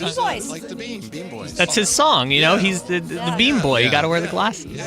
So, what are you laughing at, Alan Stiles? we spent a lot of time yesterday talking about how maybe not that fateful night, the media spat, is the reason now why these guys are cooking the way they're cooking. Dave is convinced that is true. So we've landed on well, yesterday we said false narrative, but that's not correct. It was false context. Yeah. So just like, AD or BC, we call it FC, right? This is in the post FC era, the Kings are 4-1. FC. Yes, false context era. Oh my goodness. Since we got it out, I didn't know. You turn on these microphones every single day, and you don't realize how powerful you are until you see a team rally around. And hey, if Maxime, maybe based on the end of the season, maybe he wasn't going to get first team all rookie. He's probably going to get that now. Russ in line for 3 more to pass Steve Nash. Yep. Okay. This is about building something, people. They want to build something. So the FC era. What do you build with? Play-Doh. Yeah. You could get a really nice big can of it. If you end up with a really poor record, you increase your chances of getting a really nice set of Play-Doh to help you build. Oh, yes. Purple Play-Doh. Build going forward. Purple Play-Doh. Yeah. Purple with the fun factory Play-Doh. and everything. Purple Play-Doh. What do you think, Matt? Matt's endured a lot. No comment. I don't want it to get clipped. Smart. No. Russ was right. No. That ain't happening. There you go. No. Russ was right. Yep. The media there sucks. You go. Yep. We all spin things. If only we were in film. Yeah. Wow.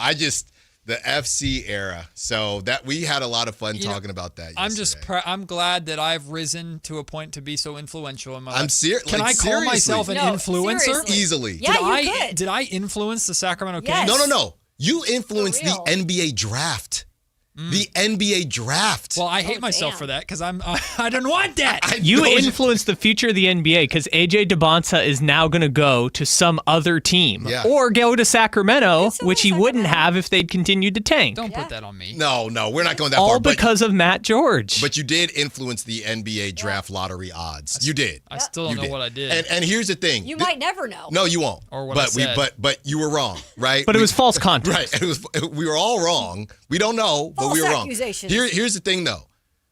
All we have to avoid is that second or third worst record getting the number 1 or number 2 pick. As long as they don't get it, we're safe. If they get it, then it's going to be real dicey. So that's on Mother's Day. Shoot, Mother's Day. I forgot. I'm gonna get you on a FaceTime, Matt. We're gonna be watching it as long as the team with the second worst odds. Sounds like you'd be pretty broken up about that happening. Oh, I would. I don't want it to happen because look, the content is content. But if the second worst record gets the number 1 pick, and it's not going to be the Kings. I'll tell you that right now. Then I think there are going to be a lot of, and I'll shift it from you, Matt. I think there will be a lot of fans that yesterday on your show, on our show, this is great.